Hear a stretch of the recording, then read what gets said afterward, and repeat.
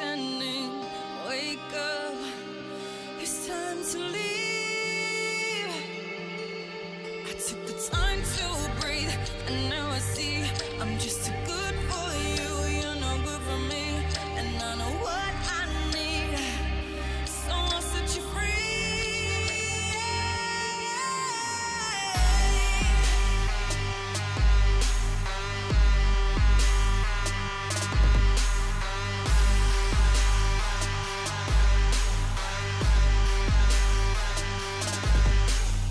Sad words are spoken. Move on. It's broken. Give up. It's time to leave. I took the time to breathe, and now I see I'm just too good for you. You're no good for me, and I know what I need. So I'll set you free.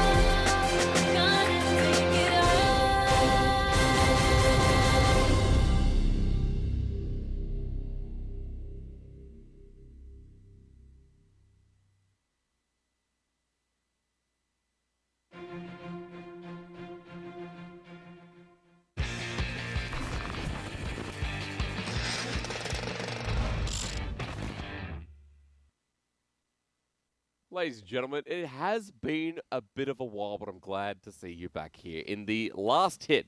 But not just that, this is the last hit here for the LPL as we are fast approaching finals, the end of playoffs, the regional gauntlet, and of course the end of the season as we head towards Worlds and look for our top 4 seeds. I'm Asterix, I'm your host, and it has been a pleasure to host all throughout the year and get to this final point. However, I would be remiss not to invite and tell you who joins me every single time. It's Dagda. It's Lyric. You boys looking fresh. I like the wardrobe selection today. We changed once because, you know, the shirts weren't blending. They weren't mending. I thought also slightly creased. A little bit creased. I thought mine was a bit too creased, but you guys said no. I'm kind of thinking I should have listened to myself, but we're going to go on with it anyway. We can't have any second takes, and if you need to go to the bathroom, now is not the time. Just letting myself know especially. So, how have you been? It's been a busy couple of days with playoffs back to back. But it's not even just playoffs. Like, it was the split obviously ending, and then we were straight into content. Then we're into playoffs, and then we're into TFT mode as well because we're casting that. It's been a bit of a hectic couple of weeks. At least TFT is kind of like a break though, right? Like, yeah. Jordan, you and I were talking about this. Nothing's busy compared to spring, man. Oh, yeah, true. Even this playoff period with the content is nothing compared to even just the regular split itself. And I think it's a nice way to round out, though, that considering that things are getting busy again, and it does feel like that spring period where it's back to back to back to back. And then we're going to get towards finals and regional gauntlet and that big 4-day burst period, and we're going to be like, what a year it's been. Because it's only been 4. A lot of people forget it was 6 in week 1 of spring. And then 5. Sorry, it's 5. Yeah, he wasn't. Oh, you weren't here. That's right. No. Yeah. So it was 5 of us in week 1 of spring. And then, obviously, due to COVID, LPL had a massive break of almost a month and a half. And then when we came back, it was only the 4 of us. Yeah. So it's incredible. I know we're kind of tooting our own trumpets, and I've started this, but it is actually incredible to see that we've made it all without. What was your stat again? How many best of 5s? Or best of 3s? So spring was 89, best of 3s, but I counted that as series. So some of those are best of 5s. Yeah. And then summer was almost 60. Yeah. So we almost did 150 series just on the English broadcast. So imagine if we're doing 7 series days each, essentially. Yes. Jesus. So we actually did a lot. So props to you guys. I mean, for joining the LPL and coming in and like getting thrown in the deep end a little bit. I mean, I just assumed that's like trial by fire at this stage after your year last year as Oh, well. true. I mean, like, it's just like, hey, you joined the LPL. Here, just let's go. You're going to be working 24/7. And I know this wasn't really built up to be like a casting episode because we do have a lot to talk about with playoffs today. But just quickly, Jordan, I mean, this is your first year of casting out of coaching, and you've been thrown in the deeper end than I guess the rest of us. I still remember talking to Clement when he brought me on, telling me, like, he expected me to drown. He was pleasantly surprised. It actually turned out to be pretty good. Yeah, because in a way, you do feel like a junior Clement Chew. I've been saying it all week long. So you remind me of him. You played Cled on the Rift not only 30 minutes ago as well. You know, it was my my ode to Mr. Chew. Yeah. We're going to pay our respect. But speaking of paying respect, let's get into the show because I've designed a awesome last hit for you here today. And considering that we're returning to form, we also have to talk about V5 and look at the V5 temperature check. Oh, God. As usual, we would normally hype this one up, but considering what we've just seen, and unfortunately against Suning they dropped, the temperature check I've put in is ice cold. I'm sorry, but I think that's very fair that after what we hoped and expected, that V5 have dropped the thermometer a bit. Yeah, it's kind of like what's cooler than being cool. It's cold. It's just Look, it has been great. I disagree. Like, to me, V5 were like a nice hot cup of coffee, you know, like all split long. It was nice, it was relaxing. Now maybe it's a bit iced coffee, but it's still nice. It's still like warm and endearing. Good for and you. I still expect next split to be like a nice hot cup of cocoa so to come right back in. All right. I don't think a cup of coffee makes you sad for 2 days in a row after you saw them lose. Coffee's meant to spring you up. But that's also why it's so amazing. That's how you know this team is the best team ever, because their loss just at the very least, I can say proud to be on that journey from them from 0 to 16 all the way to this summer split. the journey is still not over. Like, next year is coming, Okay, and all we're right. going strong. All right, we'll turn the show into 2021 then. Who's going to win Worlds next year will be V5. And as always, to add on to that, V5 greater than LEC. Do I need a drum? Surely with this loss. Can we take out if we take out the Suning game? Yes. If No, we put in the Suning game, I don't know. Add in the Suning game. They are better than us. Really? There we go. I don't That's know. it. I thought this would change. I it. think they've No. missed. You really are the Yeah. Messiah. Yeah. Dagger? I don't know. There was a lot of mechanics that weren't really going too hot in Yeah. that suiting series. Caught out a lot of times. It One really didn't series look great. versus like 3 Which months is why I of said, work. can I take of out the work. Sunnin one? You don't need to take it. I'll just add it in, and it's still better than LEC. Well, look, I don't know whether to disagree or not, because being the scribe of V5, as you know, I have had accomplishments made by the Messiah over there.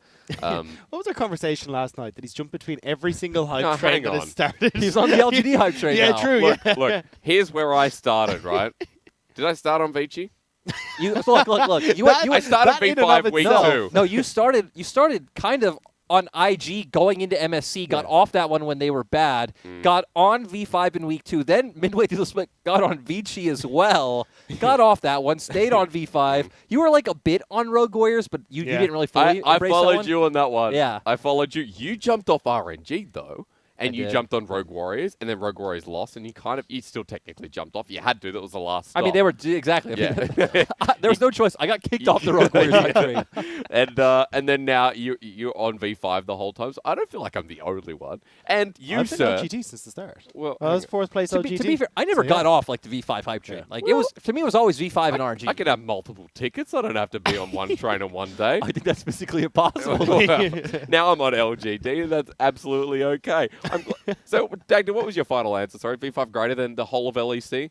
No. No. No. Okay, so we get a yes and no, and Yeah. I still Abstaining. believe in V5 for next year, so I'll give them a yes. I don't want to lose the trust I've built with the community. Yeah. You know, they rely on me in case Jordan's not on the keyboard. So we'll move forward. Hey, this is meant to be a playoff preview show. I like the way we've started this. It does feel nice to end when it's been such a busy split and we get to relax a little bit. But that is not the case because we've just come through round 1 and quarterfinals. Of course, as people are watching this, it'll be in the middle of TFT, but before the semifinals. So this is a really nice break point for us to cap off how this started. Because playoffs so far, if anyone didn't catch, has been full of surprises, to say the least. Let's start with round number 1 and your thoughts on the V5 versus FPX matchup. Because even though V5 were favored being the higher seed, we did expect FPX and somewhat to turn up to a best of 5. I wasn't overly surprised. I didn't have the highest of hopes Really? for FPX. I've been really disappointed with them for a lot of the split. And I think actually I've been saying, I don't know if I've actually said on broadcast that I really didn't want FPX to win that series. I don't think they deserve to move on in playoffs. I think there was the growth that we've seen out of V5, the way that they were able to play at the map stage, just how good they looked on the Rift. It felt right that we kind of had that passing of the guard. And I'm glad that we did see V5 overtake them and kind of still keep themselves rolling. But yeah, I wasn't fully convinced by FPX coming in and still haven't. I think it was a bit surprising because, I mean, that series even could have went to 5 games. It honestly should have went to 5 games based off just how Doimbi was playing. But yeah, I'm surprised they weren't able to pull through. It was Gimgoon's TP in the end that prevented them from being able to get that game 5. But still, a 3-1 scoreline potentially would have been 3-2 is where I expected it to be. V5 was definitely the better team coming in, but it was just surprising how much the other members of FPX weren't able to step up with Doimbi. It was disappointing because, you know, Yep. you expect getting into a best of 5 situation, FPX then turn into, I guess, what we saw semifinals at MSC, but even beforehand in 2019, best of 5s for FPX were one of their strongest straight with how they were drafting, how they were setting up their teams, and how flexible someone like Doimbi was, and the rest of the team could follow suit. Yeah, and it definitely felt like it was kind of Doomby versus the world on that team. It really did.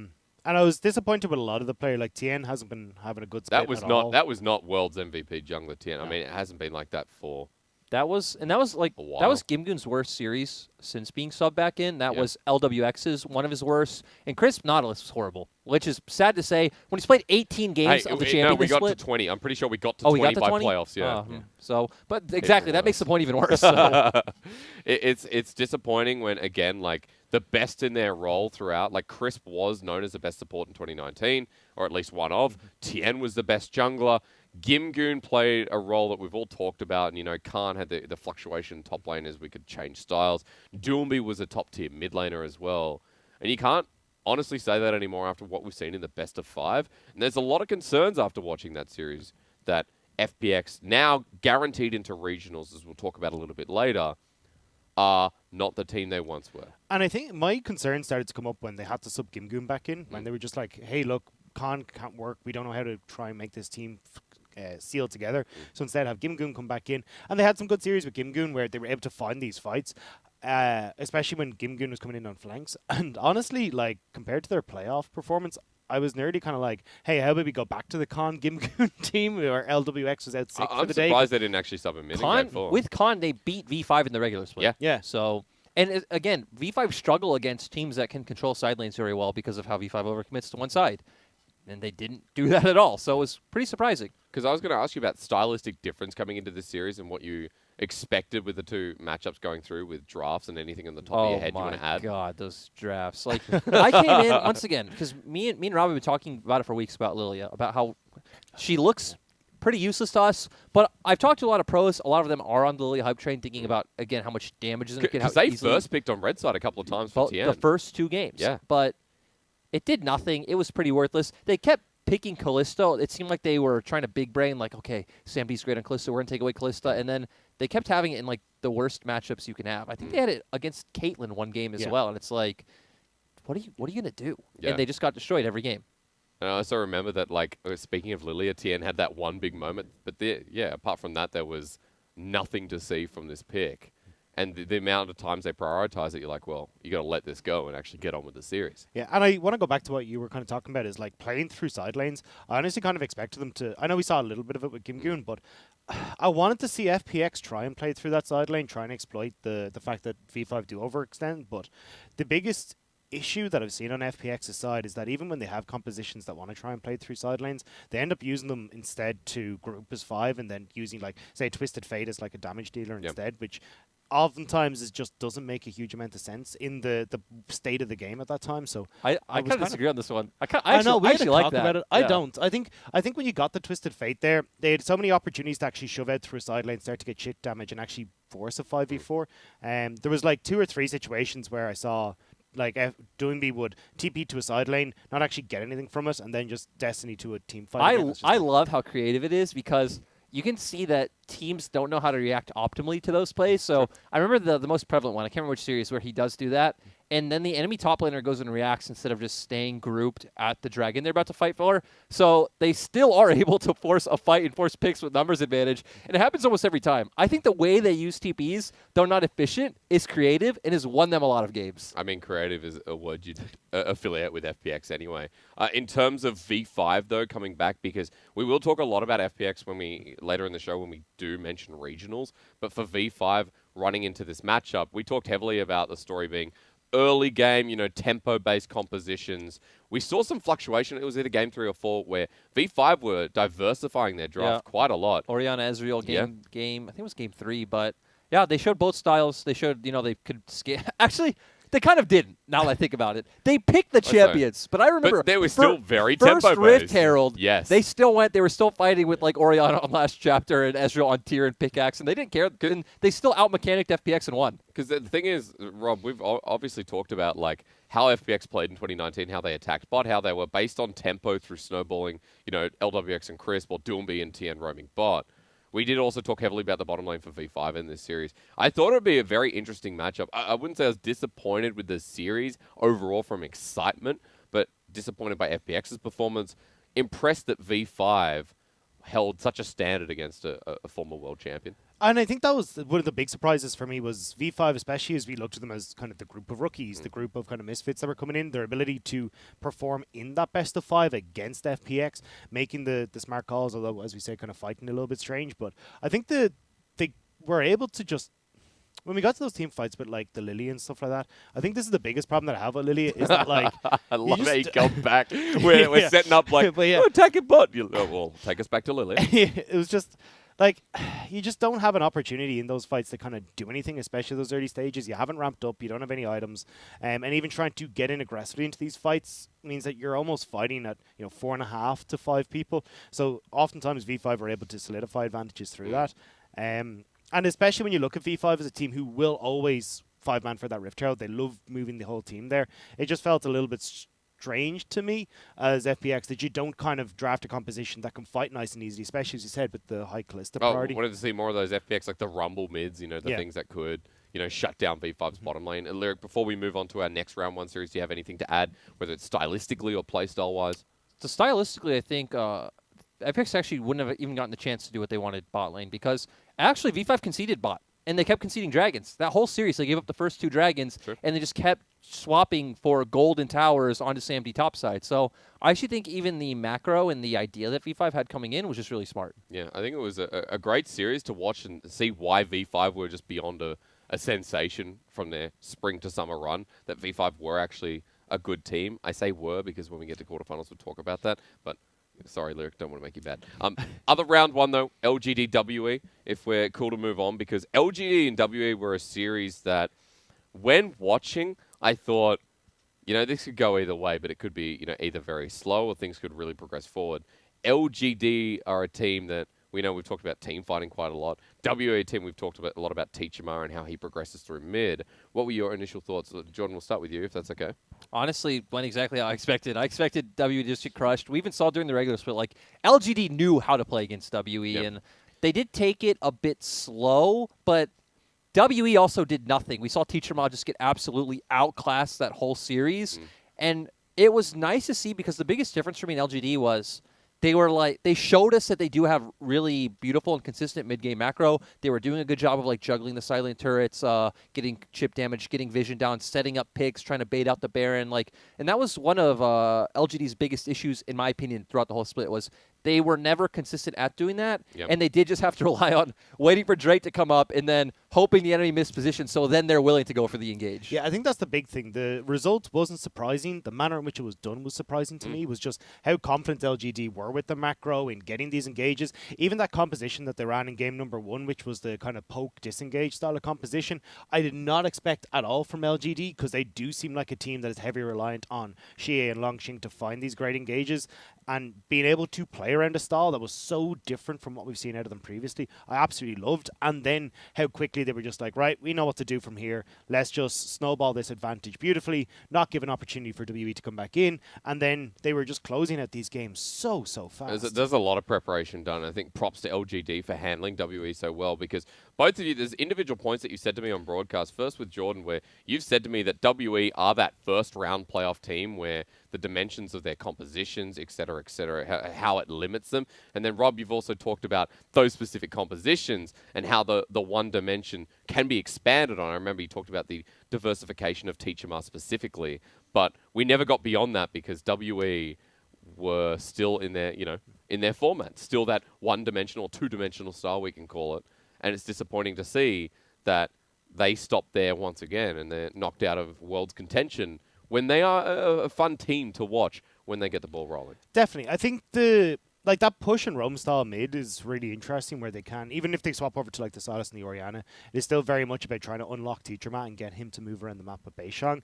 And I think Beishang as a whole has still looked pretty good. It just, with Xie and how good he's been looking all playoffs long, how good Peanut has been looking all playoffs long as well, it just felt like you never really got an opportunity for Beishang to actually have an impact in this game because you were already having Xie shut down Teachama in the mid. Peanut was looking so oppressive on picks like the Graves. It just meant that when we got to mid-game, he had nothing to do. I do also feel like, in hindsight, the meta has definitely evolved from where teams that had the push and move mids aren't working. FPX isn't working. W's not working. Even V5 played like that a lot throughout the split. And now we're seeing the opposite because of how the bot lane and jungle meta evolved. Now it's a lot more about having these more either control mage mids or things like the Zoe we're seeing a ton of, right, in playoffs.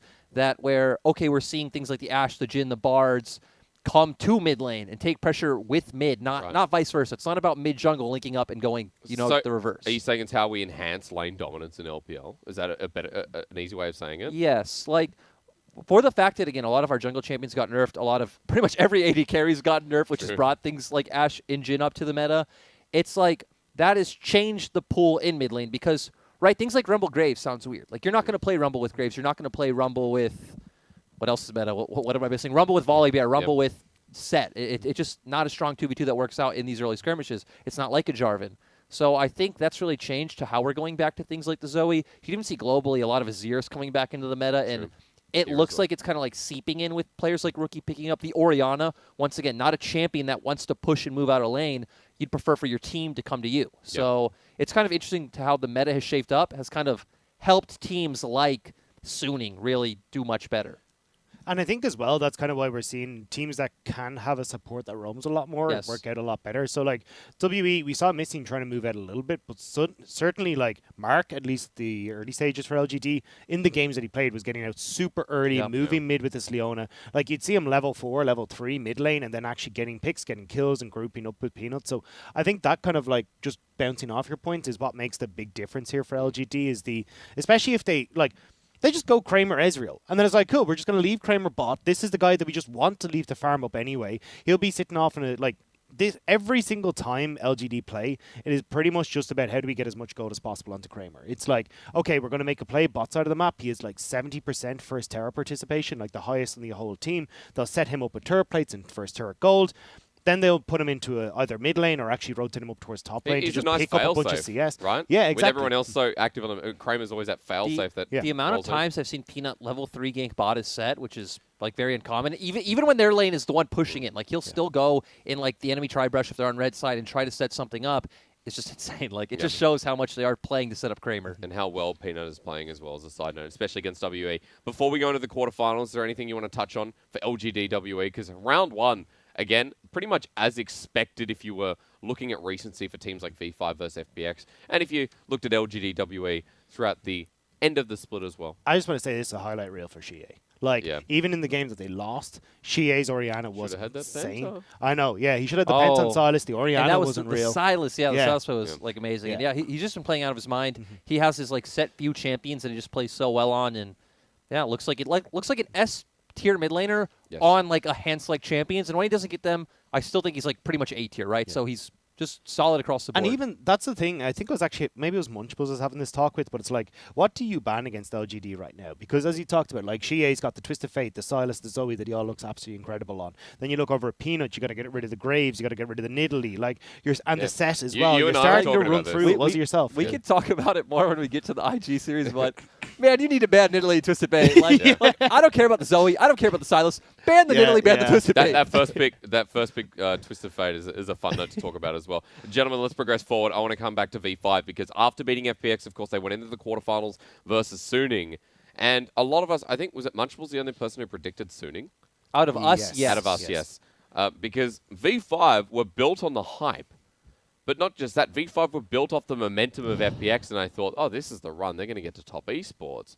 They ran into Suning, and I think to be critical of V5 for the first time, I think this split, V5 played some of their worst League of Legends, and Suning played some of their best, and I would say most consistent League of Legends. So they kind of swapped paths as to what I was personally running into the series with. I think you could see the prep that Sony had to put in. They really knew how they wanted to play against V5. Like, Jordan, you've been talking extensively about this. Hey, you know, V5 will group to one side of the map to make a play towards a tower to try and get a structure for themselves.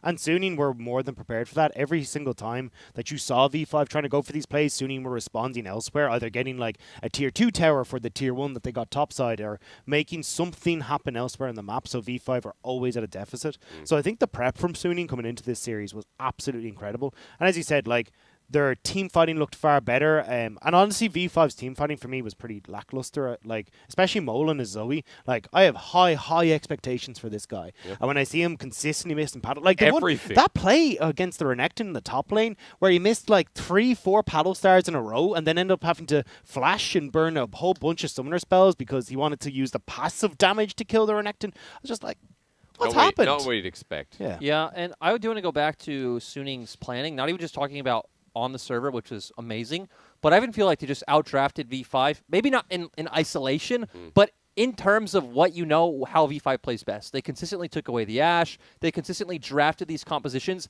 that did much better in the early Rift Herald fights and in the early Dragon fights because, as we saw against FPX, even if V5 drafted Orianna Ezreal, they're still going to fight you for that first Rift Herald. So I feel like even though those team fights V5 played pretty badly, especially well, this was Mole's worst series.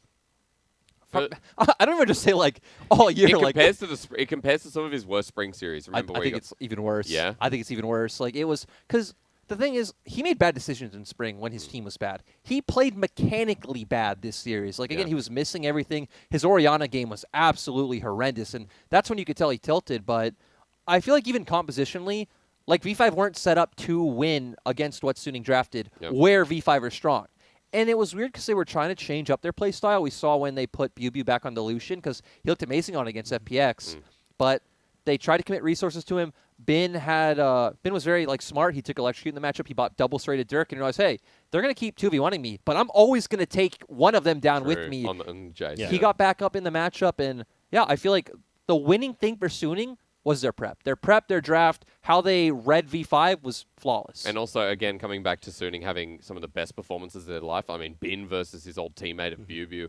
SOFM played better League of Legends that I've seen in a long while. Remember, he was on Snake for a very long time. And coming to Suning, we're like, well, SOFM has dropped down the tier list, but this gives him a bit of new light. SOFM has always been hot or cold. Always been one or the other. He's never been in the middle, to where this series was consistent across the board. He played extremely well. Really outdid Weiwei. Felt like he had more tools than Weiwei in this series, but SOFM looked amazing. Whenever he gets Lee Sin, man, it is a highlight reel. He just finds the perfect angles to get those kicks off to set up for the team well. And Sick. I truly believe this was the best series Suning played all year.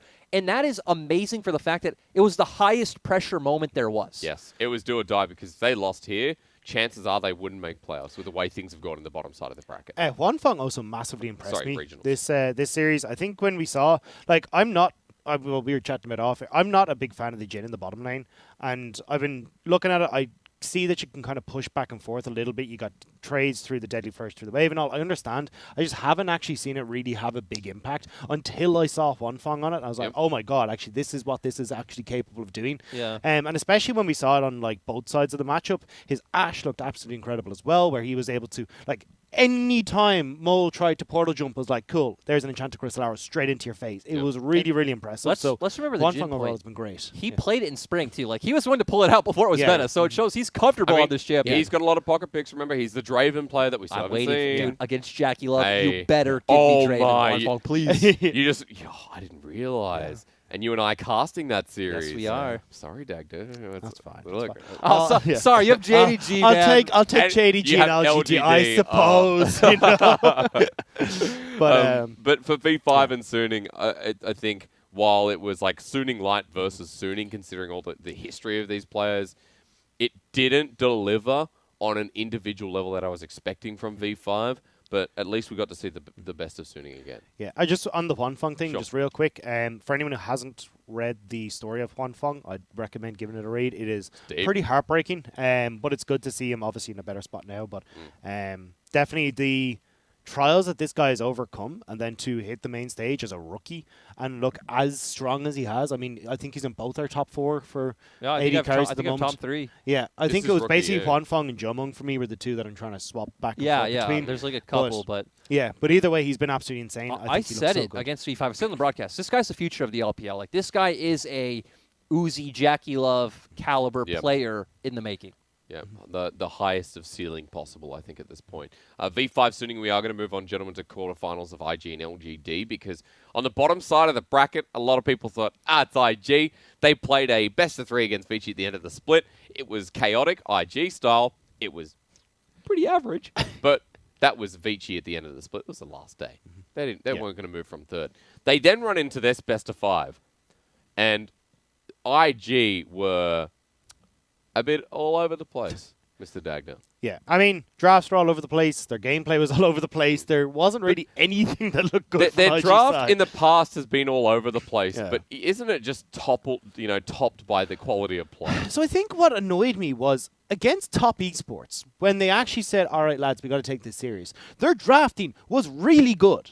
Really, really good. They outdrafted top esports in both the games that they won. In the best of 3 the best of 3, the regular split. Then we come into this game and they go, do you know what, herp derp, let's just pop Lucian top lane for some reason. I'm just like, the composition did not make any sense. That was pretty harsh. Jeez, Rob, you're meant to be so the nice. Annoyed. You're between two people that are a little bit negative sometimes. You're Mr. Happy, I'm just always smiling. I'm just here ready with all my positive points about IG. And then now you're herped up. Well, sorry, it didn't make continue. sense. So, in a composition that you already know you're against a Zoe and an Ezreal, so they got long range. They're like, hey, let's lock in Kalista. Well, it wasn't Puff's fault. Kalista was first picked. Then they go, let's lock in another short range AD carry with absolutely zero front line, so we can't do anything. And then they just poke us from afar and they win regardless. They have a better front line. And they also have no engage. So even if they did want to fight. Yeah, no engage, no front line. You get outranged. It's like, where is your win condition? Limited tank shredding as Yeah. well. I mean, your win condition is snowball, which Yeah. Again, IG's drafts suck.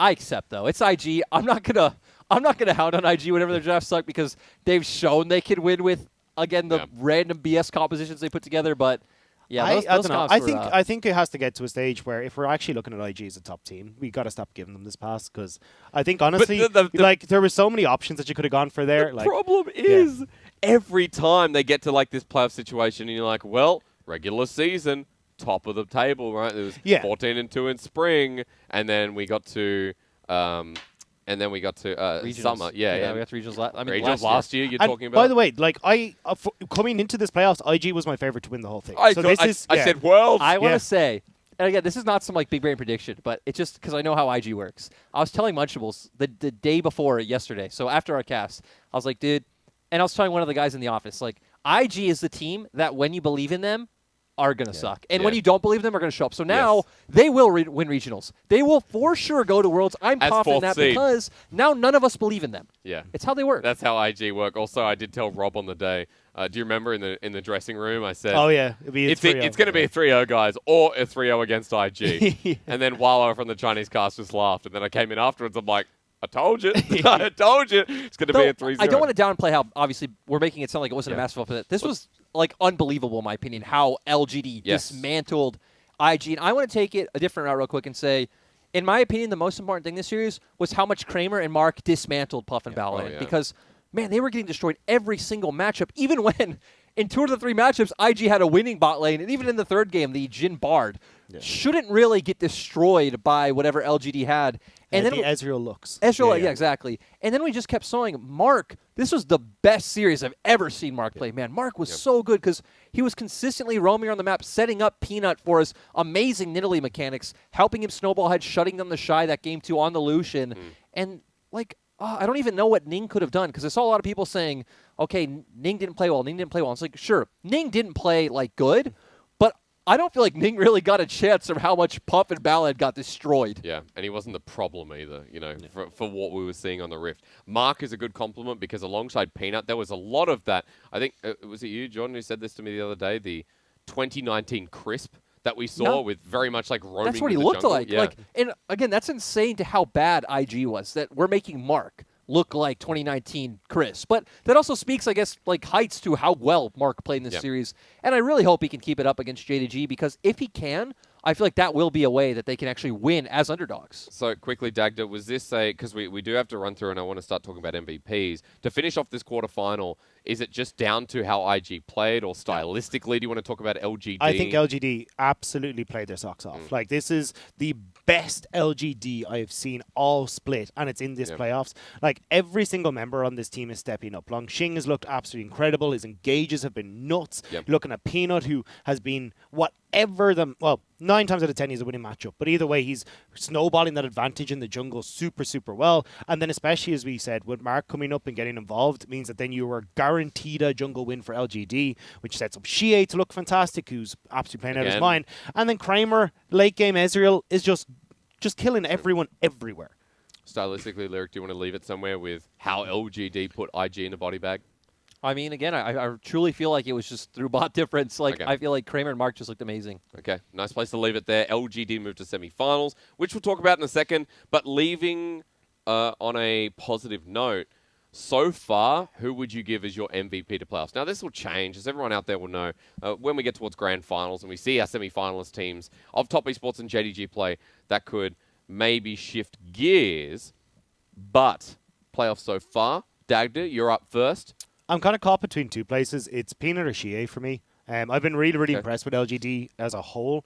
Shie against WE was by far the standout performer, but Peanut has always been kind of at his back, egging him on, kind of giving him a lot of these advantages as well. So I think I'm going to kind of duo MVP there. I think that mid-jungle 2v2 has been the focal point for LGD. I know against IG there was issues in the bot side, but I think Peanut did such a good job of exploiting them in a lot of situations and working alongside Kramer and Mark to solidify them. So yeah, I'm kind of going to cop out and give the double. I'm okay with that. A couple's fine. Sir, what do you think? I mean, if Dagda thinks he's copping out, I'm super copping out. What are you going to say? I can't pick an MVP so far. Like, why? The thing is, like V5 just got completely dismantled Oh, by that's why. Suning. It's like, who How on is he going to give it to Mole now? Well, no, you see? who on Suning can I pick? It's like I could say the members of the teams. It's between like I'd say for Suning, it's between SOFM and Huanfeng so far, and I agree with Dagda. It's between Peanut and Xie for LGD. But to me, the most convincing series of playoffs thus far was LGD against WE because, like, sure, they stomped them individually. I don't think Morgan and Teacherma played well at all, but it also felt like LGD had to like dig deeper, like play out like the macro game well. We got to see standout performances from people like Xie to where like IG's bot lane just collapsed and LGD just took advantage of that so well. It's like I didn't get to see too much in that series. And then the same thing goes for V5 where Suning's plan was so well, they played so well as a team. It's like who is a standout performer? SOFM and Huanfeng, but again, like nailing it down to one for me is really tough. All right. Well, I'm happy to accept that answer because it will I change. go 4. We will obviously have a different of opinion. We got the regular season MVP, and we still haven't seen that I'm regular going to season change MVP. mine to the entirety of LGD, Oh, actually, just the okay. V5. Yeah. I'm glad I allocated 3 minutes of this segment. Let's move forward.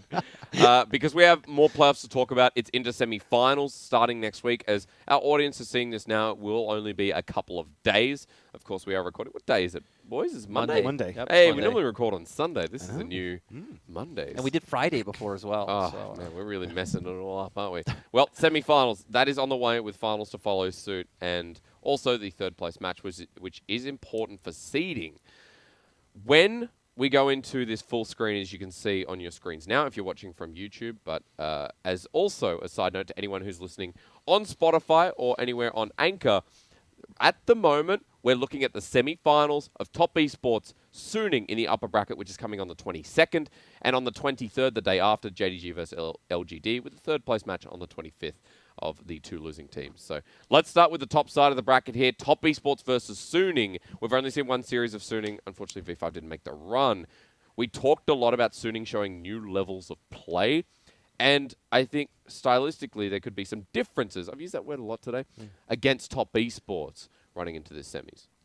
I'm actually kind of curious as to how this one goes. I feel like Top Esports are the favoured, but I've been really disappointed with Karst's jungling at the moment. Oftentimes, but like we had this conversation where when I look at his jungle pathing in the early stages, he ends up pathing like from his strong side down towards his weak side, and oftentimes ends up caught out in situations where he starts to fall behind. And especially if SOFM is playing as well as he did against Victory 5, I'm wondering how that is going to work out. But I think when we look at the skirmish potential where Suning oftentimes kind of end up in this situation, I think Top Esports pound for pound are just individually better, and I think when we get to those team fights then that's where Top Esports will shine.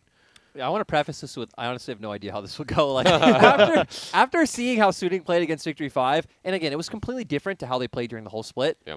I don't know how Suning's going to show up. Is Like, Suning will going that to happen keep again? playing like that aggressively? Are they going to change up their style to maybe try and counteract maybe Knight or Jackie Love, something along those lines? Hard to say, but I agree with Rob in the sense that, like, at their peaks, Top Esports just outskill them in every role. Yeah. Like, even Bin, who I think is a future prospect to be maybe the best top player in the region, if 369 plays like he was at the start of the split, 369 was the best top player in LPL this split. We all know the heights of Knight. We all know the heights of Jackie Love. Karsa, though not playing well really this year at all, I mean, obviously, 2017, 2018, 2019, Karsa was always a top 3 to 5 jungler in the world. Easily. So, like, the pieces are there for Top Esports, but things were looking shaky.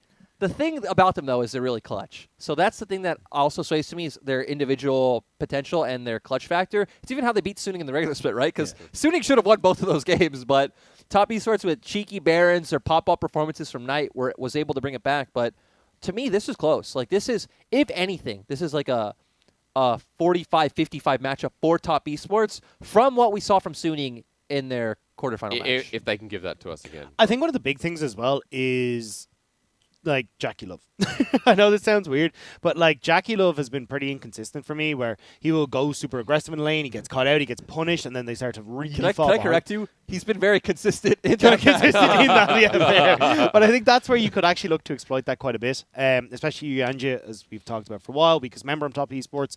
So I think if you are starting to play around there as Suning, you get Wanfeng fed. I mean, you're off to the races at that stage, right? Wanfeng has proven that he can take these carrier performances and run away with them. And then it becomes an issue of, okay, well, this AD carrier, this bot lane is so big. When we get to those skirmishes where it ends up being, okay, well, top esports individually might be better. But if you've got a 3,000, 4,000 gold lead on your back, I mean, that shouldn't be an issue.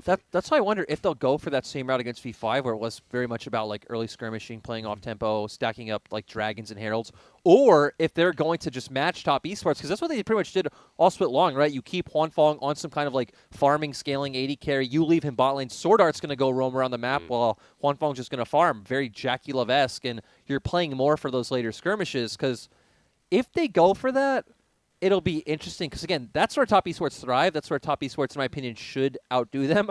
But then when you mention Jackie Love's mistakes, it's like, there's like always a chance for Suiting to punish a mistake coming out from TS. And I also want to highlight SOFM really quick because despite the fact that in the regular season, I don't think he was a top 5 jungler. I don't think he was bad by any means. He was still good, but I think our top 3 to 5 was like extremely surprising. In playoffs so far, again, his performance against V5 was like MVP level, and he really should be able to outdo Karsa in this series. With Karsa's recent form. Yes. I think it's really interesting to discuss the dynamic of story coming into this, because what we've seen of top esports finishing off the regular season in the past couple of weeks of it was an inconsistent TES that didn't fit the name of best team in the LPL. Like, we stopped calling them that when we saw the flaws and teams getting a better read on what was supposedly our best team, and Suning recently have performed better. So I think we're shifting roles again here in the semi-final, where Suning may have, I don't know, a bit more support than we expected. Yeah, I was going to say, I feel like shifting roles might be like a bit too much? Because shifting roles would make it sound like Suning are favorites. Okay. But I agree with, again, if you had asked me before the V5 Suning semifinal, if either of these teams would have really been able to contest top esports, I would have said no. Especially Suning, because again, coming off Suning barely beating FPX with no LWX in the roster. True.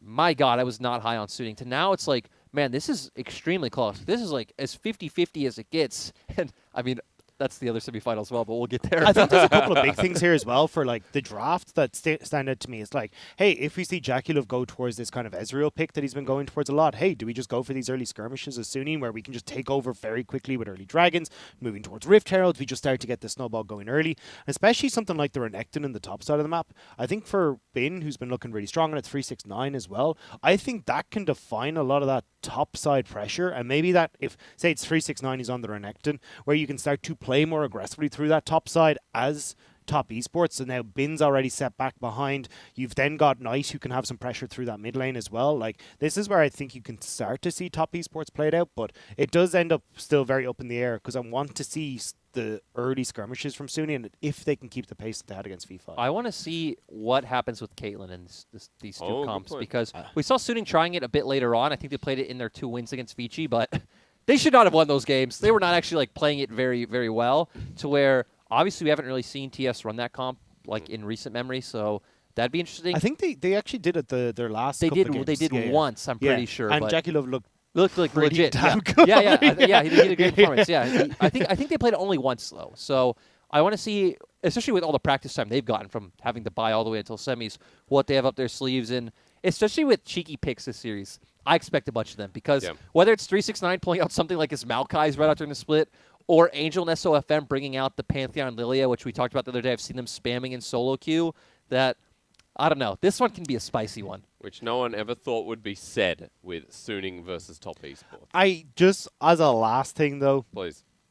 this is still top esports in playoffs. Like, it feels like towards the end of the split, they're kind of getting a little bit lackadaisical. It's like, all right, cool, whatever. But it's We're Suning in guaranteed. playoffs now. I know. Yeah, true. But I still think we kind of got to give credit where credit's due. Yep. Like, the veterancy, the experience on this lineup, like, it feels like at some stage it's just going to be like, all right, lads, we're about to turn it on. It's semifinals. Let's get ourselves to finals. Would you be ready to give me something like a prediction? Just a quick one. You've talked about Suning being maybe ability to match in the early game. If I had to, I would say 3-2 top esports, but I have no idea, man. I truly That's have fine. no idea. We can leave it loose. Of course, it will be on the broadcast as the casters jump on stage. Yep. Dagda, just a quick Yeah. flourish. I think it'd be 3-1 top esports. I still think Sydney will get one, but It's going to be 3-0 top esports. oh my days. I'm just going to throw that out there. Let's move on to the next Suning series. fans are going to No context. crucify you. It doesn't matter. Top esports fans are going to be clapping because top esports will move into that MSC mode and we'll go forward. Now, that out of the way, not really out of the way, honestly. Top esports is Suning is one that I'll be casting with Lyric, so I look forward to that. But this is one you and Munchables are going to be casting, Dagda, JDG and LGD, the other semi-final. And again, a little bit of a difference to what we might expect in top esports and Suning, where tempo could be really talked about heavily. JDG and LGD might be just like, let's get to those team fights. Let's get to those full 5-on-5s. And see you at 40 minutes I'm of the game. so excited for this series. Like, I am Or 30. massively excited. I think, especially, like, right now, I know Weiwei was definitely up there, but currently in playoffs, like, it's Kanavi and Peanut are the best junglers for me in playoffs right now. Yep. And seeing those No two respect face- for my man SOFM. No. The two of them are, in my head, the two best junglers right now, and I want to see them both face off, especially like the likes of Kanavi's Lee Sin, Peanut's Lee Sin, I think are two contested picks. We now got the Kindred, the Graves that have both been, like, these are the carry junglers of the LPL plus SOFM. I think this is Well really, done. really interesting now to see. So that's a super hype matchup for me with the recent performance from Mark and then Lumao. I think that's going to be a super interesting matchup, as well as like who can have those big impact The thing moments that's in the early interesting to me stages. too is the dimension of top lane now that Long Shing is willing Yeah. to pull out things like the Camille, which Yeah. I wouldn't have expected at all. Had a great series, versus IG. Longxing has been coming out of his shell all playoffs long. Yeah. And towards the end of the split And it's too. brilliant to see the team playing around him, right? Yep. I mean, you go for, they're like, right, we got Shia's Twisted Fate. What's a really strong composition? Camille, let's just play through that side Must lane. feel get him really going. good. Yeah, So, for an yeah. RNG top laner, Exactly, must feel really good to have that. Christmas came early, so Yeah. but still, He waited. this is where I think this is a super close matchup now. And although it originally, like coming into playoffs, it got to this point, I would just been like, yeah, cool, JDG, best of luck in finals, it's going great. Now I'm actually at the point where I'm like, I think LGD could win this with their current form and actually how shaky JDG have looked with Lumao in lane hasn't been looking that strong. The Yagao, I think, as well, has been looking a lot worse, both in lane and out of lane. I honestly feel like with LGD in their current form could beat JDG. All right, Cowboy. Lyric? Look, I think this matchup is like very 50-50 as well because Okay. LGD are playing the best League of Legends of their lives, and the thing that's exploitable to me is really bot lane. We talked about, like, even though I think Loken's had the best split he's ever played, I mean, Kramer and Mark were just playing so well in their laning phases against IG. So I think that's a potential punishing point where they can find a lead, but then when we look at top, right? I mean, Zoom has really come back into form, in my opinion, in the second half of the split. If we're just looking at second half, clear standout best top laner, in my opinion. I'm really excited to see what he can do, how he can influence the map. We've seen JDG have a couple of games where they are actually playing around him, so that's been a bit surprising. And with Peanut playing so well, I think I'd still edge it out to Kanavi because, I mean, heck, you were the one really on the Kanavi hype train, Yeah, split more so than me, pointing out like how good his play's been, especially on champions like the Lee Sin. So the big thing for me here is more so that Kanavi, I think, is... I don't know. I think Kanavi's definitely a better jungler than Peanut right now. The problem more so is how the team of JDG plays around him. Like, JDG, although they used to in Spring play towards him, they haven't been doing that at all anymore. Like, Lumao has been pretty slow to get out of lane, and even when he does, he's actually usually behind because he's been caught out a couple of times. They're forced back in, which means that then he's not having the big impact to play with Kanavi. Same with Yagao, because Yagao's laning phase is taking a hit, then you don't have that support again for Kanavi. So I think the big difference maker here is that LGD in their current form just beat lanes, and that just gives Peanut so much more opportunity to play against Kanavi. That's the big factor for me here. I just don't think Kanavi gets as much support as Peanut does. I just wonder, because I actually don't necessarily think Yagao's really much worse of a laner than Xie on Yagao's champions.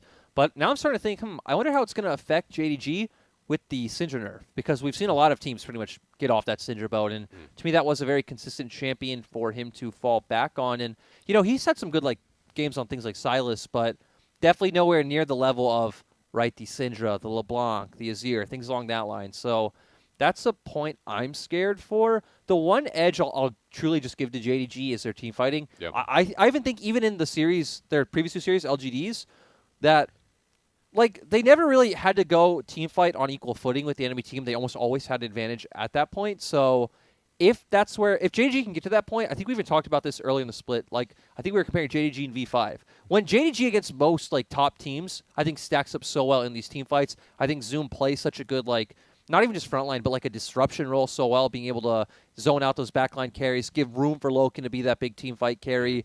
And that's even kind of where I think Yigal works out as well. Yigal's not necessarily meant to be a big team fight carry himself. He's kind of more of a distraction, more of, okay, I'm putting off a bit of damage so Loken and Kanavi can really be big carries. And that's where I'd have faith in JDG able to take a win. That's how they won a lot of the series during the regular season, where, you know, games that should have been lost, and then we get to a JDG team fight. It's like, well, actually, no, the game's just swung back in their favor, right? I also want to mention, I think JDG's drafts are going to be 100 times better than IG's, and their champion pools are obviously like 20 times better than WE. So, like, we're finally, hopefully, going to get to see like a battle of like the Mines and Draft and on the Rift, because, again, LGD has like extremely impressed me in both their series. But I want to see what happens like when they're actually contested, when their backs are actually up against the wall, because we haven't seen that yet. Rob, I'd like to ask you one question here, and this question aligns with the other. As we get towards the end of this segment for JDG and LGD, thoughts about where you're putting your... what was I going to say? Put your money where your mouth is. We have no money.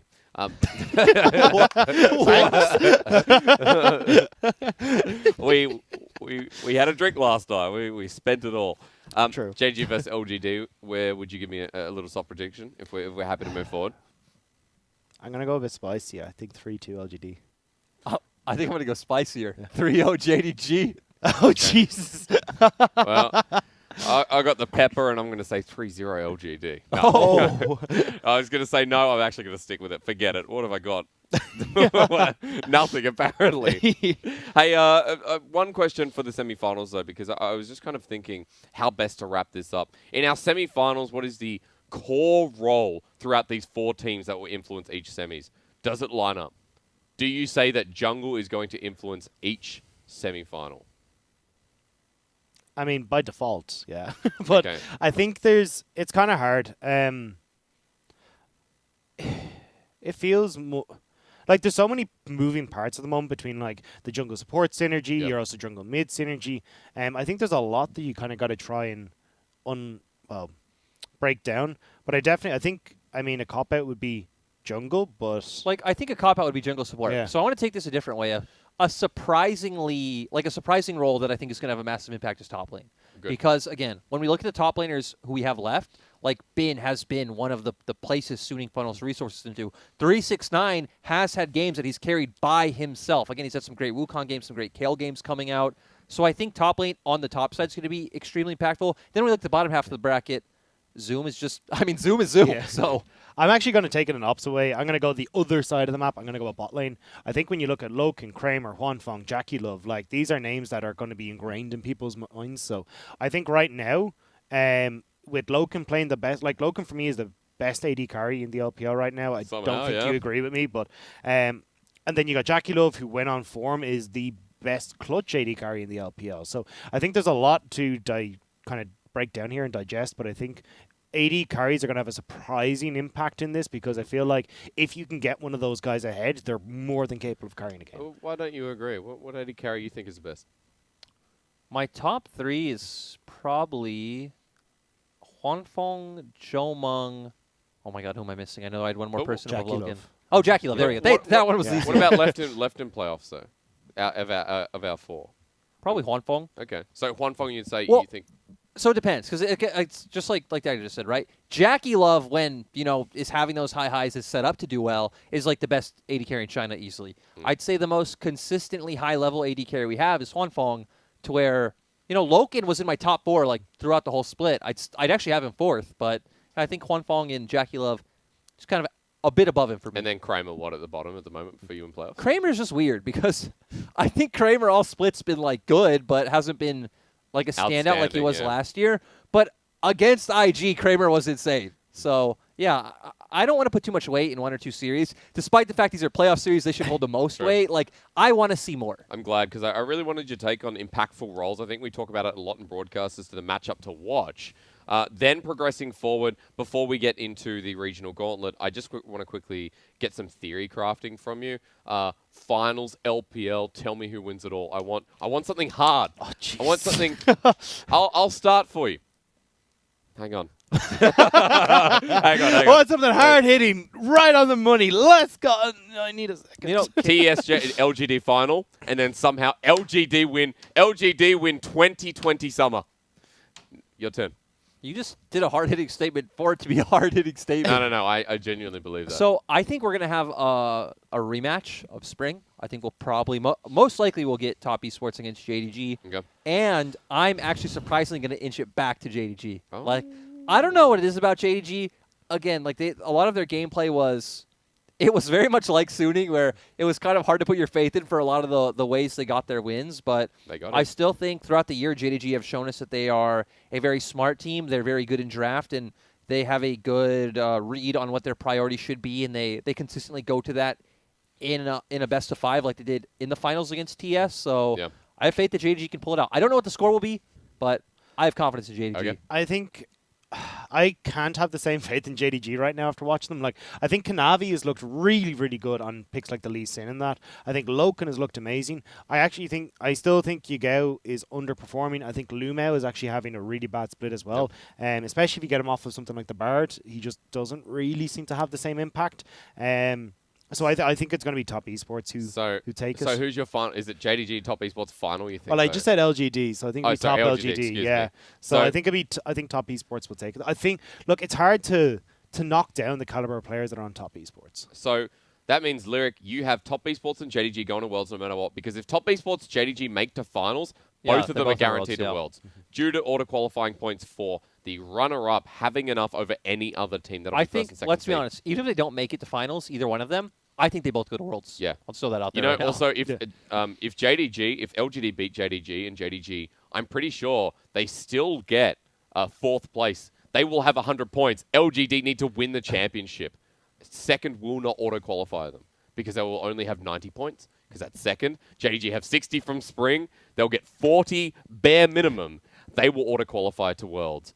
So LGD need to win it all, and Top Esports would come second. So that's my theory right there. So I think LGD, Top Esports, going to Worlds, right, with LGD winning it all. So that's why now you understand why I said LGD winning it all. Dag, do you put LGD in finals? Yeah. Which means not winning it out. You think Top Esports would, I think just eke them out. Yeah. which means Top Esports would be guaranteed, but you need a second seed, which would be JDG as well. JDG, yeah, and Right. then I think LGD and IG make it through Gauntlet. All right, hang on. Cowboy, you want to run the show? Yeah, you can have the laptop. Let's go into the Look Gauntlet at this me, week I'm of the the captain now. the 10-minute conversation has just been summarized. There you go. Yeah. Now let's talk a little bit about Gauntlet as we run through. We've already theory crafted with some teams like JDG, Top Esports making it Worlds. People might say crazy hysterics. Said LGD. I want you all to calm down. It could be true. EDG is on your screen if you're watching from YouTube, and so is WE. But forget about them. Right now, that doesn't matter. What you will be seeing, I believe, as we'll get this fixed up, because IG and FPX are guaranteed into the playoff Gauntlet. They are, however, on the bottom side of the bracket. They are in the elimination match. IG and FPX cannot move any further up. So that means out of the top 4 teams with JDG, Top Esports, Suning, and LGD, the 2 that do go into the regional Gauntlet will be straight into that 3rd seed qualifying match, which is big when you consider that if it's Suning and LGD as the underdogs, that's huge to be qualifying for 3rd seed of Worlds and get a second chance for 4th seed if you lose out. True. They wanted to go through play-ins, right? They'll Yep. get seeded right into groups. Which would be absolutely massive for teams that in spring, Suning, they didn't make playoffs. LGD didn't make playoffs in spring.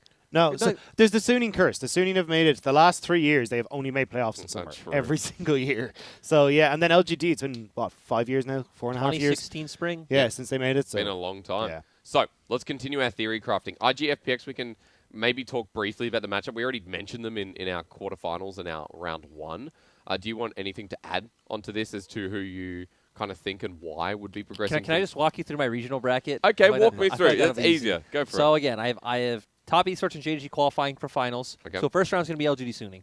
Suning's going to take it. I think LGD goes out. Oh, my Lord. I really like the way that Suning played against Victory 5. I really hope they recreate that style. I think that fast, aggressive, put your foot on the gas pedal type of League of Legends is the hardest way to answer playing. I feel like it's why China's been so dominant for the past few years. I don't think Kramer and Mark are going to find those lane advantages up against Huanfeng and Sword Art. I mean, Bin looks absolutely exceptional. I'm afraid of the things he can do to Longxing. And despite the fact that I do think Peanuts looks better than SOFM, I think SOFM and Angel will be able to like hold that aggression. I really like the way that Suning were performing in early skirmishes, so I think they'll come out ahead, maybe like a 3-1 scoreline. Suning are going to Worlds. All right. IG are going to beat FPX. FPX just look bad. Like, the thing is, even with IG getting 3-0'd by LGD, it's like, man, FPX don't look like they have any idea of even how to play on this patch or in this meta. Again, drafting the Lilia, continuously taking the Kalista into bad matchups. They mechanically aren't playing well. True. It's going to be Duinby against the world. And when you're Duinby against the world facing Rookie, like, I'm sorry, but... The other world. Exactly. I don't think there's any chance. I expect a pretty decisive win from IG, which is a reverse of our third-place match from Spring, actually. Yes, it is. And then IG will beat LGD. Hang on. All right. Well, you gotta explain that. If it's 4th seed qualifier, Yeah. if it's left to LGD and IG, what, just because of Look, IG? kind of. I said it before. I honestly feel like IG are a team who shows up when people don't believe in them and when it truly matters. You know what most. you're saying is IG make it to the very last match of the Gauntlet once again, second year in a row. Yes. What would the scoreline be? Another best of 5 that goes to 5 3-2. games? Yes, I expect Oh my God. a 3-2 final against LGD where hopefully, I don't even know if they're going to keep using Battleland, but again, to me, as long as they can show up that bot lane, whether they're going to do it through reinforcing with jungle pressure with Ning getting down there earlier or something along those lines, they're going to draft smarter because I agree, like, Yeah. the big even though I'm fine with IG's drafts in isolation, like throwing that it's an IG caveat, you're not going to win with those drafts up against legitimate teams. True. So they're going to need to go back to, like you're saying, that top esports style where they were drafting really nicely, very coherently.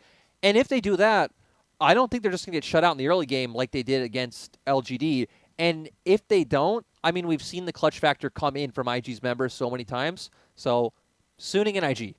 Okay, so Suning is the highest. It would actually be kind of hilarious. But at this point, just a heads up for our audience, if it's IG or FPX, whoever to progress through, because one has to go through the 4th seed qualifier, they can't get 3rd seed. It's only 4th seed. Yes. So we are going to potentially Play-ins. have a world champion at play-ins as a 50% chance, unless LGD/Suning can beat them, or if it is a team like Top Esports. But again, if it's Suning or LGD that go through, one of those teams have to win the championship.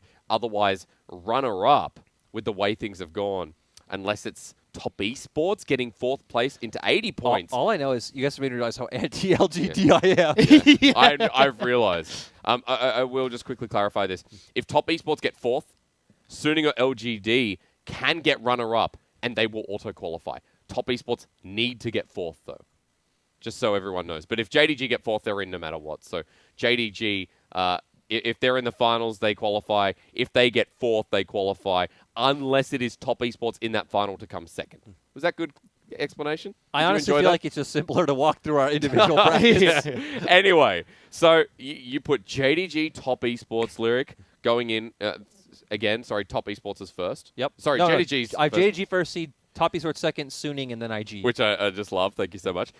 Now, Dagda, because So- by the way, I'm going to do one of these as well, because I just throw you guys off. we need you to Oh, have I mean, one. I've been saying things about LGD. Of course. I can't end there. Dagda, you're up. How do you top this? Run me through your bracket. I think it'd be top JDG. Yeah, because you put LGD in finals. Yeah. So if They if still end up in the 3rd the seed, but they Gauntlet. will have the highest seed, so I believe Yeah. greatest side selection. So either way, it's still going to be Clarify. top moving forward, JDG moving forward off of Yep. championship. Well, top winning JDG off of championship points. Then it'll be LGD versus Suning in that top of the bracket for Gauntlet run. I think LGD win that. The reason I see it is I think with Mark having that impact in the roaming stages, I know Sword Art does it a certain amount as well. I think that Mark and Peanut have looked so strong, and I still think Suning have looked good. I just don't think they've looked as good as LGD. I also think Peanut is a better jungler than SOFM, especially when we look mechanical-wise. So I think that duo between the jungle and support is going to look a hell of a lot stronger. And when I've seen Suning actually start to fall behind, that's where they've really started to struggle. And everything, like the clock just starts to break. There's screws and bolts flying everywhere. And I think when you got Sword Art has shown that he can get caught out of multiple positions, SOFM is the same. And I think at that point, that's where it does start to fall. Mr. Kramer. We are paging Mr. Kramer. Have you seen him? He actually hasn't done so anymore. In the last playoffs. several series. Neither has Sword Art. Yeah, but still, I mean, look, I still think that overall, I think that LGD, even when you look at that mid lane, I think Shie has performed a hell of a lot stronger, especially in playoffs buff. I think even in against- regular split, like, yeah, again, Angel's over been Angel. way less. Exactly. And then as well, I think, I mean, yeah, I will give top lane over towards Bin, but I think especially if we're going to start, I think that we won't see the Twist of Fate in Italy. That was something that we didn't want to Yes. talk about that we didn't get to. I think if you're playing against LGD, Nidalee Twist of Fate ban, get rid of them. But I still, even then, I still think that if you're on blue side as LGD, you just take the Graves, you still end up in a similar situation where you can just out push, or well, clear faster, get out onto the map faster, work with Mark better, and then you still end up in the exact same situation. So I think there's enough there where LGD can play through that jungle support, and then at that stage, getting these early dragons set up, forcing Sunni into fights that they really don't want to take, and then LGD went out through that. So they'll move forward. LGD third seed. Yeah. And then IG FPX, take me through who. I think IG wins. I have zero confidence in FPX right now. There you go. Yeah, so IG All move right. forward.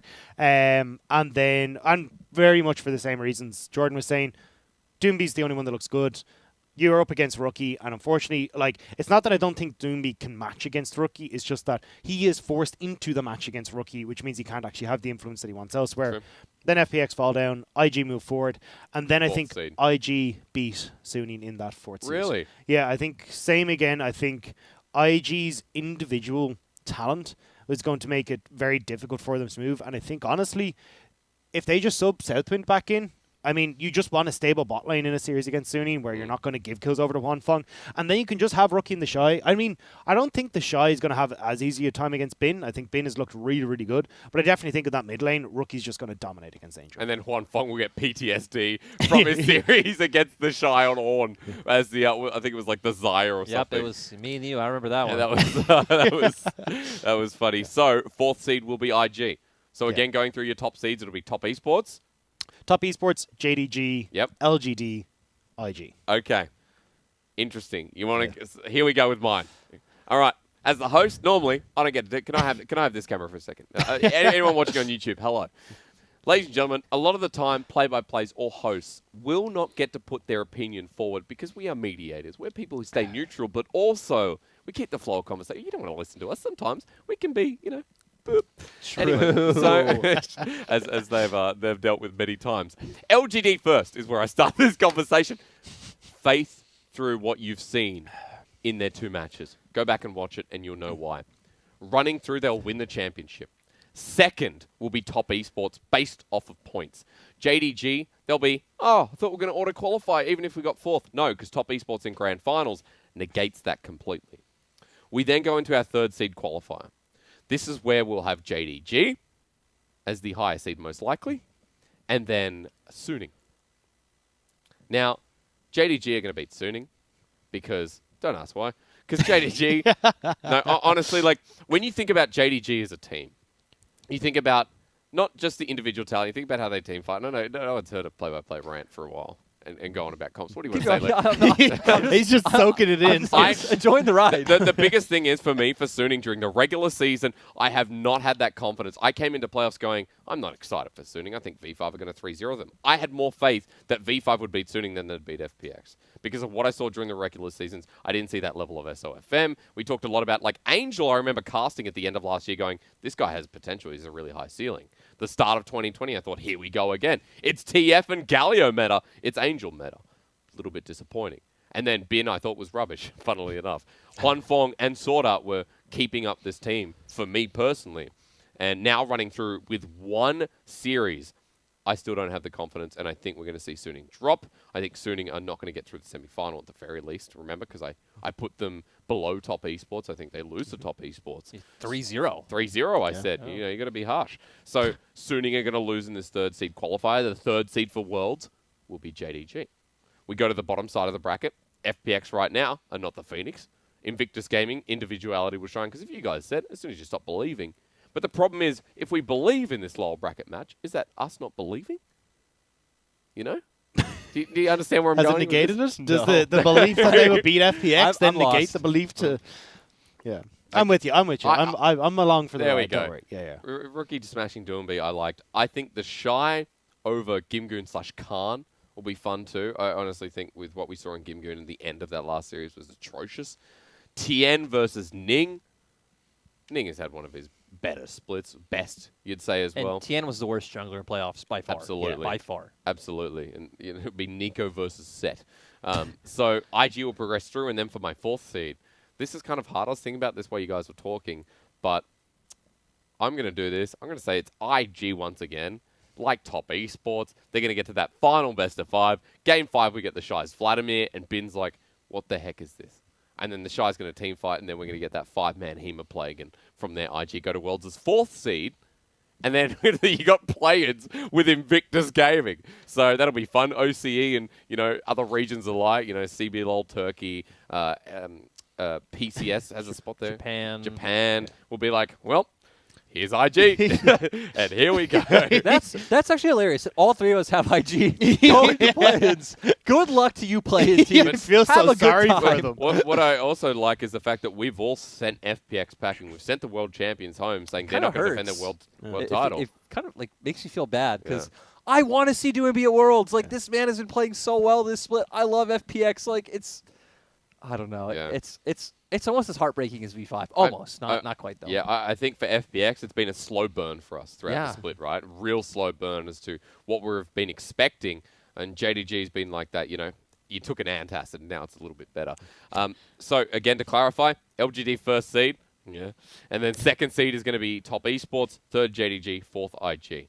Either way, I just want to also point out the teams, our top 6, is still, even with IG and FPX being the biggest question marks at this point, I think we'd all agree, is incredible to state the level of talent that we've had. I even think top 7. Like I think you still add V5. I think like the level of our pretty much every team excluding WE. Sorry WE, but that's all right. Like Joe's not here. Yeah.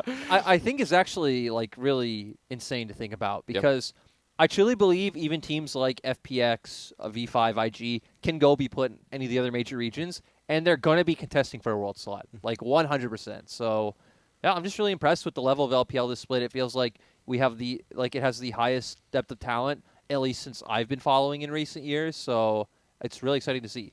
I agree, and I think a lot of that is thanks to the rookies that we have who came in this split, like Jumong, Huanfeng. Like, there's so many names that have just risen up as rookie talent. PP God. PP God. Like, overall, the new talent that has come in has just pushed us so far ahead. Oh, yeah. And now that they're really starting to, I think it was Munchables who said it was like the changing of the guard. Like, it really does feel like now we're getting, okay, well, the FPXs, you've got to do better, guys, because we've got this new blood that's coming in. They're hungry. They want to push forward. And that's what we're seeing here is them overtaking these guys that have been staples for so long. It's so funny because, in a way, FPX were the new guard coming in 2019, right? Like, Tien finally got a starting roster. Doinby's been in the league for a while, so he's the exception, starting in QG Reapers. Almost went to Worlds in his first year. Gimgun on the back burner of FPX is, I guess, the franchise player. I guess Eldebis and Crisp had only been playing for a year in the LPL. That's They true. were in the 2018 They've version been of together FPX. for a while, but yeah, they're kind of rookies in the LPL. You know what's like really insane that puts it in perspective for me is, at least for me, teams like OMG and E-Star were like 13th and 14th in the league. But I have Xiaoxi and Curse in top 5 in both of their respective positions. Yep. And it's like, man, like the fact that we have players like this at the bottom, players like Xiaoxi, who, isn't technically a rookie, but is an LPL rookie, has only played even one more year outside of LPL. Curse as well has had very few stints, last summer. Yeah. So it's insane how good our newer players are performing. And he had to adapt, not just on Xiaoxi as well. I mean, they have to adapt to this region. LMS, very different play style to what happens in the LPL, Yep. PCS, I guess, now as well. I want to progress this forward because we have gone a little bit over time. But you know what? I'll smile and I'll say thank you very much to our producer. We'll get away with it. Now, I want big statements once again. You don't have to give it. What else is left? He wants Worlds, doesn't he? Thank you so much. We have 4 teams going to Worlds, right? You don't have to compare because at the moment, as we're recording this, Rogue is the only team in the world actually confirmed. Yes. There are no LPL teams confirmed due to how our format works. We need to find out at semifinals. Then we will have a confirmation, not guaranteed seed, but an actual confirmation. Will an LPL team win Worlds, first of all, from... we don't have much time to watch across other regions. That's fair. I mean, I've really liked during playoffs of going and watching second favorite region, which is LCK. No offense to LEC. And LEC, third favorite region. Maybe it ties with LCK, but sorry, chime in. I'm going to just straight off the bat, Mad Lions top esports and finals, and top esports is going to win. That's Thank you. what I see at the Well moment. done. Yeah. Stare, man, after my own heart. So I'm not going to put who else is in finals, but IG's going to win Worlds. What? The thing is, there isn't too much of an analytical reason here. But I don't know, man. When I look at IG's roster, like just watching IG over these past few years, the fact that IG still got top 4 at Worlds last year after having the most abysmal summer season that Yes. I watched every game of IG in summer. Like, they should not have been top 4 at Worlds. They got 3-0'd by LNG in the first round. It was absolutely atrocious. But I still think, again, when they're drafting more coherently, when they can look at these problems with their bottom lane, I truly believe IG can shore it up. And I honestly think right now IG's ceiling is even higher than top esports. Wow. So I think IG are winning Worlds. Oh, my Lord. Okay. 3-0. I'm so against proud anyone. of you right now. You know, Oh, like- actually, I think it'll be another LPL team in finals, though. Thinking that we have 4 seeds, True. I think it'll. Yeah, true. You know, I'm going for it now. Actually, Now, I kinda- IG yeah. top esports final, IG 3-0. Oh, Yeah, that'd be I'm good. with that actually. I wish we had best of 7s. I kind of forgot that, like, because we got the 4 seeds, it kind of feels a bit weird. I wasn't really thinking, like, oh yeah, we could actually end up with 2 LPL teams in the final. But to be honest, actually, no, I take it back. I want one of the LEC teams in the finals, and it's not just so we can 3-0 them. It's actually just so we can shush. It's actually so that we can. So then there's more exciting. Like, look, it's if more it's exciting LPL for a versus, viewer, it's like the yes. MSC. It's like, all right, well, it's LPL versus LPL. It just doesn't have the same excitement. So I agree. I would like to have another region in that final, so then we can celebrate when LPL. Look, wins. I'd love to see NALCS in the finals, but you know, since that's not going to happen, LPL final. Okay, all right. Well, look, I kind of think that it's going to be an LCK team in the final. I think, like, from what limited experience I've had of teams like Damwon, Gen G. Damwon Naming- looks pretty legit. Yeah. And also, if you're talking about IG, like, let's theorycraft a little bit. If IG go against Damwon, that is going to be a sick matchup. Like, solo laner heaven when you talk about the before Showmaker hitting, like, new heights, Rookie hitting new heights, the Shy and Nuguri going head-to-head. Like, that's fun because they're similar players. I do think it's going to be an LCK team in the final. I just believe they have adapted quite a lot. From what I've seen, there's a lot more sir, skirmishing. What's your LPL team in the final? You're the one who wanted big statements. LGD. I'm going to say it. I'm going to say it. LGD. It is. It is. It's LGD or top esports in that final. I'm just going to say LGD with the momentum. You know, I have really flip-flopped. I've realized I've not on this train. Yes, you have. I've missed I the don't even stop. know what train you're Have you- on. At this I was stage. watching How I Met Your Mother, and you know, there's the relationship highway as an example, right? And the exits, you know, 6 hours, 2 days, 3 weeks. I don't feel like you're on a train. I feel like you're No. like a spaceship off somewhere else. there's no going back at this point. It's going to be LGD in the finals, and it'll be Peanut versus an LCK team as well. Peanut spicy. versus Canyon. Oh, let's imagine go. if it was, Really yeah, spicy. imagine if it was Peanut versus Gen G would be fun after the abysmal 2019 year he had. Oh, boys. Well, look, at the very least, I think an LPL team is going to win Worlds. Is it bias? No, it's quality of skill. Well, of course, we're all biased. We're all yeah. LPL We're casters. bias casters, yeah. Yeah. But LPL teams looking this strong, I honestly think we're going to win Worlds 3rd year in a row. Any of these teams could do it. LGD is what I'm going to say and how I'm going to end the show. But imagine if it was someone like Suning or whatever. Wow. Respect Suni. Don't or whatever them. No, okay, all right. With how I'm saying about LGD, imagine if it could be Suning. It could be Suning. The whatever is a filler word. Leave me alone. It's how it works. But, ladies and gentlemen, playoffs are going to be steaming up, and I'm glad we could have this conversation. Gentlemen, you have a couple more weeks remaining, and then we finish off LPL absolutely completely. Again, I thought I was going to say a couple more questions. I'm I like, was pondering this the other day, actually.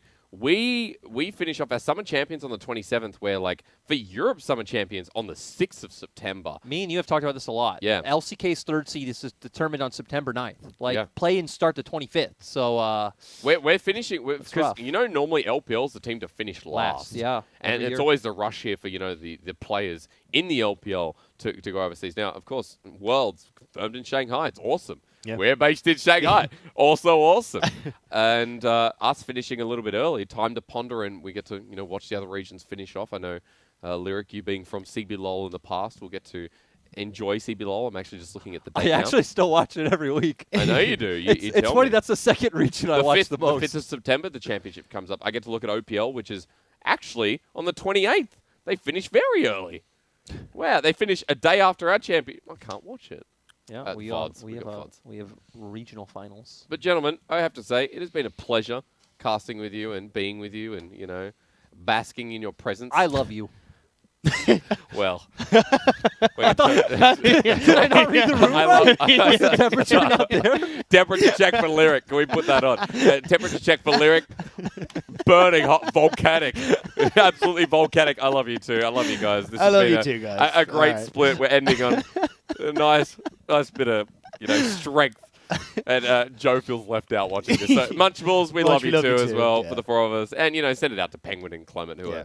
have been helping us from afar. It's great to have the team together. Great to have the podcast running through a season. I think this has been the longest time, or it's been the first LPL official podcast, essentially, coming through as well. And big thank you to Dagda, to Lyric. Thank you to our English production as always. Ladies and gentlemen, just a quick reminder, our championship is on the 27th, I believe. I'm actually just going to look at this super quickly. But more recently, more prevalent is on the 22nd of August. As you're watching this on Saturday, we begin with Top Esports and Sooning. The day after is the 23rd of August. If people don't know how to count, that's okay. That is on the Sunday, and that is LGD versus JDG. With our third place on the 25th and our finals on the 27th of August, staying on patch 10.16. No Yone, because you guys say he's broken. But that's all, ladies and gentlemen. Thank you again to my accompanying this. I hate long goodbyes, but this is how it's going to be. If you open your door and there's a sink there, would you let that sink in? I'm going to leave you with that note, ladies and gentlemen. It is bye for now, but not forever. We'll see you next year and towards playoffs.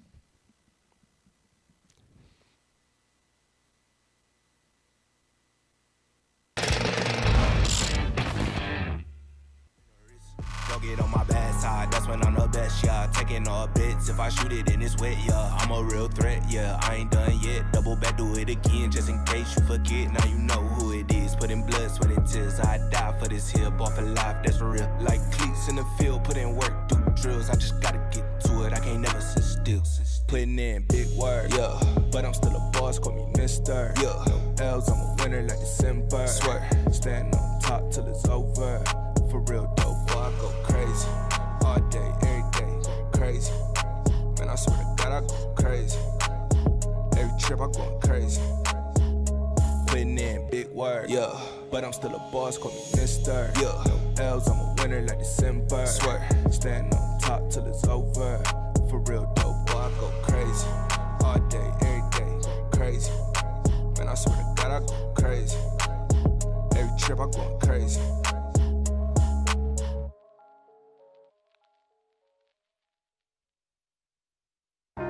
I'm hanging on your every word.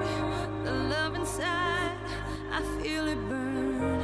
I've never felt this way before. I've had a taste, now I want more. So here we are, just you and me. I'm overwhelmed when you touch me.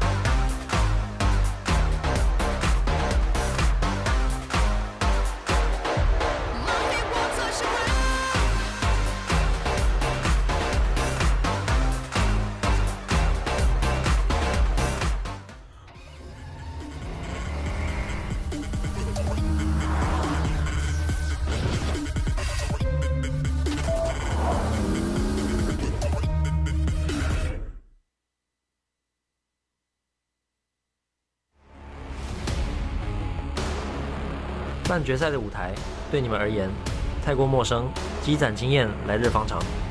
狮子的习性讲求伺机而动，遥遥领先，失去警惕，我会一击制敌。丛林里与困兽争斗，未免浅薄，高歌远航才是水手的目标。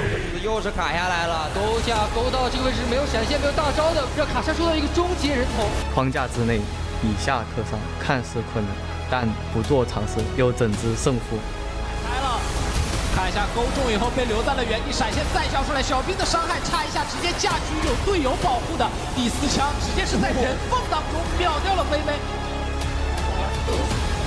光喊口号太过空洞，想敢为人先，也要有能够领跑的实力。不留遗憾，着实烂熟，送你一场刻骨铭心的失败，做盛夏结尾。观看2020英雄联盟职业联赛夏季赛，召唤师们请锁定英雄联盟3大官方直播渠道：英雄联盟电视台、掌上英雄联盟和赛事官网 LPL.QQ.com。高清直播赛后视频最新内容一网打尽。除了以上官方直播渠道，你还可以选择企鹅电竞、虎牙直播、斗鱼直播、哔哩哔哩直播、快手游戏直播、腾讯体育、腾讯视频和新浪微博进行收看。电视机前的召唤师们可以打开电视机，同步在赛时体育赛事频道收看，观看第一视角等其他精彩赛事内容。欢迎锁定企鹅电竞、虎牙直播进行收看。心血来袭，激情澎湃，全新梅赛德斯奔驰 GLA SUV 与你一起无畏进行到底。在召唤师峡谷，你就是运动员。战略合作伙伴 Nike 祝你勇夺冠军。一口美味，状态到位。LPL 战略合作伙伴光明莫斯利安为你寻遍世界的美味。哈啤在手 ，buff 我有，一起哈啤，一起干。战略合作伙伴哈尔滨啤酒与你举杯共享高光时刻。冰爽 buff 重磅来袭，头皮零度结冰感。LPL 指定洗发水清扬，突破极限由我掌控。及时补水，全力输出。娃哈哈苏打水，2020年英雄联盟职业联赛指定饮用水。一口吃炸，一秒颠覆。官方合作伙伴肯德基和你一起见证荣耀时刻。酷炫神装第7件，战马能量不掉线 ，LPL 指定能量饮品战马。OPPO A4 5G 超级玩家65瓦超级闪充加40瓦无线闪充，有线不断电，无限新可能。上苏宁易购搜索 LPL 为喜爱的战队投票即可参与抽奖，手机电脑每天送，皮肤周边送不停。浦发信用卡携手各大战队再次出征，见证梦想再登顶。惠普爱影精灵6全新上市，带你玩出内力，6道飞起。奥风机械臂电竞椅，职业赛事专用电竞椅，想赢做奥风。英特尔酷睿 i7 为游戏而生。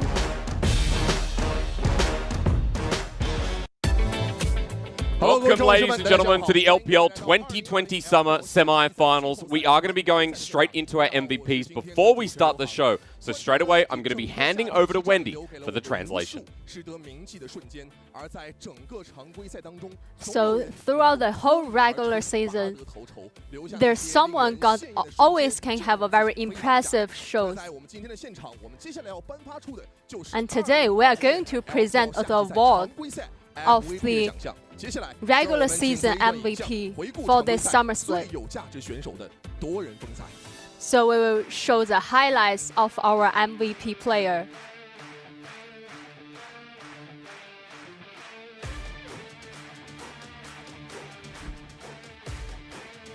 还有没有登陆？能不能救一手？哇，这个推了3个，这边举枪一个大招掩护队友，但是伤害感觉不是很够呀。这个拉古先杀猴子，大招进场，这边想收皮纳特人头，一丝血直接是烧死了。哎，这波感觉要去偷家了呀，再不把团打起来。哎，这边勾到了阿水，先拉走闪现，这边进场偷了一个大招，一脚踢了3个。这波卡莎也进场，虽然蝎这个大推的还可以，但队友已经全死了，又是超波打出一波团灭，被沙皇这里给带走了。要看这个节奏，一个麦亚塔，2个麦亚塔，快速的扫掉，特别能打得很快的。看一下又一次一逼过，先踩到一个大叶，但是不管不顾，先飞主击力能不能推掉 ？A 的速度非常快，还差2下左右。看看有个复活甲压起身，张无忌是 A 出一下，夸抓 Q 卡萨丁，位置有可能要被阴到，奶的切一个盲视野一推，而且很精准的分辨出了真假。回音闪现过来一查，被他 Q 了落地那个点，太秀了吧！这下真的帅，太帅了。打比赛不操作，那什么时候操作呀？LG 这个位置，奈特在蹲 ，Q 一上来直接打，大招直接拉。罗比身上是没有技能的，被打出分身，在分辨哪个是真的，最后是分辨出来的。再加被动，哎，这边还想留啊，但是伤害是有点高，TP 尬的直接没了。后面一个绕后 TP， 但感觉这边根本不怕呀，还可以继续输出。哎，有没有操作空间？还在吐，还在风中直播，感觉还能杀。后续这边毒有没有？没到，知道了。奈特秀起来了，1打3，打了一个3杀。 好的，各位，那接下来就让我们掌声欢迎2020 LPL 夏季赛常规赛 our MVP of regular split Knight， 欢迎 from Top Esports Knight。欢迎帅气的 Knight 来到我们的舞台中间。欢迎 Knight， 我们也跟 Knight 简单来聊两句哈。其实，在去年夏季赛的时候 ，Knight 也是获得了 Last year in the summer, you're also the MVP for the regular split. 自己觉得这一年对你来说最大的成长和变化 So how do you feel about the changes through this whole year? 第一个赛季可能就想着偏个人发挥一点吧。 说打得久了之后，就会想着怎么让团队变得更好，怎么。Previously, I focused on my own mechanics, but now I focus more on the whole team teamwork and also the synergy with my teammates. And definitely, you can always maintain a very good performance. So, how did you able to maintain such a high performance? I try to focus and concentrate on myself. So the hard practice is also very important. The last question, actually Top Esports got a very good result in the regular split and you're able to get the MVP. So who do you want to give thanks to?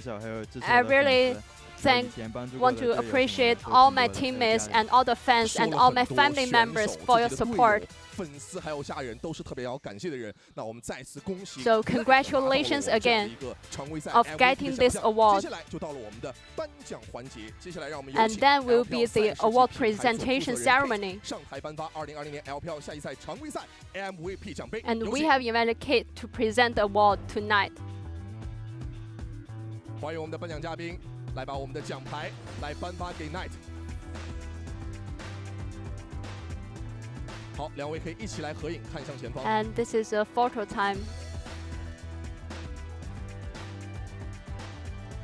好的，谢谢我们的颁奖嘉宾，辛苦了。我们要再次恭喜 Knight 获得了这样的一个 Congratulations again for getting this award. And I believe that you're able to have maintained this high quality performance in the future and help the whole team to get a good result. And then this is the end of the interview. Thank you very much, Wendy, and welcome, ladies and gentlemen, to the very start of the semi-finals here in the LPL. A bit earlier than you'd expect, with LEC and LCS still ramping up, and of course the LCK in the regular season. But here we are, nevertheless, with our top 4 teams. I'm Mysterix, this is Lyric, and we're going to be taking you through Top Esports and Sooning, with Knight opening the show in his MVP award. And an exciting one because, you know, it's always gotten away from that chance to go to Worlds, but it does finally feel like the year of Knight. Hey, today is the day, and if you haven't been keeping up with our playoffs, if you are a new viewer, we're going to get you up to speed because it has been a really fun bit of playoffs so far. It's been strange, right? Coming into this, I don't think anyone would have expected LGD and Sooning to make it all the way to semifinals. Both did. Sooning their highest placement as an organization ever. And of course, V5 people remember didn't get the Schalke run that we're seeing over in the LEC at the moment. LGD, however, have that run from the first round all the way to JDG. You will see them tomorrow. Today, we start with Top Esports versus Sooning. All matches best of 5, single elimination bracket leading directly to those finals. Regionals we'll talk about a little bit later. But sir, I'm going to take us right into this because we don't have much time to talk up these two incredible teams. Top Esports versus Sooning, not a matchup I'd expect. A lot of people were rooting for V5, but I'm excited that Sooning are here with all conditions wavered aside. Top Esports, though, this is the first time seeing them in playoffs, and we should have a little bit of a look and see what makes Top Esports so special, because they are the first seed, top of the rift, those 3 kingdoms, 3 players, individual talents across the board. Top Esports are a team that play around the advantages their laners are able to accrue on their own. 369, Knight, Jackie Love, they have some of the best laning phases in the LPL, and that's shown by their CS differential at 15. The most amazing part of it to me, though, right, is that they do draft a lot of these scaling champions. That safety net, as we've called it, the Orianna, the Ezreal, it's always there that if they fall behind, one member can pop off and carry. I'm just amazed that these safety nets always find a way into games, right? And then we go to the crucial element. And speaking of Knight, speaking of the MVP of the split, who also won it in 2019 summer as well, he is the core carry that this team has relied on and that has pushed them up to this point. Exactly. Most kills in the LPL. This man is just so impressive. And when we talk about this team as a whole, one thing that stands out to me is the experience they have. And one crucial element it gives them is the ability to execute on such small windows. Yes. Whether it's getting tempo on the map and finding a cheeky pick based off that in the mid lane, whether it's playing out 2v3s and 4v5s, or even if it's just punishing a slight misstep by the enemy. They always do it. I like the word you used when we were talking about this earlier, when you used words like tempo reset, right? How Top Esports can manage those small windows with such great skillful players. Exactly, and again, there have been so many times where we go into mid-game, it's even or they're slightly ahead based on the laning advantages that they've accrued, but it's pop-off moments from 369, pop-off moments from Knight that really are able to push them across the finish line. We have to remember that 369 always gets left out of the discussion because of how well Knight performs, but 369, especially at the start of the split, performed as our best LPL top laner. Exactly. It was a clear-cut discussion. You know, forget Zoom, forget the Shy. 369 was the man showing up at MSC, where Top Esports did take the title, and then in those early weeks in LPL, where they won their first ever international title. Technically, they're looking for a bigger one with Worlds also on the line here today, but enough about that. Again, we talked about the small window with the semifinals, and we have to progress forward because Suning we've already seen. And Top Esports, a discussion that can come later about how that individual skill lines up. Suning had that too.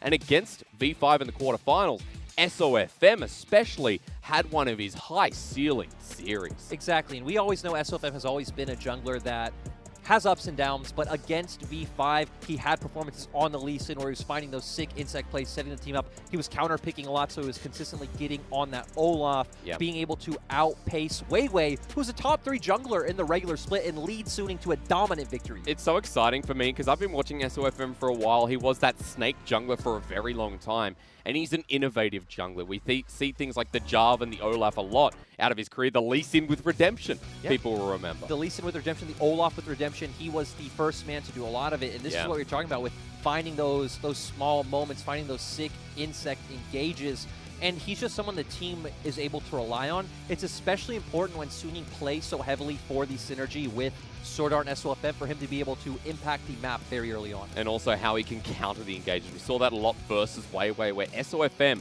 was always on the board and knew exactly what V5 were going to do. That was the most surprising and amazing thing about Suning was their prep against V5 was so good. They knew exactly how V5 want to play around that bot lane, took away a lot of the priority picks.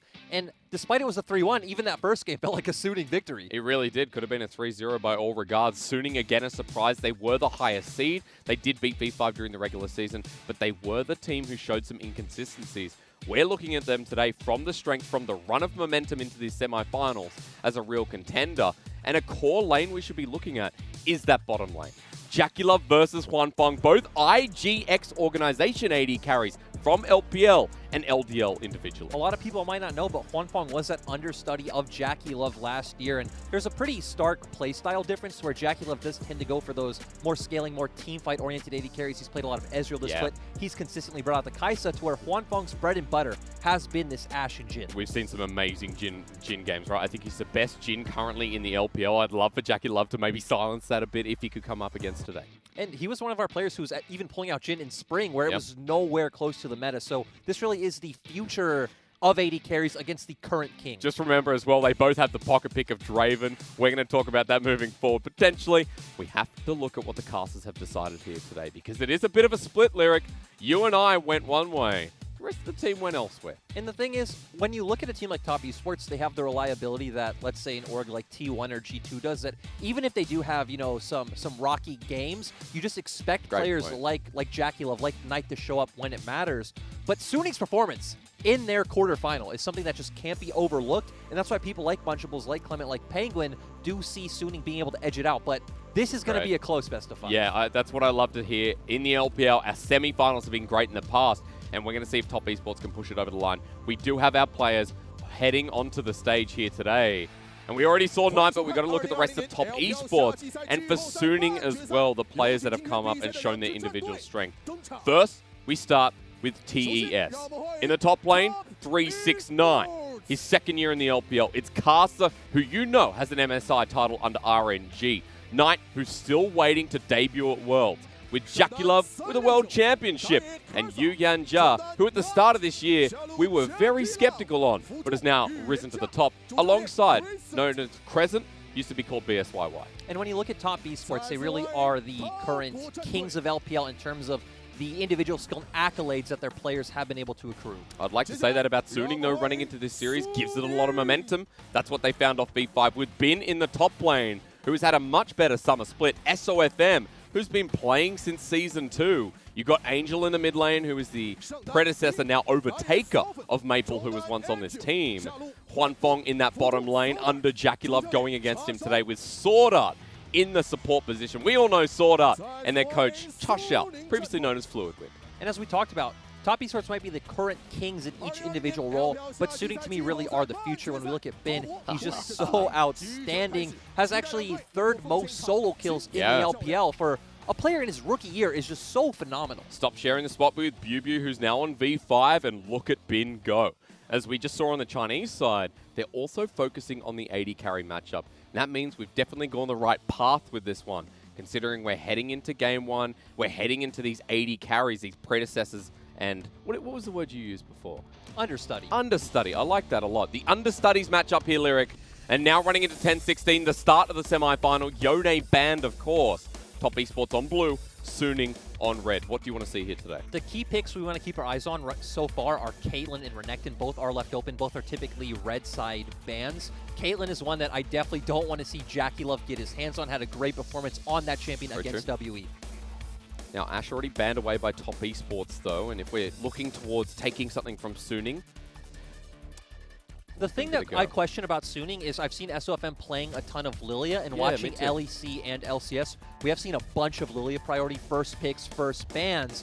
But Top Esports actually going to take away the Zoe. Despite that being one of Knight's better champions, it's actually something Angel has trended a lot more towards this summer. So far in playoffs, it was only Tien on FPX in the first round that was prioritizing this Lilia, so we'll see. The Zoe from Angel, a good port of call by TES. And right now, again, TS have the Ashe ban, so to me it signals they want that Caitlyn there. They're kind of forcing this onto Suning, but Suning banning out the Nidalee should be an easy first pick for TS. And there you go for Jaculov, just thinking about it a little bit more, but locked on in. And I'm actually curious where Suning are going to go, because Ashe has been the go-to answer here in the LPL. LEC does tend to pull out the Jhin. We know that's one of Huan Fong's better picks, so maybe that's something Suning tend to go with. Of course, last night we did also see the likes of Jinx come through, but it will be the Jhin this time around. Now, do you take away something like the Lux? Do you deny the partnership? I actually would love to see them just pick up the Lee Sin early, because to me that's been Karsa's best champion by far, and it's also been something that SOFM has been a standout on. It really has been. For now, we'll wait. The Set has also been a champion that can obviously flex between multiple roles. We've mostly seen it in the jungle position as of late, but going towards the Graves in the end and picking this one up nice and early, it does pair well with these CC AD carries we've seen in the bot lane, right? It brings a source of pseudo-engage for Graves to be able to get in the backline and deal all his first. Now, as mentioned before, though, for Top Esports, the Lux is always paired with this Caitlyn, and not many teams have looked at taking away this duo. And even for Sword Art, mage supports haven't really been his specialty this split. He's been a lot more about these engaged champions along with the Bard. Only has 2 games of Lux himself, so great dual lane coming out from TS. Sets that they want to get a lot of plate gold onto Jaculov very early on. And as we said, when we have these champions that do scale quite well into the game, like a Caitlyn that can play off a range advantage, this is exactly where Jaculov thrives. And now you got a bit of a front line. The Set has been locked in, of course, still a flex here in the LPL. This surprises me because we expect this to go into the hands of Karsa. But Karsa actually hasn't played any Set all summer long. True. And they've even said in interviews like, hey, we aren't able to play a lot of these meta picks like the Set, like the Volley Bear, but we're going to put in the time to practice, and it's good to show that TS are now comfortable with this champion in their hands. Well, for Suning, Morgana's going to be locked on in. This has historically been Sword Art's best mage support, in my opinion. Again, it's a champion that's been around over the years, as has Sword Art, so it's going to be nice to see that they have a lot of lockdown in this spot lane. But when we have a Jhin Morgana coming out into Graves in the jungle, I want to see SOFM putting priority on the spot lane, trying to burst out a very fragile bot lane in Caitlyn and Lux. Then we set up for that narrative, the AD carry versus AD carry with the influence from the rest of the map. We do still need some solo laners here, depending on where that set's going. But at least banning away 369, his Ornn, one of his most played up there alongside the Renekton, which is also unavailable, and we start going down the list. I'd love to see for Suning just to go for mid on 4 because top lane counterpick just feels so impactful this meta if you aren't able to counterpick support. But hey, Suning going to be able to get their hands on both since they already have the Morgana, so shut down 369, leave that last pick for Bin, and then maybe pick some kind of safe utility mid laner. Though with Twisted Fate and Galio both banned out, there aren't too many options left for Angel. The only real safe blind pick left in my mind is something like an Orianna or an Azir. Okay. But you don't have much setup for something like the ball coming out from an Orianna. You have this comp so far with Suning that does want to play from a range. So maybe something like an Azir can slot in nicely. Okay, well, still left up available. There's one ban left for top esports, while Suning have gotten rid of double top laner. The Camille, Bin has been spamming this in solo queue as well, and as we know, it has come out 3 times in the LPL so far. So top laner's taken away, but that blind mid is what you're getting ready for. Yeah, and like we said, there aren't too many champions left available, so maybe signaling, hey, let's just go for a blind pick top. Jace is perfect in that regard. You don't really have any bad matchups. You typically see people try to pick something like a Renekton into it and force a 2v2, and Renekton's been banned. So Suning gonna go with the blind top laner, but gonna take this a different direction. They're gonna go for the Mordekaiser, which actually opens up a potential Jax pick for 369. Yeah, and I mean, he has played Jax a couple of times already, so it's been the go-to counter in the LPL for when someone does blind pick this Mordekaiser. Even before the buffs recently, right on the Counter-Strike. True, and even Caitlyn Lux sets up a very good duo for a 1-3-1 or hard 1-4 where you know Caitlyn Lux can safely sit in the mid lane and push the waves while Jax is getting that split push pressure.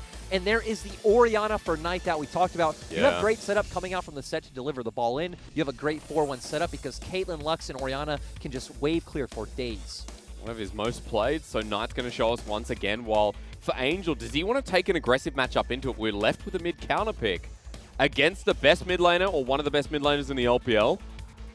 Angel, this is what fits their comp much better, right? Because as we talked about, Jhin, Morgana, Graves, they're already setting up from playing out of range. Even Mordekaiser slots in comps very well as playing kind of like a zoning threat where it's very hard for people to run into because there's always the threat of being pulled into the death realm. And so far, we have scaling on both sides. Which is quite interesting because we're going to be looking a lot at the bottom lane, though. That's what I've gotten the impression here out of Game 1 with what's being drafted and the attention you wanted from SOFM. Exactly. When you have this Jhin up against the Caitlyn, you definitely want to abuse these early windows. And even the Azir against Orianna, you can get the push early on. So set up for Angel pushing that mid lane. Get SOFM to play that mid-jungle style heading towards bot lane and really set up Huanfeng and Sword Art for success. It's a great way to start the semifinals. I love seeing Jax up in the top lane, and 369 is the confident top laner to do it, but more so seeing Jackie Love and Yu Yanjia trying to build their success in that bottom lane. Top Esports are the first seed. They're meant to be the best team in the LPL, but towards the end of the regular season, there were some complications. There were some inconsistencies.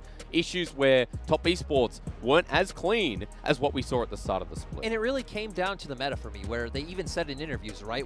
We saw things like Ezreal fading out, the Kai'Sa much harder to play in a lot of these bot lane champions like the Jhin, like the Ashe. So now with time, they seem well to go forward. And for Suning, already going over expectation. People thought they'd lose in quarterfinals, but against Top Esports here, they're going head-to-head. Our semifinals in the LPL 2020 summer are about to kick off with 2 exceptional teams running for that world spot and grand final.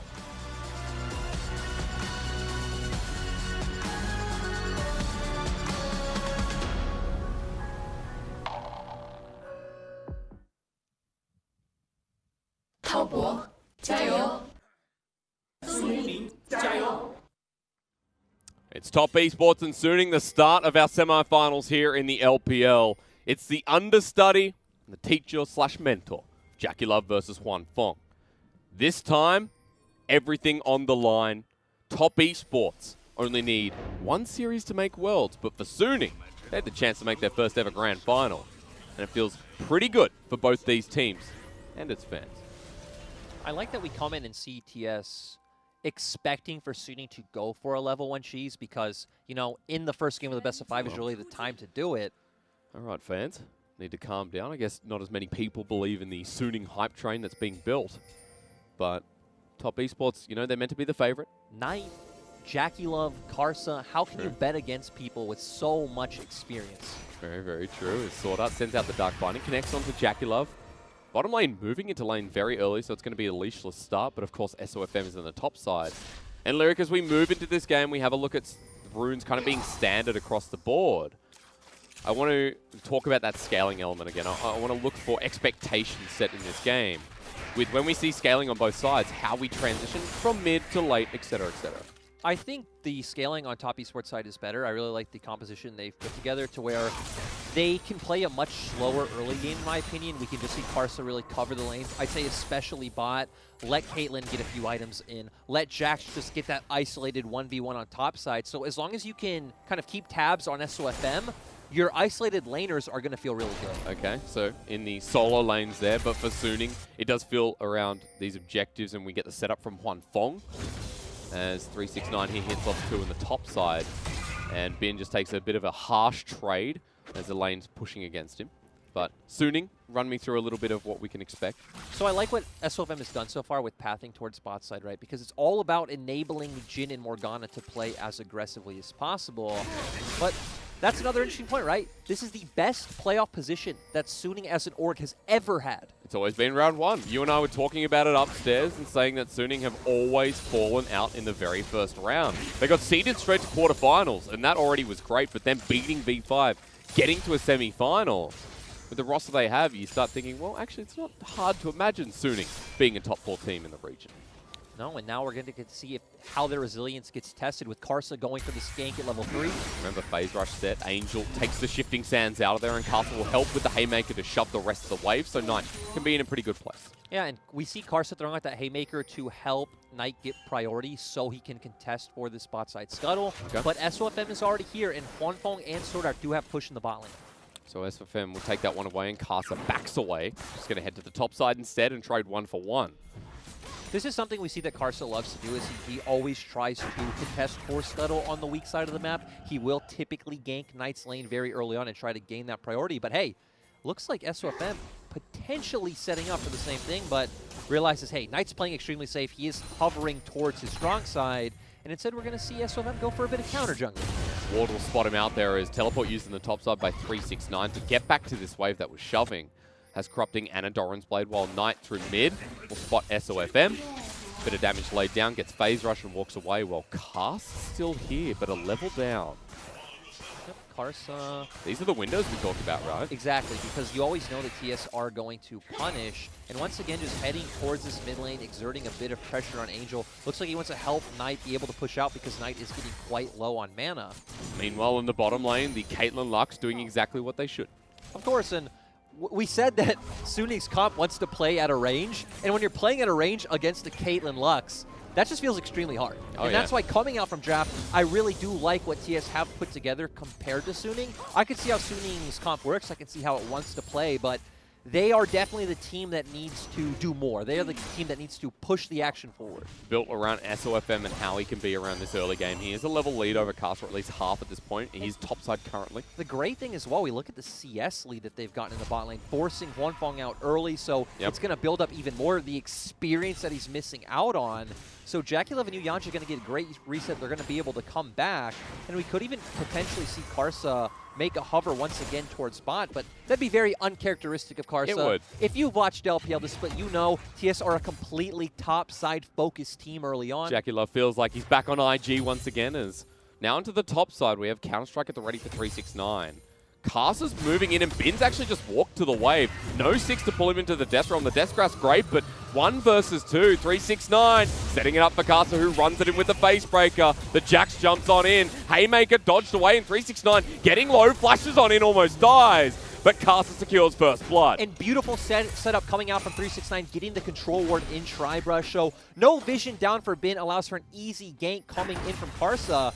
But now the wave, not in a great place for TS's bot lane, but it is pushing into them. So if they do just play a bit back, SOFM shouldn't find any windows to gank bot. Is spotted on that control ward as he clears it through. Will do some more counter jungling. And if you don't know SOFM, throughout the years, people have always talked about SOFM prioritizing enemy camps. Of course, getting that CS lead in the jungle too. Very much about building his lead and exerting his pressure, as he now has level 6, walking up towards the top side for the next scuttle. Meanwhile, we just keep watching bot because Sword Art has no mana and Yu Yanja does quite a lot of damage at this point. Half health for Sword Art. The Lux wins out, so Portal Combat has never looked so exciting. And now Jackie Love and Yu Yanja are just free to keep taking these plates in the bot lane. This was exactly why we said we wanted to see SOFM be able to find an early window, but Yu Yanja and Jackie Love have just done such a good job at controlling vision around the bot side. They've gotten the wards they need. We saw the one in front of red buff that SOFM had already cleared, and now this control ward just in the lane brush. Just giving them so much control. Yu Yanja pushed out Sword Art and he was forced to back, so even more so. Turret plating's going to fly down here as Juan Fong sends out the fourth shot and has to run back.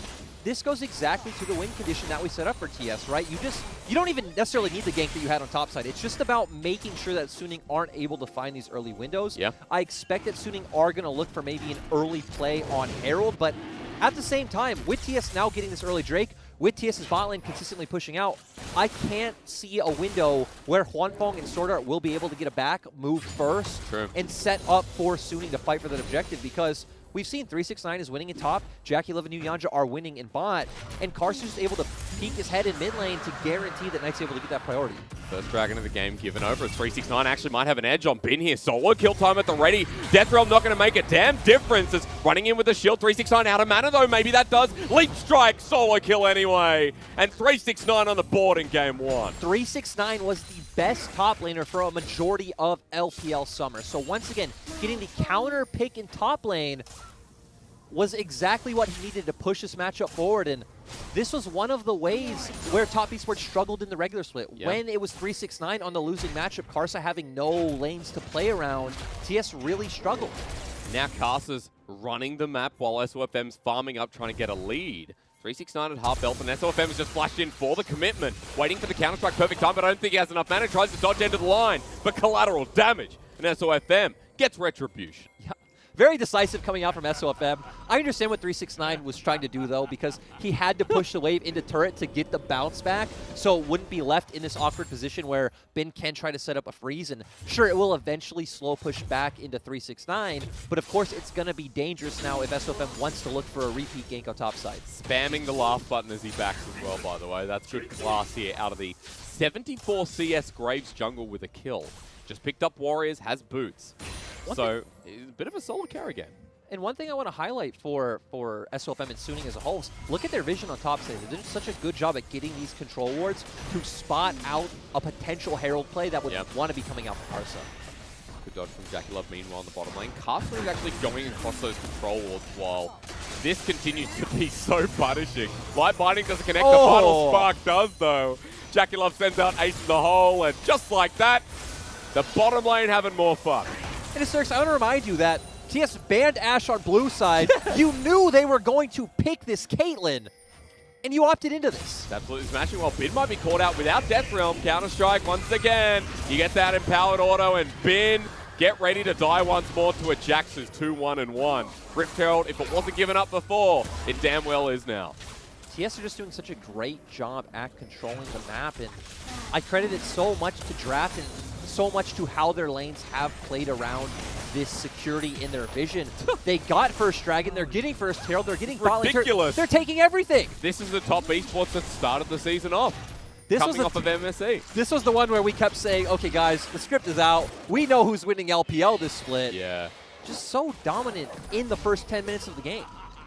And I love that for Suning, even though they're falling behind, it's SOFM who's trying to build up this lead for his team. It's SOFM who's still trying to deny Karsa as much as possible with the depth. This also highlights some of the flaws with Suning, that their mid-jungle doesn't actually have very great synergy, so we don't actually ever see SOFM and Angel really link up and play together all that often. Here's the play that we saw in the bot side where Yu Yanja was able to hit the binding, get a nice ultimate off. Ooh, headshot comes in, forcing the heal. this has been the thing with Jackie New Yanja, is they love to play this aggressively, and we've seen it can be punished, right? V5 were the first team to punish them. They hard camp bot lane, they continuously dove Jackie New Yanja, and then Jackie wasn't a factor in those games. But when Jackie and New Yanja are left to their own devices, when they do have the vision around bot side, when they get to play this straight up 2v2, this is why Jackie Love's CS differential 15 is so high. And now that they've got the BF Sword pickaxe, even if SOFM comes in, it's going to require quite a lot here with the way they've been playing. Meanwhile, the person we haven't really talked about, surprisingly, is Knight, who's just farming away. Because there's all this mid lane pressure now built up with Caster down here. Yu Yanjia misses the light binding, but Sword Art still walking forward with SOFM now joining. It's a level 9 Graves, so still quite a lot of damage here. End of the line maxed. That's just both teams fighting for river vision when Dragon is going to come up in about a minute, so there are going to be time if resets need to come out, get some more wards, get back into that river. We actually see Yu Yanja does still have all 3, so he's going to feel fine for TS to maybe come back down bot, push out this next wave, and then take control of river once again. 40 seconds till that Dragon spawns. Yu Yanjia now moving back down, and you can see Huan Feng trying to do the same. Yu Yanjia just sitting on the edge here. Light binding connects, but instant black shield. I think we saw that in the V5 series as well. Yes. I mean, I remember this combo so well because I think LNG was the team who played it beautifully. Yeah. And they've even paired with McCarthus with it where you have so much long-range kill threat, it's absolutely disgusting. It's quite amazing when it all goes well, but we're still a while from seeing that as Caster's now in the bottom lane, setting up for this first turret. Huan Feng gets layered down. Once again, long-range damage also there for top Esports bottom lane, and first turret will be denied for now, while here comes the cavalry. Caster dodges away, wants to go on SOFM. He receives the black shield, though, and Curtain Call into Jackie Love while he takes down a ward. Won't get him killed. The full shot into Yu Yanjia means not too much, unless Suiting want to start the Dragon. Exactly, and Angel actually lost out on some minions in the mid lane because we saw Knight stay mid and push that out while Angel was hovering. Caster's going to go in anyway. That's fine, right? Because if you look at the minimap, Angel's not here. Right now, TS do have man advantage still. Karsa getting chunked out, has to go for that recall. Luckily for him, he has Rift Herald. Yes. So does have that empowered recall coming off and going to be able to get back on the map faster. And neither team able to pick up Dragon in that instant, but for TS, it is fine. The longer this game goes on in a neutral state, the better you do feel. And now it looks like Suning are trying to get vision control. They know that Karsa's not on bot side anymore. And I would expect Sword Art just come straight down bot and Suning potentially just pick up this Dragon. Okay. Well, Sword Art's making his way down there as first turret blood does go down in favor of top Esports, but being started here with the level 10 Graves, and everyone will notice I'm pointing out the levels constantly because the strength of SOFM here in this game 1, still with that experience, still with the extra damage he's going to provide. Exactly, because he's just been hard farming all game to where we saw Karsa continuously going for ganks, continuously hovering for his laners, and now giving over the Rift Herald, the 369. And this has been the story of Karsa this year for people who haven't gotten a chance to watch a lot of LPL, is that Karsa is a very low econ, very lane-focused jungler. Yeah. When you do have 3 superstars, a 369 Knight and Jackie Love, it's all about enabling them. Was it you who said it feels like he's kind of on RNG again? It and does. He has to plate? It really does. Yeah. As now going to go tussle with SOFM. He flashes away. But of course 369 and Knight were nearby, so can't even get into his own topside jungle. Ooh, look at the Jax TP. All right, behind enemy lines. Huan Feng is in a lot of trouble. In fact, it's a double TP down the bottom line. The Emperor Shuffle here from Angel, though, catching out the other members. Yu Yanjia might have to sacrifice his life, but SOFM gets slow with the 90 caliber now, connecting. But look at Caster in the back line. Dunks Sword Art while 369 joins the play. Ace in the hole. And good night to Sword Art. Top Esports are not done, though. Death Realm pulls in 369, but I'm not sure. Bin may regret this one as he gets over the wall. But into Caster, the Facebreaker will be at the ready. So he flashes away. Top Esports a net win in such a bloody fight. These are exactly the small windows that we talked about. TS rotate towards the top half of the map because they had pressure top from using the Herald. They're all coming mid. The TP ward is set up for Jax. Leap strike, counter strike, everybody get down. It's another solo kill in the making. 369's on fire. 369 having one of the best performances we've seen all split. Very reminiscent to those first few weeks. 3-1-2 on this Jax. 0-4-0 Mordekaiser. I don't know how Bin's going to play this game. He's probably not, as Sword Art has the same problem going against Yu Yanjia. But half health, he's going to walk away while SOFM wants to get down and gritty with 369. Can he 1v2? I'd say no. Okay.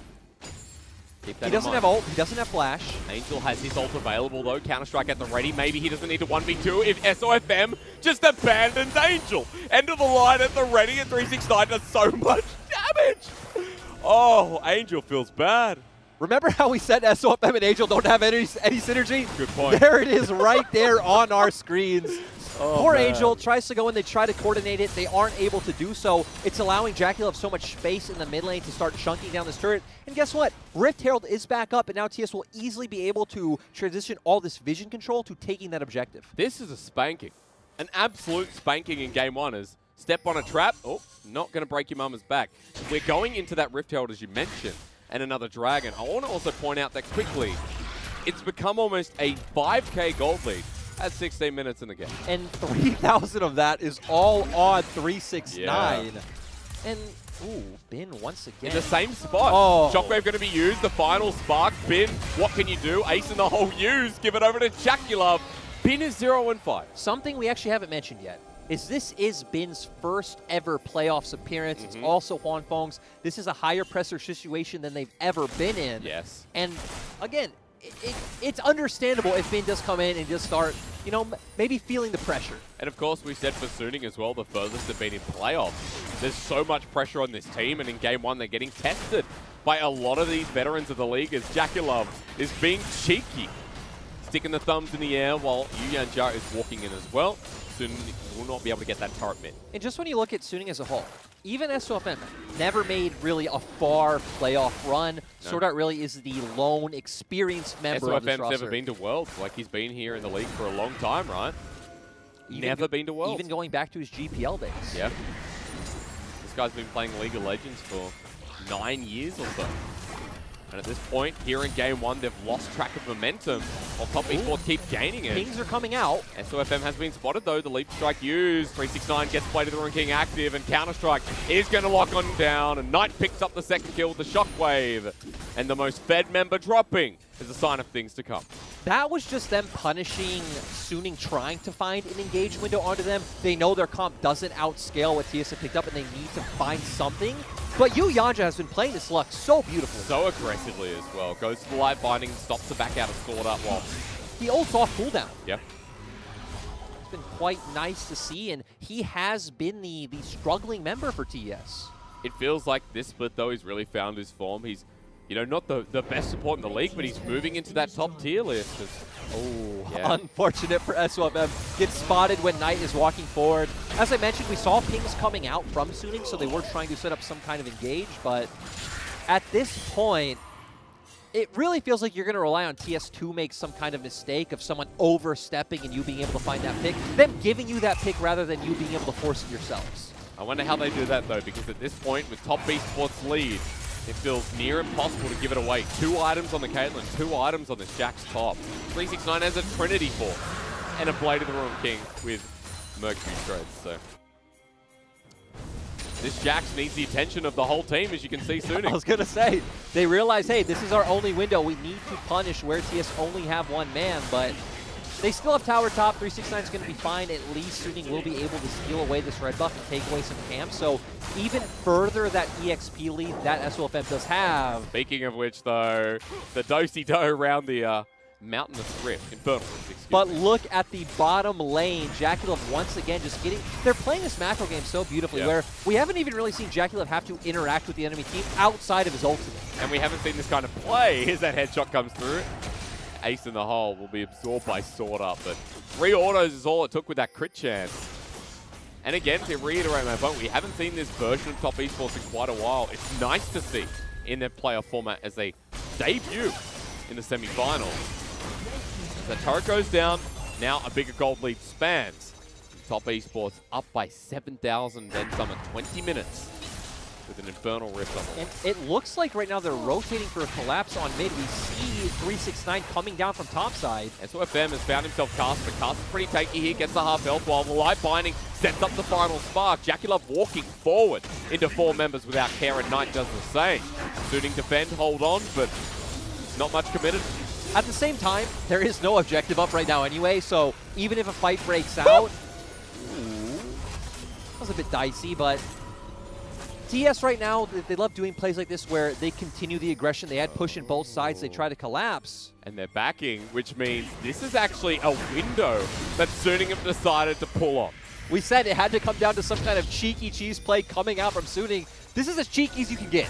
Now, this could go horribly wrong or it could go absolutely fantastic, but there are low health bars, and Knight has Shockwave. Baron's not taken. Shockwave in the pit. Doesn't do too much as Bin is the one who takes him out. At 2K, 369 in the backside though. Might find something as Baron is getting low. It is smited down by SOFM, but I think Suning are just about to get obliterated. Bin on the backside meets his maker once again, and the only person to survive is going to be Hwanfeng. Ultimately, not worth for Suning, but they didn't really have any other options. They tried to force the Baron play. Actually, great Death Realm coming out from Bin. It took the Shockwave in as well, so that's why we didn't see Knight able to find that massive impact. But TES are just so far ahead at this point. You mentioned how beautifully Bin played that fight. You killed 4 members. You're extending this gold lead. Now you're able to take more structures on the back end. 369 was waiting there for the escape path of Suning. And with 4 people dead once again, JackeyLove goes and gets mid-turret. Now, Hwanfeng has the Baron to try and delay this game, but top Esports are not stopping in their relentless pursuit. It also feels like a good time to point out, you know, if we do have more international viewers, they will see this Caitlyn build thing. Hey, doesn't Caitlyn typically go Stormrazor second? Because that's what we do see over in EU. Yep. I'll pause with that logic as we see this pulled right into the Death Realm. So the Orianna ultimate not able to hit anyone. Sadly, Yuyanja missing a bunch of those key abilities. But every member of Suning is still taking the Baron damage. You highlighted 369 perfectly cutting them off as well as Farsa. 369 flashes in, gets the E onto SOFM. They take him down as well. And like you said, Hwanfeng, sadly the only one able to get away. In the end, I just like that little play of SOFM flashing back in the pit to make sure he gets the Baron. Because if top Esports stole it there, base broken, game probably ending sooner than later. But as I was saying before, we don't typically actually see the double BF sword item build come out on Caitlyn in the LPL. Not quite sure why. It seems like old habits are just ingrained. I feel like in this game it's actually fine to where we see JackeyLove isn't really interacting with the enemy team so much, so having the attack speed to take down turrets is quite beneficial. Also, he's so elevated at this point as Suning are trying to cut this one off. Knight and Joe in a difficult position as JackeyLove there too. Versus 3, the damage coming down, but that curtain call did absolutely nothing to a Lux support. Light binding down, JackeyLove forward, into 3, flashes away, ends up getting sought out in the end. Ace in the hole, healed as Hwanfeng takes it. Now SOFM has to run. This game has felt over for a while, but for top Esports, every single time, they're making it look like so much fun. Has been in the Death Realm, may even regret this decision as well. Trying to take down Karsa, he's golden, and now he's dead. And Yuyanja might not look tanky, but still, you're a Lux that's matching your shield. You have Revitalize to even amplify that. You have Guardian coming out. So with how far ahead TES are, we saw how little damage Hwanfeng's ultimate did to Yuyanja. And now after that, top Esports just going to head mid. Suning trying to defend their best. Hwanfeng's Baron buff again, running out in about 10 seconds. Has done a good job of slowing down that tempo, but top Esports have another appointment. It's with the Infernal Dragon. JackeyLove gets laid down. Angel sends him backwards. They may have found the 80 carry, but pretty much takes Angel with him. A 1-for-1. That was still great coming out from Sword Art, finding that crucial binding, because a 1-for-1 when you're a team that's 10,000 gold down is a massive win. It's still going to translate into TES being able to pick up this 3rd Dragon. So right after this, they are going to be on Soul Point. But are we going to get there? Ooh. Good question. SOFM Shockwave back in, and remember, Knight has a Spellbinders versus 3 dodges away from the Deadly Flourish and still wants this blue buff. Ooh, but TES are rotating. And they're coming in pretty fast. 369 with the Leap Strike and Sword Art out thanks to the Scuttlecraft. And Knight having the confidence to fend off 3 members of Suning by himself. Just chunk out SOFM pretty low, tethering that range very, quite perfectly. Gives enough time for the rest of TES to rotate over, and Suning not even able to find the counter jungling that they were looking for. Hey, there's a Magi's on Knight. Finally, I was waiting for it. I know. I mean, good. It doesn't have that many stacks, so I can understand why he was buying but it. But it's Knight, you know? And I think I was asking Clement about it. I said, I asked for a stat, and I'm not going to give it to you because I can't remember, but the point of this conversation is, okay, a lot of the times, like the majority of games, he buys Magi, and the amount of times he's gotten it to full stacks is more often than not, I believe. As over the wall, are you ready? SOFM doesn't get locked down. The final spark, though, does connect as Caster's running in. Face Breaker. Bit of extra damage, and the Dead Man's Plate gets the slow. Ulti back. Knight picks up the kill. There's another couple of stacks. Look, I'll give it to him. The sidestepping was clean. Yep. But Karsa's still able to get in there with that movement speed boost coming out from his Q. Angel wasn't flanked. And you know what, as Zooting, I admire this. Considering how far behind they are and how done this game feels, they're still putting in a little heart. Exactly. When the enemy comp does outscale what you've picked up, it feels a lot more worth to continuously 50-50 the game, hope the coin flip lands on your side, and then be able to win out in a big way. Esports are back mid though. Well, good timing on Black Shield in this game, but Counter-Strike's going to run through enough damage here. With the shackles at the ready, 369 runs out though, and the Leap Strike finishes off the kill while Bin into the death realm. We might actually kill Carter, who runs away in the end though. Insult injury with the Leandri's Torment, not even enough. 4 mid. 369's not stopping now. Top Esports in 26 minutes are on the door of the Nexus. Once more, 369 has so much shielding. He doesn't care. Ace in the hole. Somebody save Angel. Juan Fong can't do it. This is such a beautiful game coming out from TS. Mechanically, macro-wise, everything is there. Punishing every small mistake Suning are making. And now with Angel down, he is their consistent source of wave clear. They can just end. Running forward, 369 is going to help them take down these Nexus turrets. Curtain Call comes out. Maybe Top Esports going to back off and just get the inhibitor, but just get this minion wave towards the base. You have Guardian on Lux, you have the Lux shields, you have the Orianna shields. You don't need to stop. Yeah, and Top Esports don't stop. Top Esports are meant to be the first seed, and in game 1 of the semi-finals, they have acted like it as Yu Yan Zhao is doing exactly that. 369 near unkillable. Flashes away for the sake of it. The shockwave into 2. The combination, insane. As we're diving about in a semi-final game of the LPL, Top Esports spanked the Tiger down. Top Esports look like they had absolutely no pressure on their shoulders. 369 especially, great game. Yu Yancha coming out strong, and again, another rookie this year. We've seen the nerves be there for him before, but clearly not showing up in this game. And such a great performance coming out from both side lanes. That was one of the easiest playoff games we've seen so far, right? That was, apart from LGD maybe slapping down IG a couple of times as well. I think this might have been even more one-sided. This definitely felt like it. I mean, Jackulove and Yu Yanja getting their designed lane. Seeing Caster for the first time on the set as well, where you made a really good point. He sacrificed a lot of his own ability or resources. Yes. And facilitated his lanes quite nicely as well. And we didn't even have to see Mr. Knight step in. Like, Knight didn't have to be online for this game, so he played well. They're saving that card for later where Knight gets the Silas, Knight gets the Syndra, Knight 1v9s. Great to see that this game, again, 369 showed up. Their bot lane, they had the vision set down by themselves. They were getting all those plate golds. SOFM not able to interact with the lane a lot because TS's bot lane were chunking out Juan Fong and Sword Art before anything could even happen. Options were limited, and SOFM, I mean, I do like seeing the old SOFM where he will go in and he'll try and optimize his farm and he'll build an individual lead that try to influence the game. Wasn't able to do that because we just got to those fights at 15 minutes where 369 was ahead, Jackulove and Yu Yanja were almost one-shotting everyone. When I look at how these teams match up, I would love to see SOFM go for a more heavily ganking style, be that more economy style jungler because you have Juan Fong on your roster, you have Bid on that roster. Sure, SOFM is a great jungler as well, but setting up your star laners for success, especially when you have to play against a 369 and Jackulove a Knight, feels so crucial. That's why we were mirroring these teams and saying, well, you know, Bin is a great solo laner. Angels had some really high-tier performances as well. And for Juan Fong, the comparison was Jackulove because they're the understudy, to use your word again. How potent Juan Fong can be and how good he is at the game. So that's a great point. We'll hold on to that because SOFM impacting those lanes, it could have been a very different story. Exactly, and I do want to just highlight how easy it was for TS was because both of their side lanes won, right? It was so easy for them to transition their bot lane lead into a Dragon. 3 solo kills in the end or something. Yeah, transition the top lane lead into a Herald. They never needed to have Jack start roaming down and maybe hovering from mid lane in Fog of War. They never needed to have Yu Yanja unlocked from lane because both sides just pretty much won on their own. There you go, facilitators and carries alike on the same board here for TES. And that gold lead, that slope upwards, is beautiful to watch. And this is the top esports that are really proving they're the best team in the LPL. And, you know, when you have such high ceiling on these players, seeing it in game 1 is a good sign for the series. Great sign for TS. I like their draft a lot. We've already highlighted how their players are on point. Yep.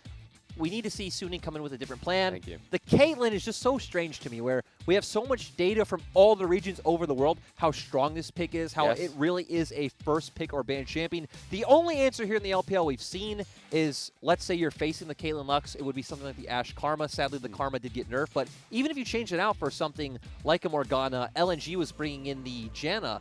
There's other options you could pick up, but they opted into the Jhin, and we saw how that panned out. It's got to shift away here for Suning, down with a Game 1 deficit, but for top Esports, a very strong under 30-minute start to our semifinals. LPL Summer, we're going to take a break. When we come back, Game 2 on the horizon for you.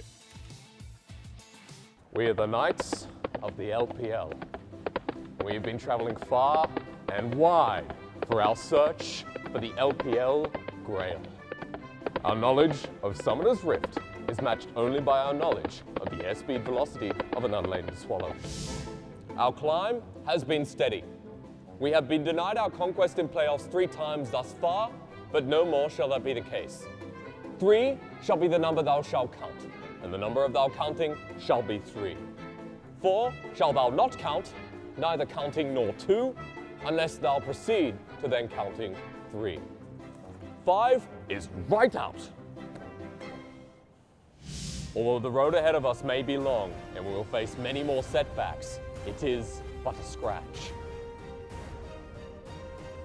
We are top Esports, and we are going to make ourselves kings of the LPL.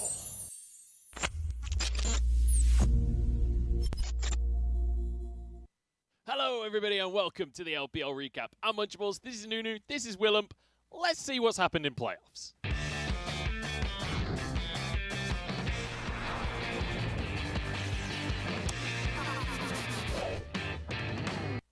What's going on, everybody? Playoffs is well and truly on the way. I'm Munchables, and I'm here to catch you up with what has been going on in the LPL. We've had 4 best of 5s already, and we've had some pretty out there results as well. We started things off with the world champions getting defeated by V5, who continued their miracle run, but it was there to be stopped at the quarterfinals by Suning. 3-1 in the end, who Suning then roared their way into the semifinals. LGD managed to go 3-1 as well in the lower half of the bracket against WE. Shie taking out his old squad.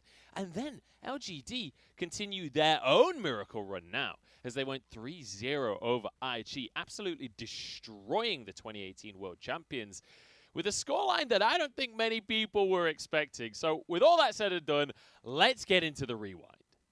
Our quarterfinals began with V5 trying to continue their miracle run, and it looked pretty good to start with. We got to see Mole doing Mole things once again. We got to see PP God setting it all up.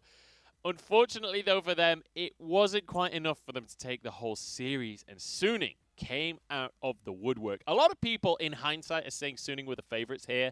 When you looked at the way these two teams played, though, it felt like V5 should have been able to snowball the early games, but Suning changed their style coming into the series. V5 did start off strong. They managed to get a lead in the early game, and in these mid-game fights, their composition was so good at chasing Suning down, not allowing them to play at range like they wanted to. And it meant V5 were able to win this really long, elongated fight and turn it into a victory for themselves. PP God with a really nice binding at the end of the play. But then we saw Suning in the early games able to match, being able to get to this point in the game. This is a far longer game than V5 are used to playing.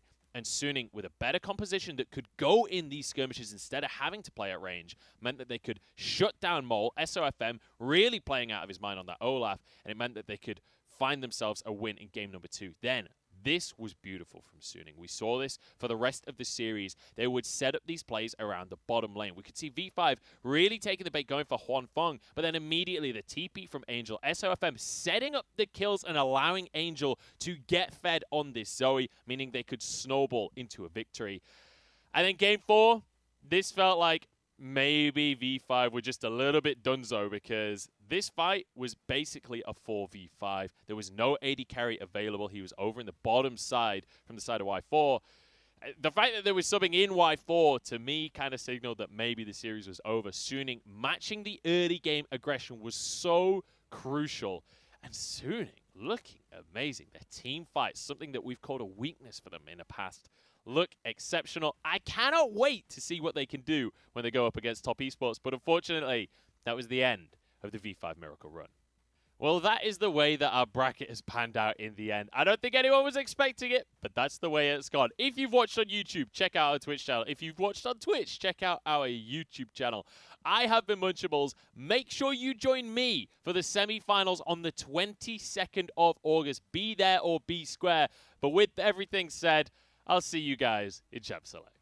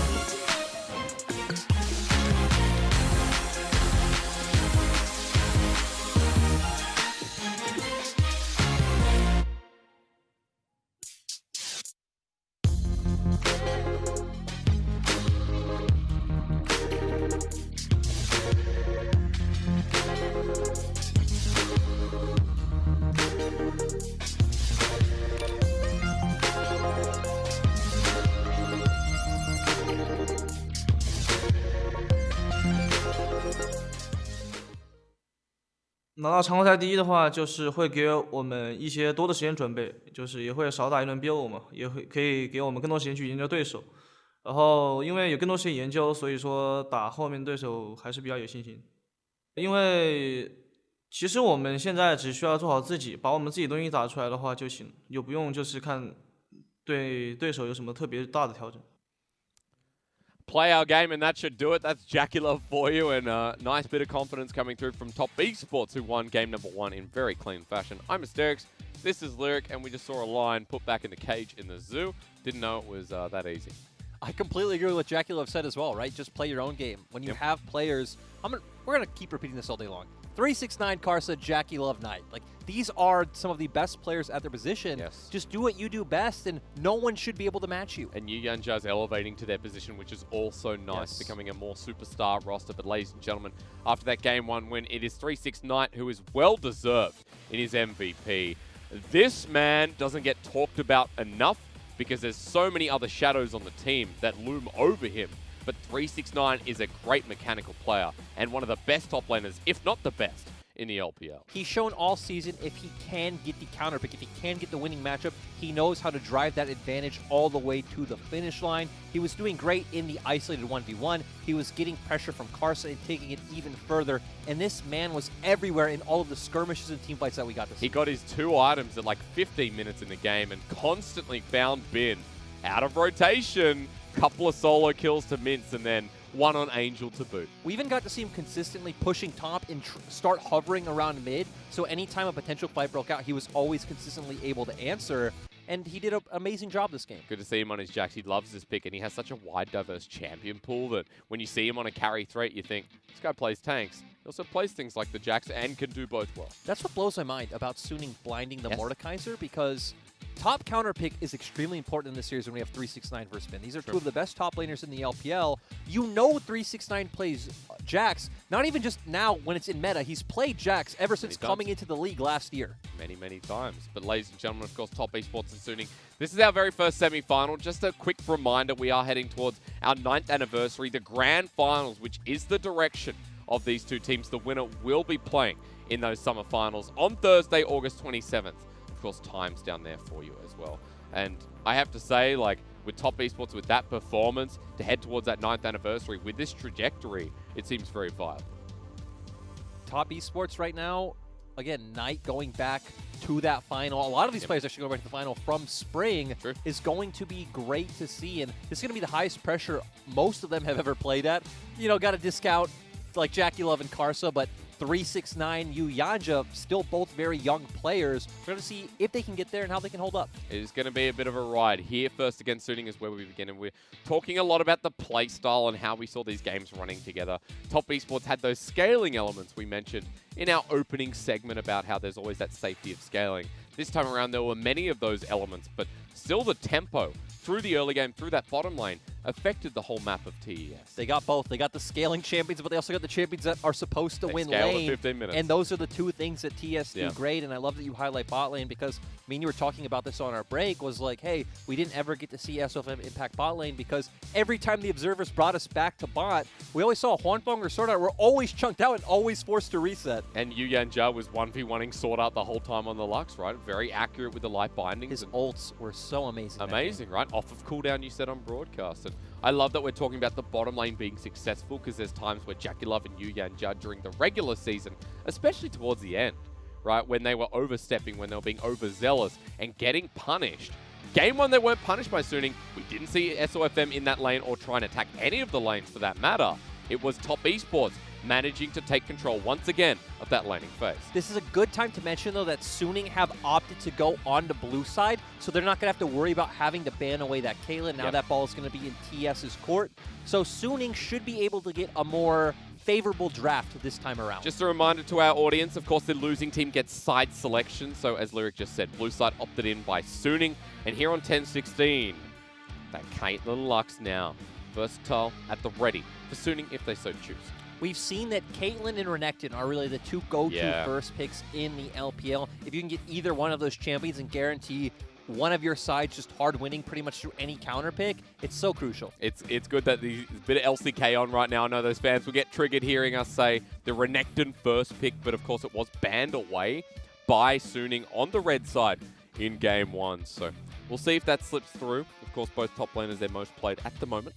It was really interesting to me that we saw Suning ban out Nidalee in the last game because Karsa hasn't played a lot of Nidalee. Doesn't really fit TS's style this split. But he's exactly. He plays a ton in solo queue, and he's historically been a great Nidalee player on Flash Wolves. So seeing Suning show that respect, I wonder if that's something they'll keep doing going forward. But now they are blue side, right? They are able to consistently have those more, I don't want to say obscure, but more targeted bans that they want. I also like that for Karsa' champion pool so far, you know, opening up with the set, something that we haven't seen in the LPL regular season so far, shows the preparation for TES into this series is quite large. It's a great opening statement in my mind when you already come in and say, hey, these champions you don't think we can play, well, guess what? We can. You have so many things in your mind that you need to consider, so many things you potentially need to ban, and now it's all about where does Suning pivot.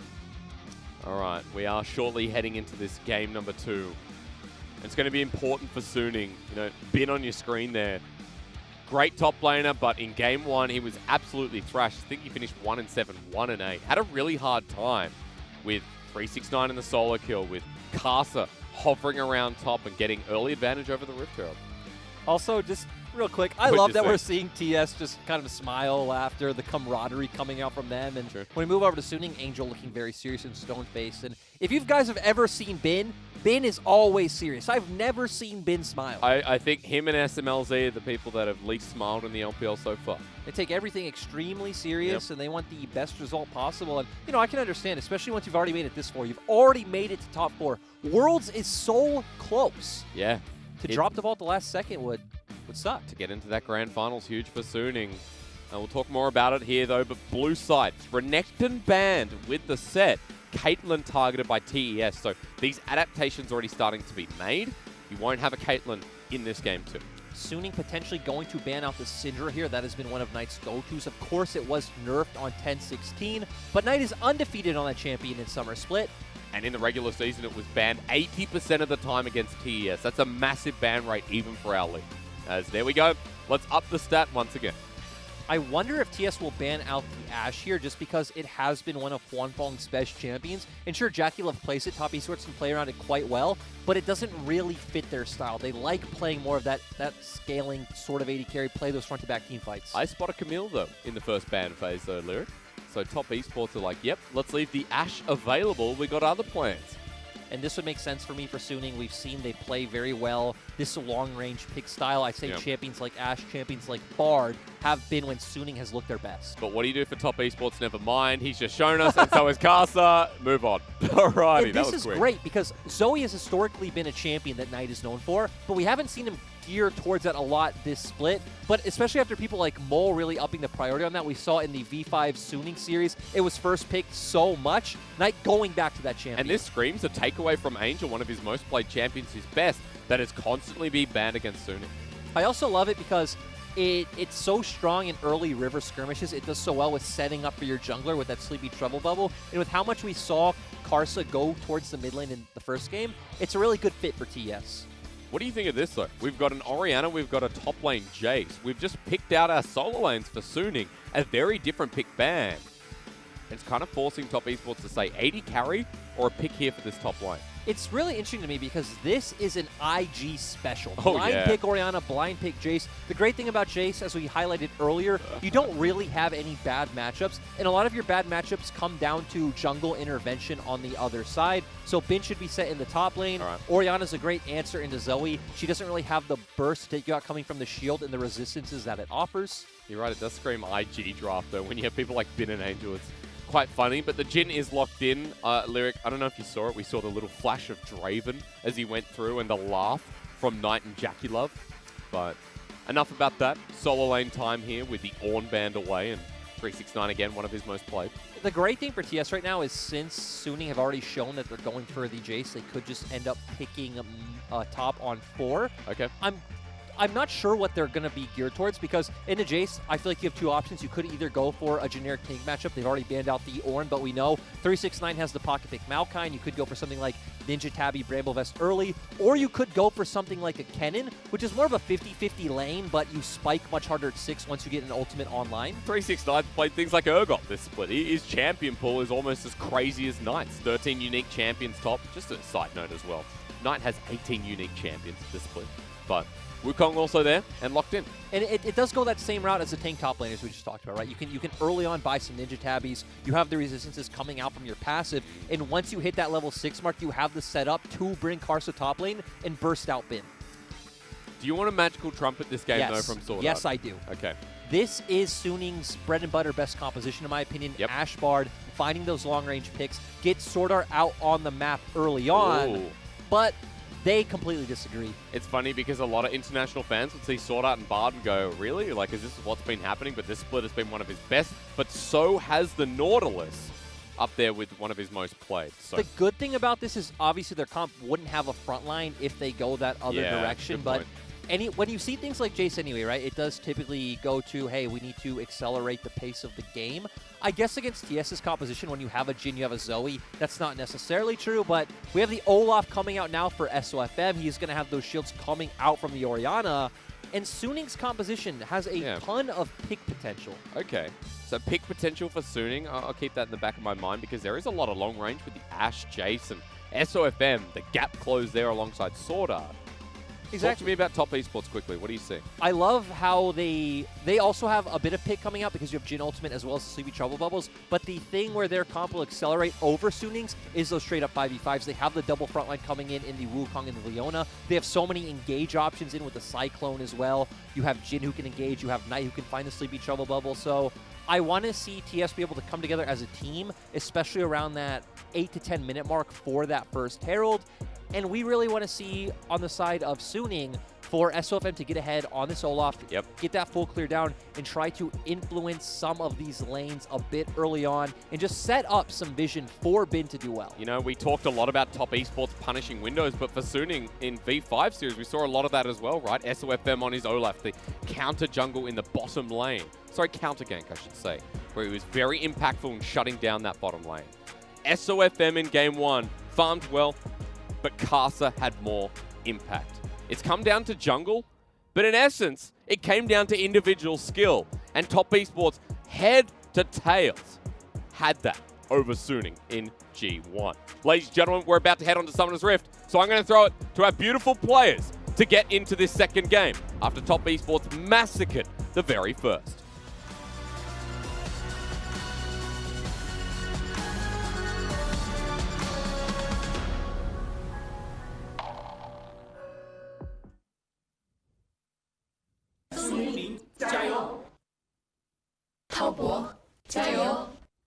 Huan Fong looking at his predecessor in Jackie Love, saying, whew, some sharp moves in game 1, but let me show you what I can do here in the series. We continue forward with our semi-final, the LPL Summer, coming to a near close. We only have a week left remaining, if even that, and I can't count, so I'm sure someone out there can do the math.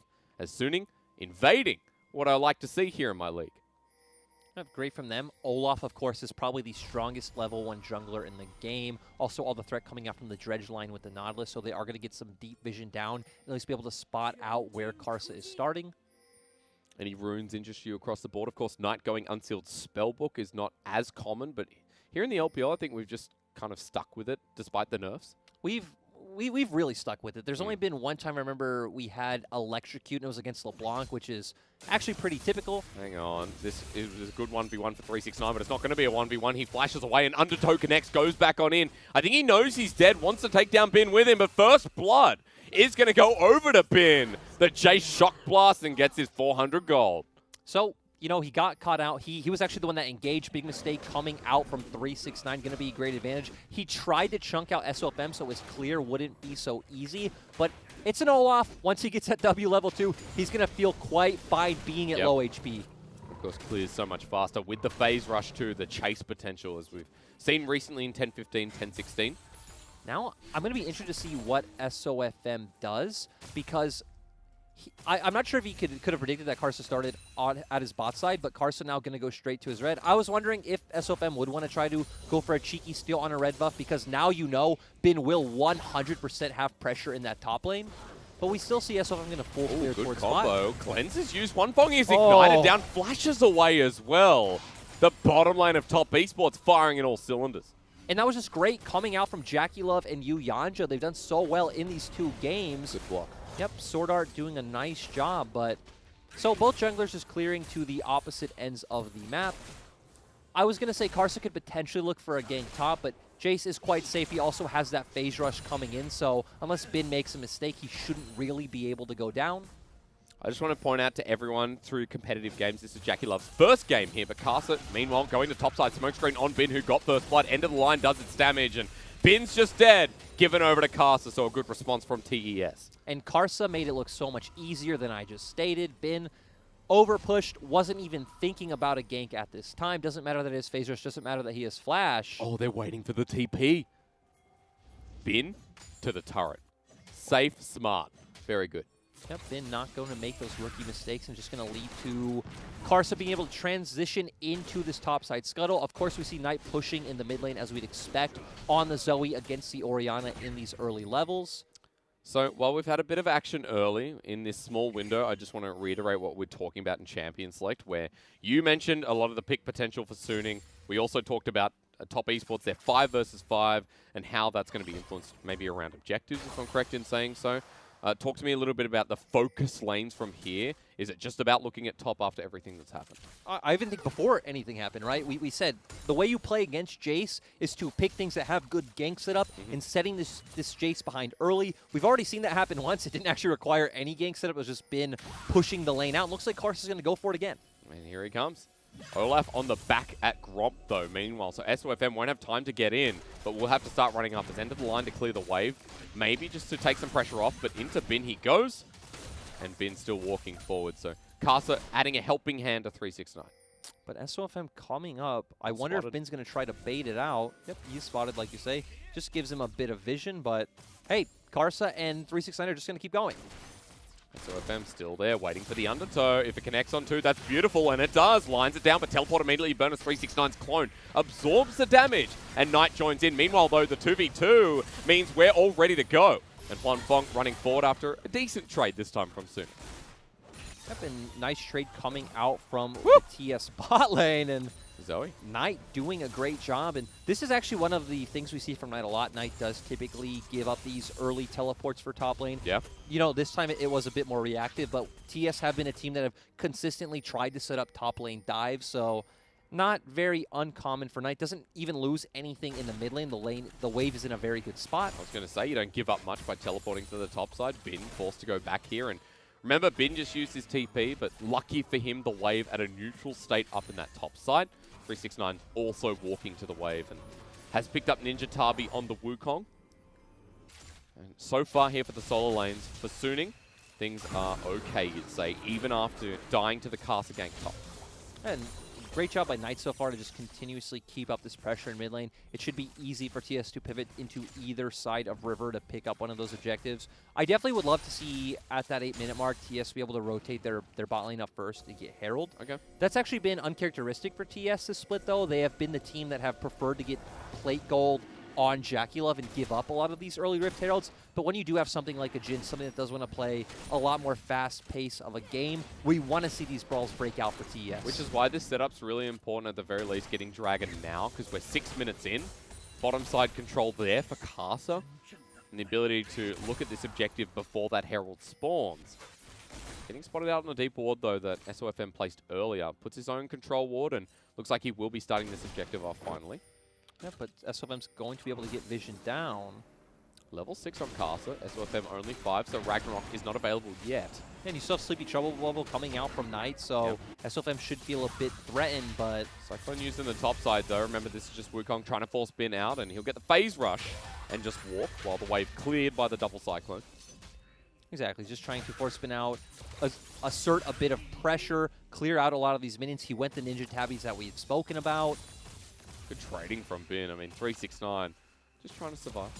Bin is someone who's very adept on the Jace. He's been one of our go-to split push players all year long, and now we see exactly what we talked about from Suning early in this game, where, hey, as SOFM just set up vision for Bin, allow him to get this isolated 1v1, be aggressive, take these turret plates, and win out his own matchup, to where we want to see Karsa have more impact ganking these lanes. And he's going to go for mid right now onto Angel, who has minimal mana. Is he going to cleanse away? Immediately so. And that summoner goes down as Karsa shows. And now Karsa going to help Knight clear the wave, going to guarantee them that priority, and potentially going to go with this dragon. Yep, we see Karsa heading over now. Rift Herald's still not up for another 20 seconds, so they shouldn't have to give that one away. But SOFM is pretty deep on this topside jungle, so does this influence the Rift Herald take? Does Suning have a better setup here in front of this objective? The thing is, Suning do have the winning top laner, right? We even see Bin coming back with items to where 369 doesn't have any. Okay. And knowing that TS have been a team that haven't prioritized Rift Herald all split, it wouldn't surprise me for them not to go for it. At least add more pressure on those lanes. Going to be started up by SOFM at the very least, and I love that deep control ward towards Raptor's side. Karsa is pinging that he's going to go check. Ah. Knight's hovering as well. 369 sacrificing the wave. Ward placed in, SOFM by himself and out. Trouble Bubble laid bare in front of the pit. Karsa ready to steal instead. That ward is spotting out Knight. All of Suning's bot lane is coming. It's taken. It's absolutely taken, but Casa's left in the pit by himself, getting help from Knight on the back end. Flashes away Enchanted Cristaro. Misses, though. Herald has 20 seconds of timeout, and I think Top Esports might just let it go. I think it's also fine. You prevented it from going down. 369 getting sent in to try to pick that one up. Do they fight instead is the question. 369 going to say yes with the Cyclone, but the Shockwave destroys the Monkey King. Casa gets Watt back as well, and for Top Esports, make a decision, I'd say, as the curtain call comes through, and Bin now hiding behind his team as Angel, the last hit denied by SOFM. Knight still wants to go in, and Jackie Love sees Juan Fong. This has gotten real messy. Top Esports tried to make the cheeky play by sending 369 in. He looked a bit indecisive.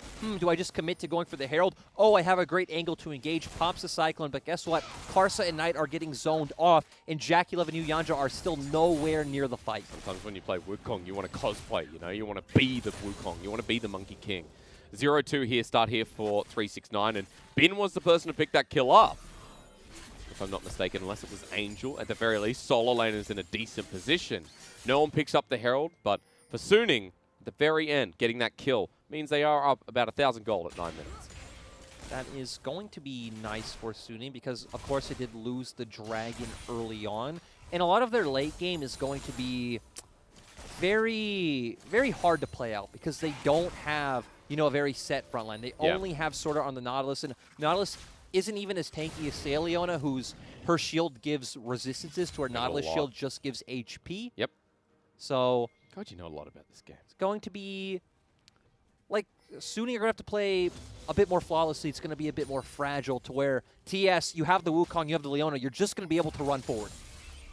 Seems a lot easier to execute, so nicely put. I like that. I'll keep it in the back of my mind. I'm just noticing now, though, if we take a look at, after everything's said and done, the individual leads. And, of course, I'm talking about bot. Jackie Love's up 30 CS. But maybe I pause because Yu Yanja and Casa are waiting. SOFM's walking in. Ragnarok available. Angel flashes away immediately. But depth charge for Casa, who went over the wall, and the Shockwave pulls him back. He's too far forward. SOFM still wants to run into this one, and Suning punish their own window. Great burst coming out from SOFM. Swordart also following up with an amazing ultimate. And TS getting punished now is going to lead into control of bot side vision. It's going to be harder for Jackie Love to be able to walk out into a neutral state in the lane and farm. Now Angel easily able to push out these waves, and he's blue buff. He's in a very good position. 2-0. He has Dark Steel stacks acquired, and seems like Orianna in this series are going to be a big deal. True, and even in this position, it's actually not so easy as for Zoe to clear waves under her turret because, of course, your Paddle Star doesn't clear the melee minions in just one go. So Angel getting a lot of value out of that, getting some plate gold as well. Teleport going to be used by Knight to get back into this lane. Only with the Lost Chapter in hand. Angel should have a bit of gold to back on as well. So I believe his Lost Chapter will be coming soon as he pushes up yet another wave. And almost hits his second bit of turret plating. Even denies the cannon, which is nice. Bin, meanwhile, just attacking topside too. And he has a Serrated Dirk. He has the Caulfield's Warhammer. So he's doing a lot of damage in this matchup. We see 369 has a Tiamat, so at least he will be able to clear out waves a bit better. But it's just a matter of time before Bin is able to take this. Do you remember the last time Bin was on Jace? It was the V5 series where he got bullied out early, but then held on, controlled himself, and moved into a mid-game in a very strong way. This time around, gets first blood, gets hit by Casa, recovers, and is now sitting on 2-1. So with the turret plating as well, there's going to be a very strong one item soon. And this is good timing because with TP available, Lyric, we've got 30 seconds till the next dragon, and Suning is setting up. Exactly. Like you said, Bin has TP. He's able to just walk back up top and put pressure on turret plates alone to where if TS want to contest, 369 has no TP. 369 will have to start walking straight after pushing this wave and look to contest in this 5v5. That's what it looks like he's going to do. Okay. Walking down immediately, but here comes Dragon. Top Esports on top of the scuttle, which SOFM got a little bit before. SOFM level 8, Casa the same. Just looking at comparisons, here comes Monkey. All right.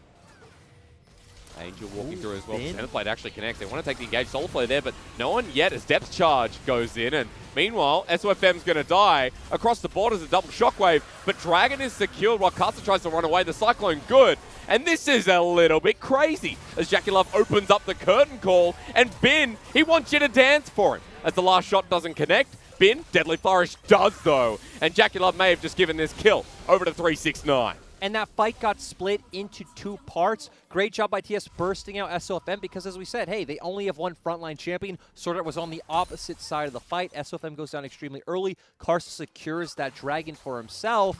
And sure, Yuyanja got a bit ahead of himself on the opposite side. But still, here we will have a replay of the fight. Yuyanja goes in. As we say, Karsa's trying to prevent SOFM from going in. Yuyanja gets bursted down quite early, but Karsa also takes down SOFM. They're able to take away the dragon. They're able to kite forward because Jason Ash, no engage options available on them right now, and then they're able to secure that last kill onto Swordart. I mean, this fight was like mentioning Taco Bell to an Australian. They'll have no idea what's going on. But in the end, Top Esports nailed down that last kill, and some much-needed gold when you talked about how these 5v5s are going to work and how Top Esports, if they're in a neutral state, how they can play the rest of this game out. Especially how we talked about how their comp does want to opt into a lot of these early 5v5 fights, how that's where their comp thrives. Especially, they do great on flanks coming in with the Wukong, coming on a lot of these squishy backline targets. And they've done so well excelling at that. And now that they're setting themselves up for a potential very early Dragon Soul. Yeah. And can you imagine as well when you talk about front to back, when you have a mountain or double mountain in your back pocket? It's going to feel pretty good if you're Yuyanja and 369. Herald has spawned second time around, though. My eyes are there because SOFM got here first. This time around, though, 369 will be the one who has TP if they wanted to opt into a play, but it actually looks like Karsa is just going to give this one up and path towards spot to punish Bin. Because I was going to say there's a trap there by the Jin that you can TP to, but Karsa has other plans. Still red first, then kill Bin. But Bin's going to... Ships in the night. Yeah, Bin's on a mission. Ooh, this one's going to be interesting. That would have been like, what? Okay, he's above me. Never mind. I also want to highlight SOFM's build, which we haven't talked about, sitting on the 2 ruby crystals. Oh, never mind. We have time. End of the line at the ready again. Bin getting annihilated. Phase rush there. And Karsa misses the ulti. Flashes back in. Gets it eventually as Angel now going to be walking forward. The phase rush first. Phase rush and Angel will get the response kill. As you thought Karsa was going to get that cleanly. I'm actually surprised he's able to burst out Bin so quickly. Bin as well having the ninja tabbies, not able to get out of there in time. Great job from Karsa despite missing the ultimate. Here's the 369. In a bit of a pickle. Level 11, 369. Going to ignore Swordart and kill Huan Fong. He has the enchant across the arrow, flash, and cleanse, but to get out of this would be an absolute miracle to say the least. It's in the alcove. Send him over the cliff. He's dead. I like how 369 realizes I'm not going to be the one to take this kill, and we just see Knight and Jackie Love competing for it. 1 kill over to Knight while Richard spawned mid for Suning, so it's good to see a response play from Suning to pick up a bit more gold. They still hold the gold lead, actually a 2K gold lead now, so even higher than it was before, but still, Knight finishing up this Luden's Echo. He's going to start hitting like a truck. Even Jin sitting at that 1 item mark, but you expect Jackie Love does have a bit of gold in his pocket. We're going to start seeing a lot of these good item spikes coming out for TES. Infinity Edge first. I think we've talked about it a little bit here, but let's watch Karsa kill Bin. Yeah, and we see Bin just walk straight into him. He's able to hit everything point blank, even gets the Q off faster on the terrain. Misses the ultimate, which is pretty sad. Has the red buff, which takes down Bin. I mean, Karsa's now just in a horrible position. Very easy cleanup kill for Angel. As SOFM was going to be there anyway. Angel picks up his 3rd kill. Note that this Orianna is still quite large and in charge. And I do want to highlight, we talked about TS's items, but even Suning right now aren't a very good item spike, especially with Bin already having one of his items completed. I believe it was the Yomu's Ghost Blade, and already halfway into his 2nd item. Contesting here for the blue buff. Ragnarok is available. Blue buff will be given over to Knight, though, and Suning playing very aggressively. Ooh, and they cut off TS's option in the mid, but 369 is coming around. They could make a meaty Suning sandwich. Jackie Love's not here, though. Does Lion taste good? Ragnarok still available, though. Deadly Flourish blocked by Sword Art, and Knight's poking ability is ramping up. The rest of Suning pushed through mid. The inner turret hurt a bit, but 369 now shown. And we've already talked about earlier about how, Suning's comp does do quite well when the enemies are in front of them. They are able to get the poke down, as you mentioned. Yep. Champ Select coming out from the Jace, coming out from the Ashe. Even Orianna enjoys that because you get to keep your ball in like a static place to dish all your damage out. And you think about it, when you get Renans on Huan Fong, in a choke, Suning are going to be so potent with Shockwave, Shock Blast, and an Olaf to boot, who's already built his Cinderhulk and heading towards that 2nd item. Dragon sitting in front, though, and staring at both these teams, and 369 blending in with the brush. He realizes, right, he's able to find that flank angle onto Bin on the Huanfeng. Oh, Curse Call Solar Flare. SOFM has to flash away and use Ragnarok. Meanwhile, 369's coming in. The last shot of the Curtain Call doesn't connect, but Suning are too low and have thus given up the Dragon. That is now going to lead to Soul Point. At 18 minutes and 40 seconds, Suning doing TS, I'm sorry, doing such a great job. Oh my god. Knight doing it again, apparently. Wants to run in with a Paddle Star, Angel in front. And this guy, even though he doesn't have the kills like Angel, is still performing like he's in charge. There are two champions synonymous with Knight. One is Echo, one is Zoe. Yeah. He is showing why. And he might not have to 1v9 take over these games, but he's dealing so much damage, providing so much threat. Even his Paddle Star around Dragon when JackeyLove opened the ultimate was one of the things that chunked out Sword Art so low. Isn't it funny? Because in this series so far, we've been talking a lot about 369. We've been talking a lot about JackeyLove and Yu Yanja's laning phase and how Karsa facilitates. Knight the least talked about member, but that's never been the case. In this second game, he's picked up a Magi's again. Knight is very evidently the best player in LPL. That's, we've seen that over the past 2 years. Karsa, be careful. Gives up the red buff. Enchanted Crusader connects. Angel has the shockwave. Pulls him in, takes a Krug, and gets the kill. Trouble Bubble connects, and not much Knight can do about it. Dredge line onto the Krug. Really nice stuff from Suning to find that window on Karsa. Yeah, I like the way you call the window, because as Karsa, I don't know how you'd expect that. You don't see anyone pushing top. You don't see anyone pushing mid. They just walk straight into your jungle. Now there's an Orianna in front of you. Suddenly Enchanted Crystal Arrow comes out, and I could see how Karsa just ends up going down. There's no way to predict that play. And he's down for 10 seconds. Inner turret might be forfeit, but 369 onto Bin. Wants to clear the wave. Bin's just going to take the long way. One way that Suning can continuously punish top esports like we've seen is that they actually don't really have great wave clear. We've talked about how Zoe actually not an amazing wave clear champion. Yeah. Jhin obviously isn't, so you're going to have a great job at being able to conduct these sieges with an Ashe, with an Orianna, with a Jace. We're watching 369. He's playing very cautiously, right? Making sure that there isn't any unexpected cheese play coming out from a member of Suning. But we do see Suning come off base with resets. Now it's just going to be about getting Bin back in that bot lane, setting up that pressure. And it definitely seems like Suning are more set on playing as a 4-man core rather than around Jace. Which is kind of nice. So far has worked out. Chancellor's arrow to be talked about as Colonel. Come on, mate. Not yet. But here's the play you mentioned, 369. Clearing out the wave, going to take the Shock Blast. SOFM's walking in there. There's still a lot of damage on Bin.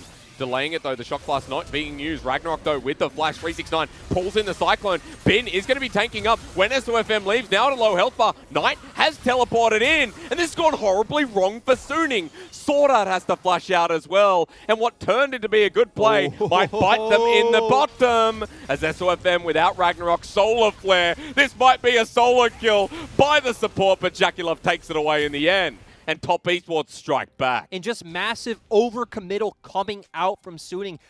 369 doing a great job at buying time. Nice Cyclone coming out to keep Jace there. And this is a standard top esports play. TS are one of the most decisive teams at forcing Barons once they're able to find those crucial picks. Yeah, but 2-item Graves. He's going to do this quick, and Knight is zoning away. Huanfeng threatened from getting towards this pit. Angel low on mana.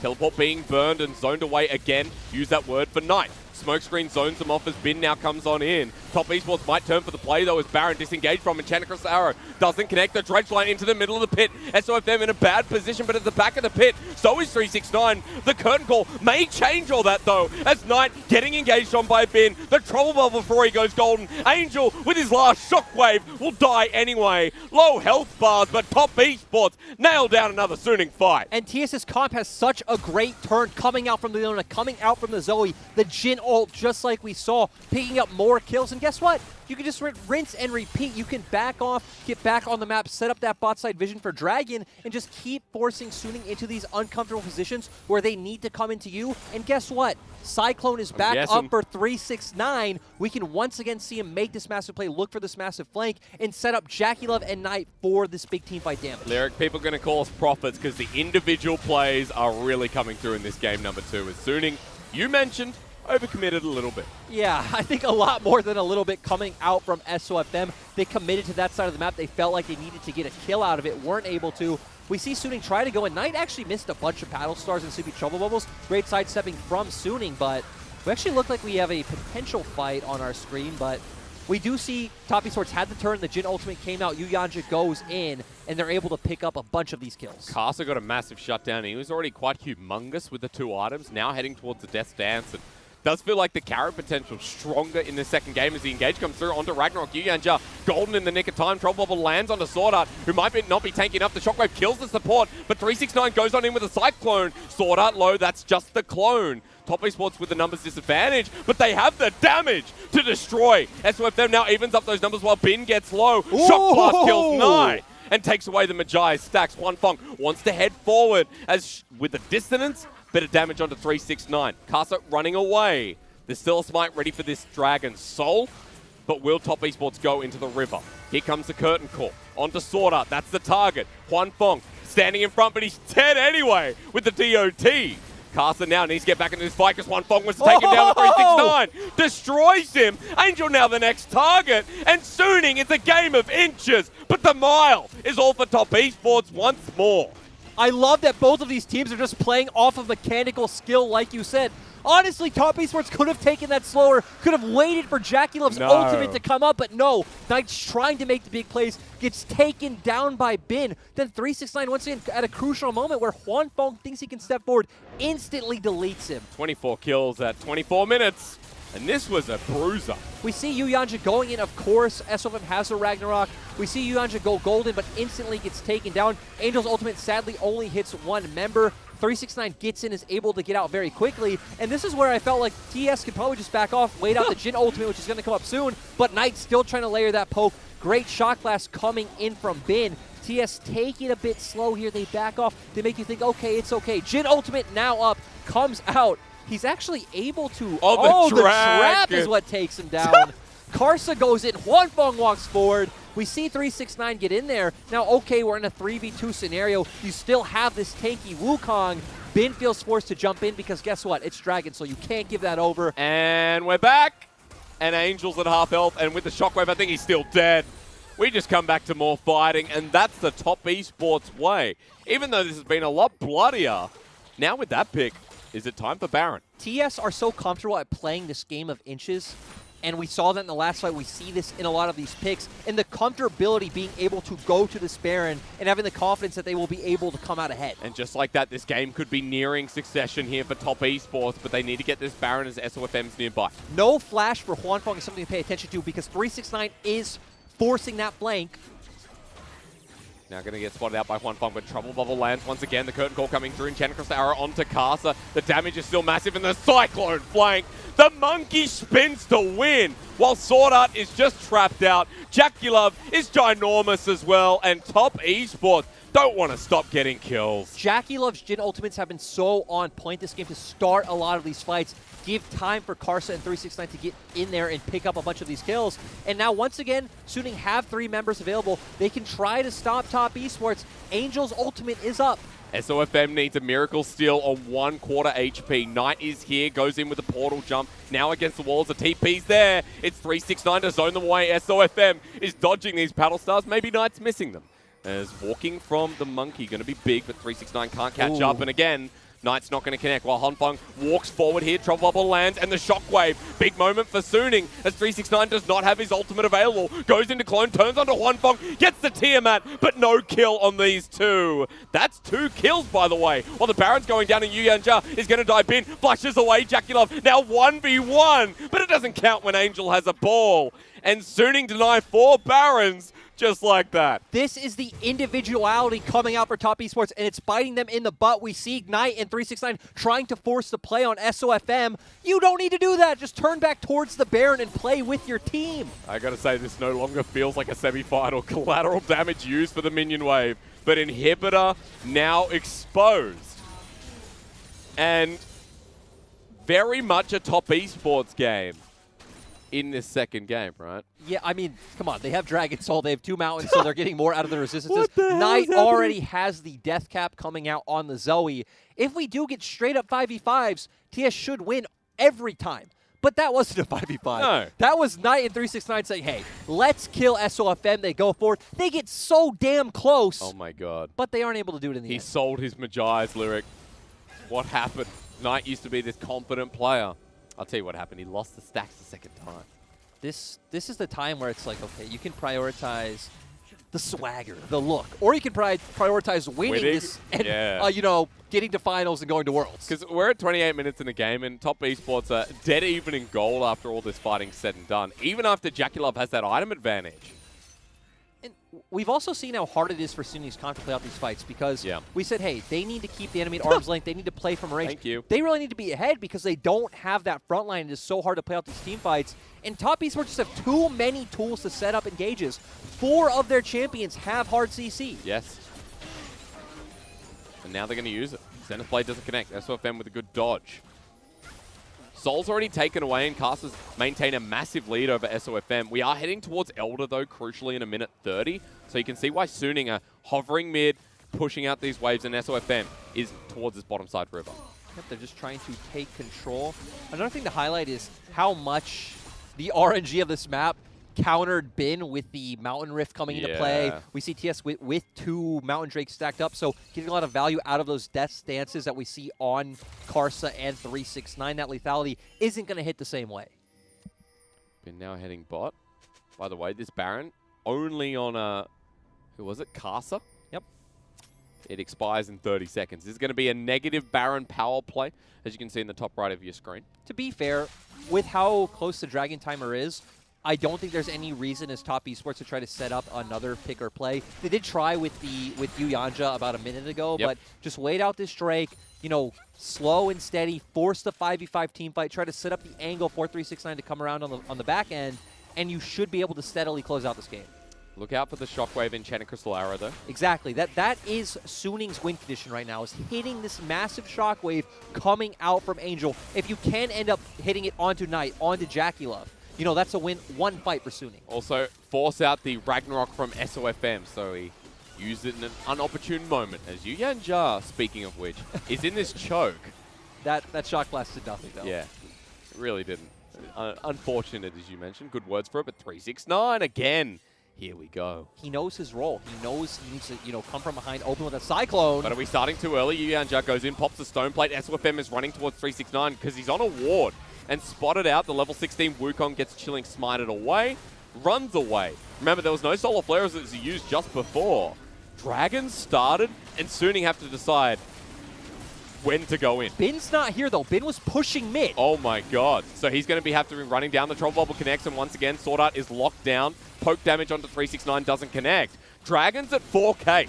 Suning need to run in and make a play now or hope for the steal from SOFM, but they don't get it. It's now time to execute. 369 still here, flashing away. The Shockwave does nothing. Collateral damage does everything, and 369 wants to kill some people. 2 immediately down, and Suning are running for their life. Angel with a great dodge, but that ain't enough. It's 3, and Top Esports all the way. Top Esports showing their experience in crucial moments because they just gambled this game. They took a 50-50 and they won it. Now, death timer so long on Suning, TES can just push through the bottom half of this map, and guess what? They have that execute coming out from Elder. This looks done and dusted. Through bottom, through long death timers, it's 2 versus 5. And Elder secured nicely by Karsa, who's had an exceptional game number 2. Inhibitor to be busted, and you know what Top Esports are all about. Going forward, as they will into this Nexus. And Angel still has 16 seconds left.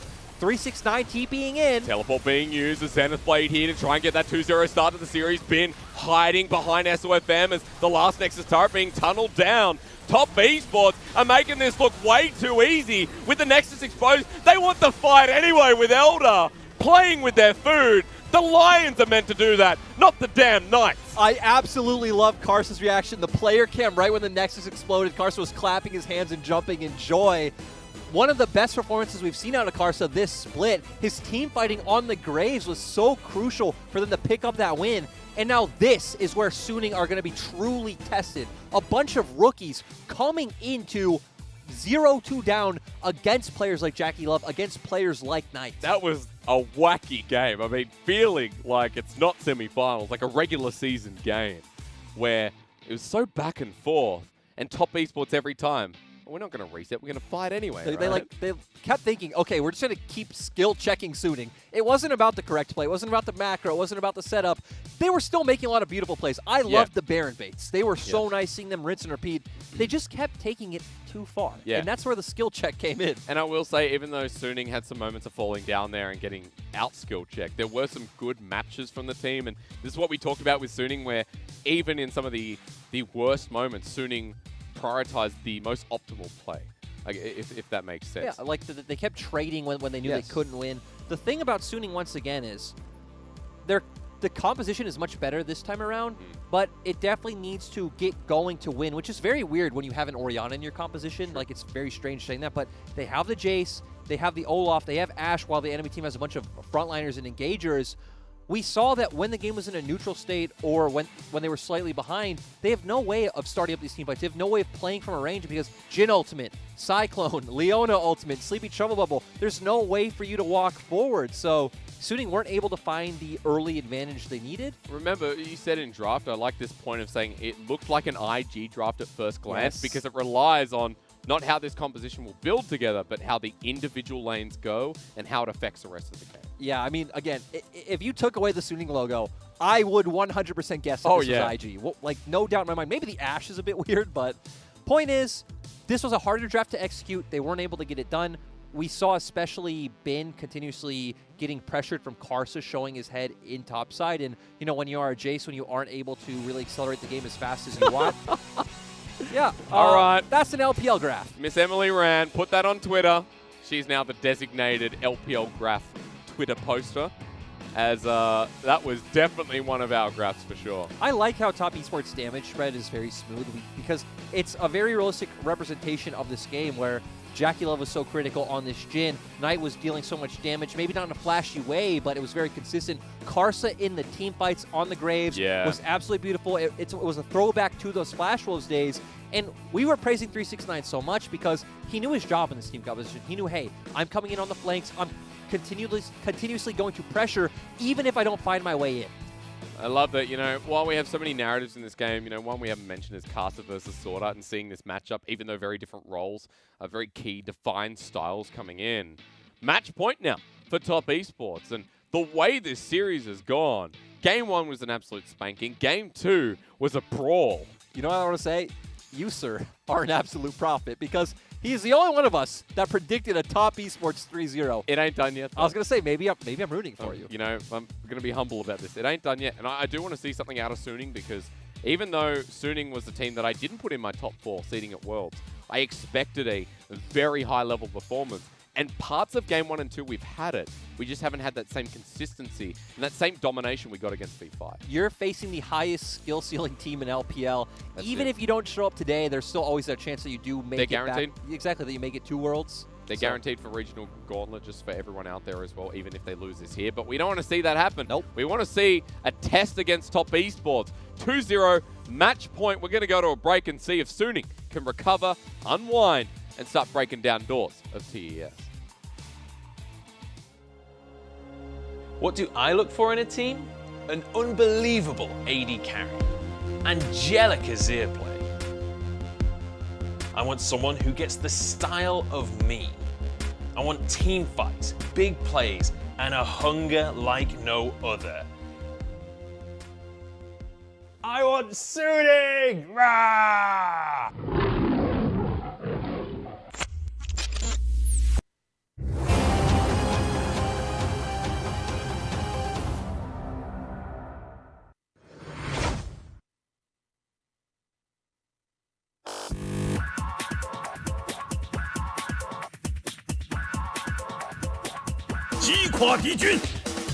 奥拉夫只要一崩，确实大家都难受。是啊，闪现交出来，给到的是一个劲哦，这个时候才给的话是已经被控在了原地。战斗之心，至死方休。这波换攻，好在是最后交出一个闪现往后拉，但是正面的扫粉开团也太漂亮了吧，留住了对方4个人，反身开启一个完美谢幕，再度轰杀2人。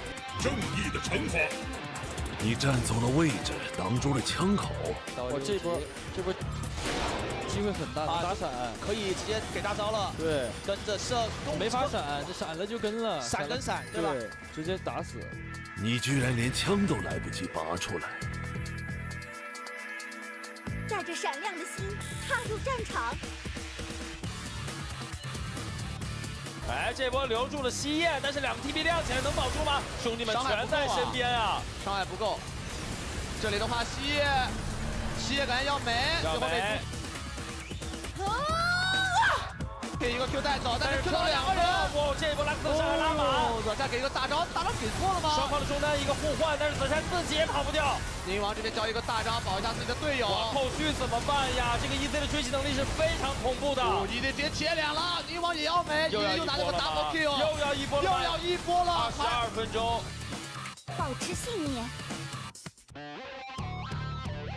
执子之魂，与子共生。哎，这边被埋伏到了，看一下不中，直接落了一个救主。有大招的，但是这个大招交出来之后，有人能保吗？身后是空无一人的，感觉有点难走呀。拼到了这里，走位躲掉了这发大招之后，残兵一剑还射到了悲伤，但是这个杨是直接被过身，要更多就是把悲伤给拉死，在正面再顶起一个 missing 也倒。拥抱生命，意味着接受死亡。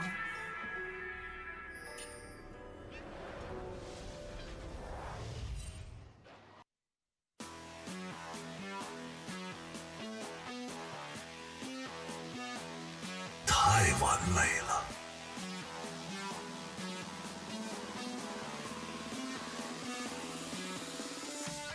这边看一下团长的大招，直接逼退众人以后，下路的高地是要拔掉，他们这波进攻的非常顺利，下路高地直接拔掉以后，水晶也同时守不住。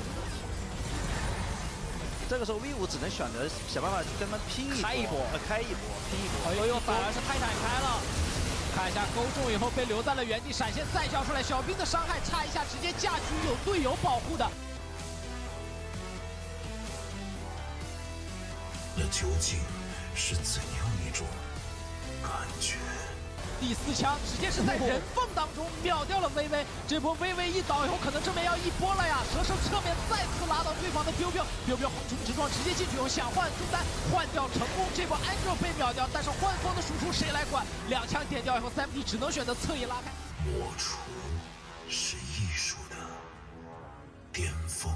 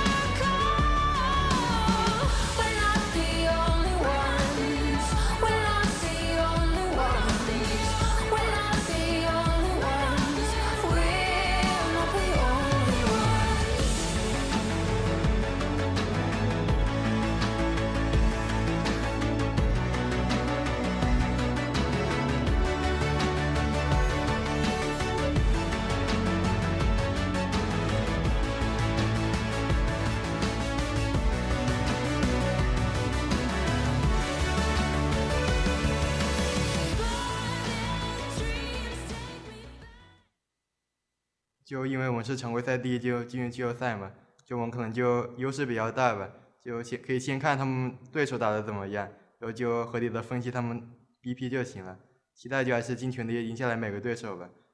我觉得对手的话就打谁我们只要发挥好自己的就行了吧，就不管打谁只要我们自己状态调整好，就即使打谁都还是看自己的实力吧。And their own strength has outmatched, outweighed, out-destroyed Suning in that second game. A 2-0 start to our semi-final with Top Esports really showing they're the #1 seed. I'm Asterix. This is Lyric. This is your MVP. In Castle, we were chatting about him in the break, how well he performed in that second game. Casa definitely put on a clinic. And Karsa, to me, is very reminiscent of what people used to say about people like XPeke and SOAS, to where, you know, in the regular split, they might not show up. They'll still look fine. They'll still be pretty good. But then once playoffs come, oh my God, this is Worlds Karsa. True. This is MSI winner Karsa. This is LPL champion Karsa once again. Finally, because in the regular season, again, it was disappointing to see out of one of the best LPL junglers. This game, he controlled his lanes and was solo killing Bin. Exactly, and his resume speaks for itself. This man has gone international so many times, has so many LMS titles, so many LPL titles. He's competed with the best, so seeing him come back into form, have great team fights on this Graves, consistently impact the map very early on. It was just amazing to see. This final fight where 2-level lead, Castle was huge, secures the Elder. And it was just a skill test the whole game long. I just love that they gambled. I love that they went for the 50-50 when they didn't need to. They could have taken that slower. They could have tried to whittle down the enemy team more, but they're like, nope, we believe in Karsa's smite. It was a good belief. It was a good story, and another good story here in this series is Top Esports. Remember, ladies and gentlemen, due to points and them having more summer points, they will be neck and neck with JDG at bare minimum, which means if they make it into grand finals, they will go to Worlds. Top Esports are one BO5 away, one game away from finally making it through. It's so good to see for a player like Knight, who's been trying his hardest, you know, for the past few years. Had a phenomenal season last year, and once again, being our MVP of the league. And now all he has to do is show up one more time. And the crazy thing to me is, we haven't even seen Final Boss Knight yet. We've seen good Knight. We haven't seen the Knight that puts the team on his back and, you know, drags him across the finish line. I think we're definitely due one of those games, right? Either now or if Suning can take it further, somewhere in the series. It was the Zoe game. It was the Orianna game in Game 1, which was so stable. Hasn't been a series about Knight, which is, I think, the first time saying this split this year. He must feel so happy. Like, oh my God, my teammates pulling me across the finish line. And, you know, you still have that secret card there for potentially finals, for Worlds. Or, like you said, Suning still have a chance. Suning can claw their way back into this series. With their inexperience, though, it's going to be tough, but it'll be so much more telling if they do. And come down to draft. We were also talking about in this break about how draft has affected the series so far and how for Suning, draft in Game 1 wasn't really pleasant. Game 2, it was a little bit better. Adaptation is pretty key. Game 1, I just didn't like that they blind picked the Mordekaiser when they already counterpick support and they could just counterpick top and, you know, secure both winning side lanes. Last game, personally wasn't a huge fan of it, but I can understand how it wins. We've seen a composition like that win many times before. Again, it's the famous IG composition. You're able to get ahead early with the picks in top and bot lane and try to start snowballing that advantage, but that didn't happen. We didn't see SOFM really impact the map much at all, and especially when you're playing Olaf and you aren't able to start stacking up those early Drakes, stack up any Drakes, actually. That's right. Feels pretty bad. I mean, we had an early Mountain Salt 23, 24 minutes into the game because of how Top Esports set up that second game through the bottom side. And I will note for TES, they have been the better bottom lane. Jackie Love and Yu Yanzhou have been the more impactful bot lane when Huanfeng and Sword were hyped up to be like this second coming, like one of the best duo lanes in the LPL. In Summer Split, for me, Suning's bot lane was one of the most consistent bottom lanes there was, to where we saw with Top Esports that they were just so easily able to be punished once teams recognize, hey, these two are always going to push forward. They are always going to play aggressively, but we haven't seen Suning punish. We haven't seen a good synergy or good connect between any of the lanes, right? We haven't really seen SOFM impact any of the lanes early. We haven't seen a good transfer of pressure either. And now that they've lost their second game in a row, they've chosen blue side once more to try and run this through. Match point for TES on 10-16. And Syndra's going to be the ban once more against 9. The difference looks like Suning haven't banned Renekton yet, so maybe they'll go for that first pick and force a hard-winning matchup for Bin on the top side, but not something like a Jace that can't impact the team, something that can get in these skirmishes and get on a backline carry in 1v5. I wonder if it's worth looking at Karsa's Graves after the performance he had in Game 2. I'd say potentially no, for the fact that it hasn't been a champion he's played all split. He's looked so impactful on so many others, but Suning disagree with me. Suning respect Karsa's Graves. Was a great performance, and now the Renekton is left open. Renekton, top Esports, it's your ball's in your court. They banned Camille last game, so they can pivot, they can give that one over. There are things you can pick into Camille. I mean, 369 is a Jax player, right? We've seen that many times in the LPL. Ooh. Be an optimal matchup. Olaf instead. Yeah, means, that was quite interesting. Means what though, Lyric? I'd still say Renekton. Okay. Renekton has been one of our most first-pick champions. It's so well in early skirmishes. It always gives you good lane priority. You can set up dives. You're good in 2v2s. It's just such a versatile champion here in the LPL when you do want early game fighting. Thinking about it little, though, for Suning, while for top Esports, you know, they have the option if they want to do things like the GP early. Zoe's still open Zoe's as well. Still there. Okay. You know, Knight's Zoe performance last game was so great, and you can show as little as possible. The Ashe is the other thing. I love this pickup coming out from the side of TES. Zoe locked in the end. Good spot there, Lyric. Let's move forward, though, for Suning. We've already got a mid laner on TES. Can they run this in immediately? Do you want to go back to the Orianna? For me, I want to see Suning just all in on early game. Yeah, pick up the Jhin. Maybe go for, I was going to say LeBlanc, potentially something that can go toe-to-toe with the Zoe, and it's something Angel's been very good on.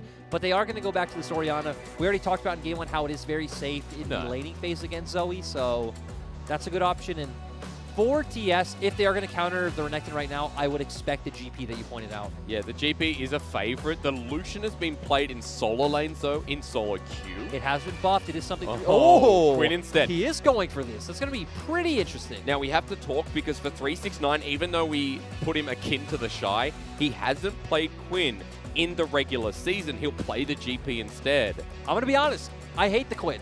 I don't like how Quinn interacts, especially in this meta when we see it is so much about these team fights and these skirmishes, not about just pushing your side lane advantage as far as it can go. But hey, when top esports have really toyed with Suning 2 games in a row, you have some wiggle room. Yeah, a little bit, you'd say. So 369 opting into that now.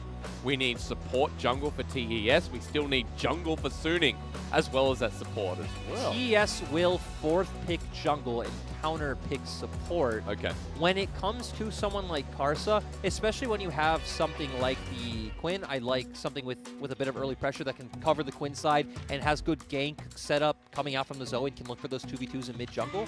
So we know Karsa's Lee Sin is still up. It's been one of his go-tos. Yep. We've seen some junglers in LPL still stick with the Volley Bear. That's actually still open as well, but we haven't seen it this series, and now TS are the ones banning it out. That means the option's still there for the Lee Sin, like you mentioned. Both our junglers here, one of their most played, so a contested pick now that we've taken so much away. While supports from Yu Yanja, the Thresh I respect due to his regular season performance, but what would pair well with the Ashe? Is Nautilus worth a ban? We typically, I was going to say, the other one we see a lot is the Nautilus. And instead, they're going to ban out the Jarvan. So things left open. We still have the Olaf. Actually, Olaf's already banned. We have the Lee Sin still there. Yep. We talked about this would be my favorite option for Karsa. And now when it comes to answers for SOFM, I'm not quite sure where you look. I mean, we've seen this in NA and EU. Well, there we go. LPL, our first Skarner. Yeah, this one's going to be something. So TS are going to have to pay respect and give that QSS tax over. This is going to be great because you have a lot of burst to set up once Skarner is able to lock someone down with his ultimate. The Jhin, the Renekton will be able to instantly pop them, especially when top esports lineup so far is so squishy. I just love SOFM is that innovative jungler, and of course he'd be the one to pick up the Skarner. While we have to solidify that bottom lane, Ice Baby is also going to get locked in for TES. So Lyric, you're up. This is where you come in and tell me exactly what's happening with the Skarner now built in for Suning. These comps are definitely a bit more out of the normal LPL wheelhouse, but the thing I like about what Suning has is, once again, to me, it has a lot of pick potential because you have the Abyssal Voyage, which is global. You have the Jhin Ultimate, which can be used to set up engages coming out from Bin, coming out from SOFM. Obviously, SOFM's Ultimate is a great pick tool as well. So when we have Jhin on the map, when we have Renekton, ignore the Orianna. It's going to be a lot about these early game picks. On the side of TS, it's a bit stranger because when you have Quinn, it is a lot more about just playing that hard 1-4, keeping her in the side lane to bully out that matchup as much as possible. Then you have a very strong 4-man core for that 1-4. You have Disengage coming out from the Braum. Enchanted Crystal Arrow is very versatile, can work both ways as well. And you also set up for a bit of a siege. Because the Ashe poke and the Zoe poke. If anyone's tuning in for the first time, they'll see the Quinn and go, oh wow, not many other regions will opt in for the matchup. But teams like IG with the Shy, I think another one has been... seen it on Khan. Khan picked it up, yes. On FPX. Will opt in for this matchup because they find it favorable. They say, all right, shadow top, give the Quinn wiggle room and let her dominate the lane. And it's going to be up to Casa once again, who's already having a good series, to enable that for 369. But I'm glad 369 has been positioned as one of the best top laners. If he beat Bin here, it's his competition down the drain. Match point. Top Esports have shown they're deserving of the first seed. Now they just have to carry it across the finish line and stop that line from ever biting into their skin ever again.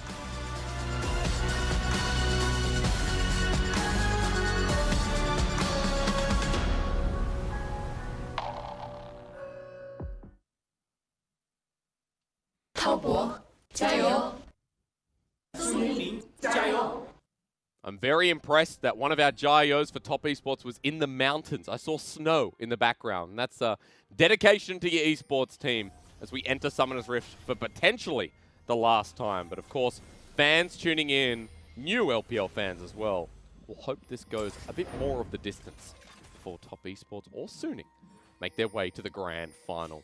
LPL, a little bit early this split. We're already into the semifinals above other regions. And it makes sense that the best region in the world goes first. Going to be really cool to see how SOFM plays on this Skarner. He did go for Phase Rush, so going to give him a lot more utility in skirmishes and a lot more sticking power to stay on top of the opponents to get that ultimate off. But Skarner is actually a surprisingly strong early duelist if you can duel on your Spires, where you do get the increased movement speed, attack speed, and that slight mana regen coming in, so you can really spam your abilities. It is going to be a red side start here for the Skarner, bottom side for Casa too. And it is nice to see jungle diversity a little bit, right? It's been pretty stable as a meta where we had 4 or 5 junglers for the regular season. It's been surprising to me because if you look at SOFM's solo queue all year long, he's always been pulling out some strange stuff. He's stayed on things like the Karthus, he's been pulling out the Skarner, he's been pulling out things like the Hecarim. Oh man, this is already beginning though. Kick flip is what I'm going to call the E, so get used to that. And of course, he's playing the matchup just the way you're supposed to. Zone the enemy top laner off the wave at level 1, slow build up the wave, stack it up, and then you could deny the enemy top laner so much under turret. You've got a Cull start here for 369, and people, you might be noticing that he missed a bit of CS. Doesn't matter. Bin's going to miss more. Level 1 Croc stuck at turret, while SOFM now moves straight top. Exactly, and you're also trying to zone him off of XP as well to where you aren't losing out. And then we talked about the stacked wave into the turret. You're going to be able to deny even more. I wonder if SOFM will look for a cheeky level 3 gank. Of course, you do have the CC coming out from your E to potentially lock 369 down, and Renekton has a ton of burst, but it does look like he's just going to pivot to the bottom half of the map. And was spotted out by Jackie Love. Again, what we've mentioned many times in LPL broadcasts is the monetary value of the Hawk shot. Spot out SOFM now towards the top side. 369 knows he's nearby, but you mentioned he's heading bot. He's doing exactly that. And when we have a more holistic look of the map, I think bot lane is going to be pretty unimpactful in the early game for junglers because you have a Braum against a Tahm Kench, right? It's very hard to take either bot lane down with some early ganks. It is going to be a lot more soul lane focused. Once again, Karsa wanting to play up towards his top side, set up vision for 369. If 369 can whittle Bin down low enough, you can even potentially try and set up a dive, though it could be a bit dicey. And, ooh, actually, they're going for it. I mean, Bin gets a little bit low. TP's being burned. 369 takes one turret shot. Bin can't clear out the wave. Kickflip once again. First blood over to Casa. This has been a bread and butter play for TS, where we even start to see Knight start roaming up, but there's, hey, the wave is already crashed now. Blows his TP. They get the dive in, and great start coming out for TS. Just like game 2, but this time impacts so much deeper. And 369 clears the wave, pushes up. This Renekton has 6 CS. And he did pick up the rejuvenation Yes, to try he to did. absorb the punishment even more. And I think it's a fine buy because if you can get something like a Tiamat pretty early, it'll give you that better wave clear so you can at least be able to pick up some CS. Bin burns TP to get back into this lane. Meanwhile, Casa goes into enemy territory and backs there. While for 369 level 4 Quinn gets a double longsword. So this is a very good start for top esports. A bit of a gold lead here in game 3. And Suning's top lane built to burn.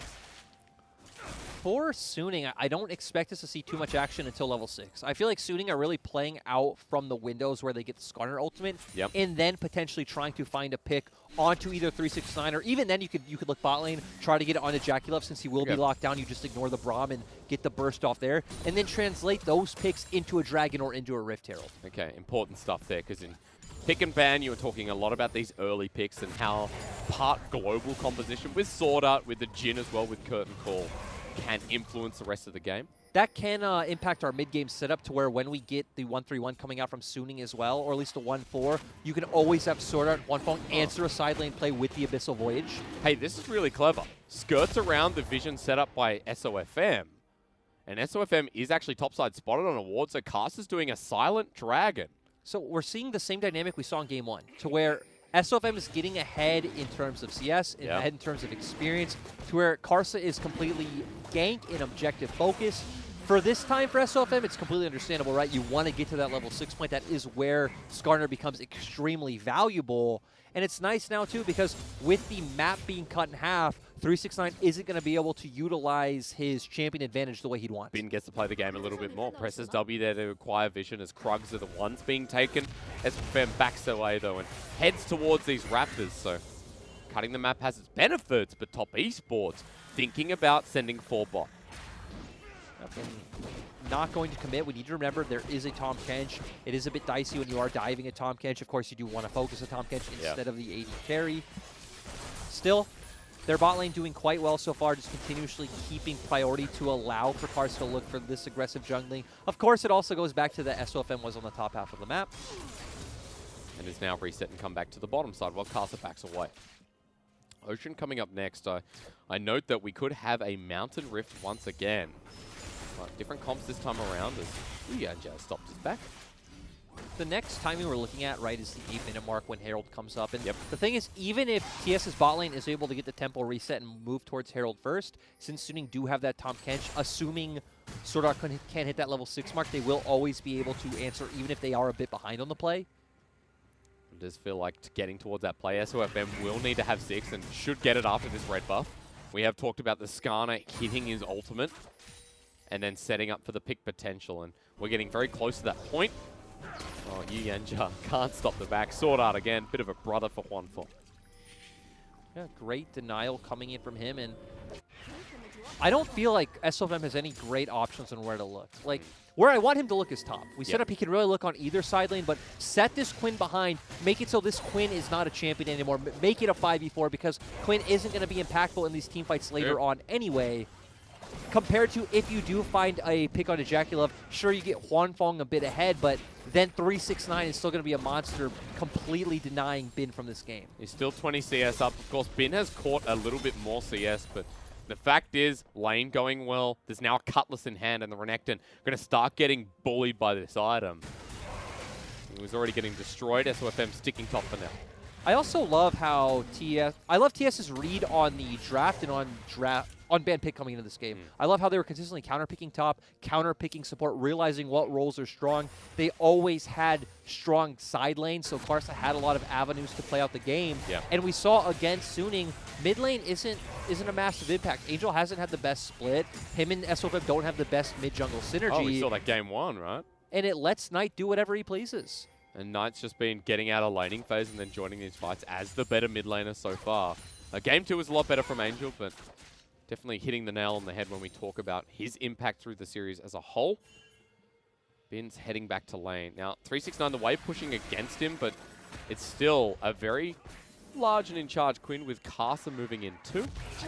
SOFM trying to get the slow and take Karsa down while Rift Herald the priority, and Suning going to start it first.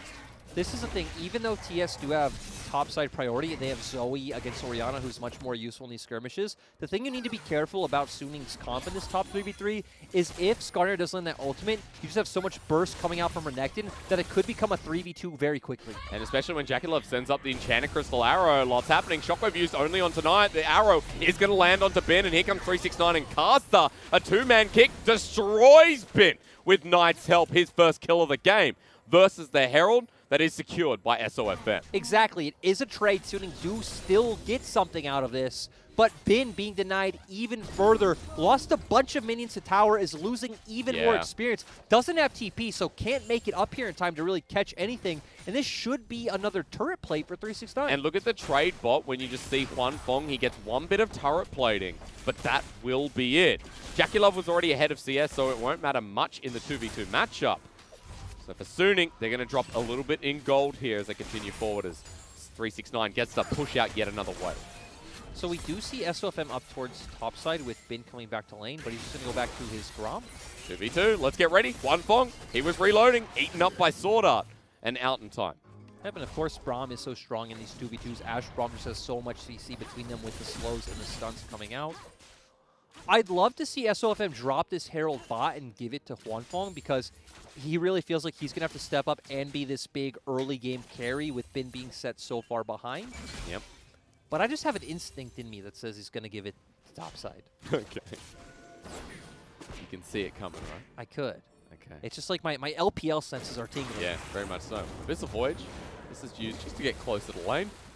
Of course, Tahm Kench, you feel like you miss the old days when it was a little bit longer. Teleport. Okay. Going towards the bottom lane as well. Sword Art wants to stop this dragon, and SOFM's with him. So great by them. I don't expect TS to be able to answer. We see that JackeyLove isn't here yet. Of course, Unsealed means we get an exhaust back on Sword Art. Angel takes a paddle star, and dragon will be secured. So pressure set up by Suning nicely to get that objective. And the game's going a bit slower than the previous two, but I also feel like that is a bit of by design from how the draft ended up. Oh, though, Karsa. He's going to ward hop through. Sword Art walks back into lane, and Karsa hasn't been spotted. Here comes Yuyan Jara as well, and Enchanted Crystal is available, and there's a Quinn riding in. Winter's Bite, the kick flash, kick flip again, and Sword Art, even with the grey health, not going to survive this. While Huan Fong is getting dove. That's two ultis that miss, but Huan Fong with the Winter's Bite and the concussive blows, and Karsa, oh, the minions, they're winning. Huan Fong will get the kill, but TES trade 2 for 1. That was tragic. Top Esports missed absolutely everything onto Huan Fong. Had Yuyan just pulled the trigger earlier on the ultimate, I feel like everything would have been fine, but they try to throw out the Enchanted Crystal Arrow first. That whiffs, that forces, so Yuyan has to flash and ult forward, and TS were the ones dedicating resources for the bot play, so Huan Fong being able to pick up one does feel great. It does, but JackeyLove stays in lane, so wait. Oh. Teleport, this has been. Angry Croc going into a helpless Ash. Teleport to be responded, slowing down Bin, flashes away. JackeyLove might be dead before he comes in. The heal saves him for now, but Knight has joined the play. Not sure what else he can do. And Bin finally gets some goal. Yeah, I was thinking maybe if he healed then flashed, he could have gone away, but actually Bin has flash as well, so feels like JackeyLove's fate was sealed the second he overstayed for turret plating and Bin's TP came out. Knight's going to play 80 carry for the meantime, though, and just clear this wave, but SOFM going in for the invade. At the same time, we see Karsa on the top half of the map setting up for 369, so it is going to be a trade in return, and this is what we wanted to see out from Top Esports of Karsa setting up for 369 to abuse this individual advantage. And we haven't really been able to see a good response from Suning. At least now, though, getting turret plating on your mid Orianna is something good, considering that Knight went to the bottom side and committed his TP. And the Orianna is going to be the only thing they can really rely on in that late game, right? Yeah. Because the Renekton's going to fall off, the Jin's not going to hit as hard. You also have a very durable Braum standing in front of TS's comp, and TS's comp is much better at playing from a range. They have the Zoe, they have the Ashe as well, so it's not going to be easy for you to engage onto TS. So Angel's really going to have to step up, get big pretty early on, and find that massive ultimate. Be that Orianna of Game 1, even Game 2, he had a decent time, but unfortunately it was play for play, and Suning lost out. We still haven't had that, like, let's call it the semi-shockwave, right? The 5-man. Faker's shockwave kind of thing, right? Exactly. Yeah. Nice trouble bubble from Knight. Person who got Zoe once again. He's hitting pretty hard. Now, note the lost chapter is not turning into anything soon because there is a needlessly large rod picked up for Knight. And that is just strange. I can't tell you what he's going to go into. Spellbinder first and sit on a Luden's second. Spellbinder is not really something you see too often on Zoe. No, I don't know. It's Knight. So, oh, maybe Rabadon's first. Item Rabadon. Yeah, not getting that's the alpha move. Not getting any value from any extra AP. I think it's worth it. It's kind of like a cocky way of saying it doesn't matter. But I wouldn't say that yet, as Sonic Wave does connect. Casa hanging around Dragon. We have a minute 30 till that next one spawns. We also have Herald coming up in under a minute, so these objectives are aligning with each other. Yep, so we see right now 369 is waiting top, just waiting for the members of Suning to show so he knows he can push out safely. I would expect Top Esports to probably drop the top lane turret on this push, and then that'll free 369 up to start roaming around the map and providing pressure. But we need to remember, Bin should be more useful in these team fights. Again, he does provide a bit of takiness. He does have an engagement onto the backline to where 369 is going to have to play... He's going to have to play the wind. So you have to like flow into the wind, fly into this team fight, you know, hit the pseudo frontline that Suning has and really set up for Jackie Live Knight to do well. I just realized we do have a Cloud Rift when you said flow with the wind.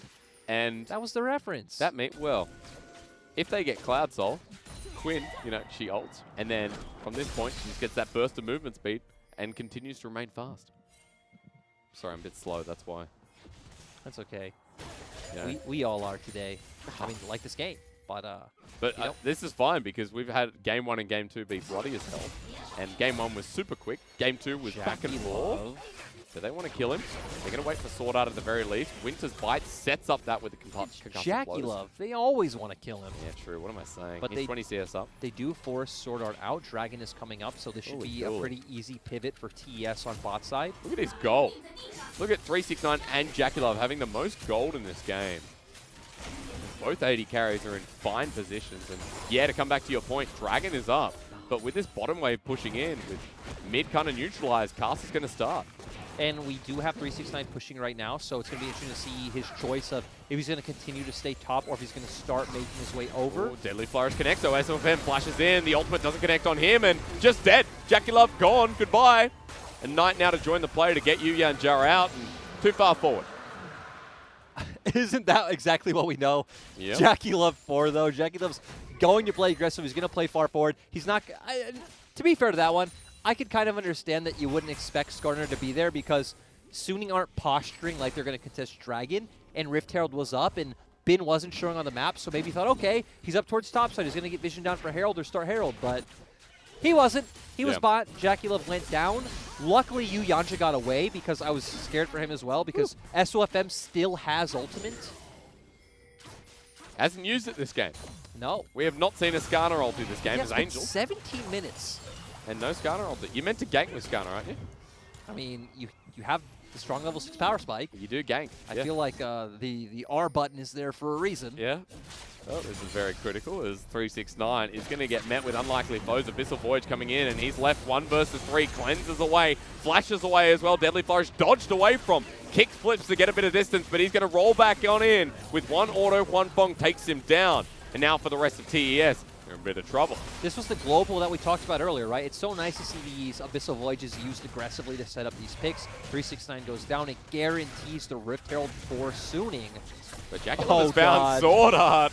That cleanse will do absolutely nothing. Grey health delays time. Jackie Love even takes down the ward, but going golden. I'm going to pause on that because Suning might be in less trouble as the Dancer Grenade's there. Shockwave through the choke as well. Caster with the kick to try and save them, but it might be too late as Bin helps 1 Fong pick up the kill. Yuya and Jug goes down 2.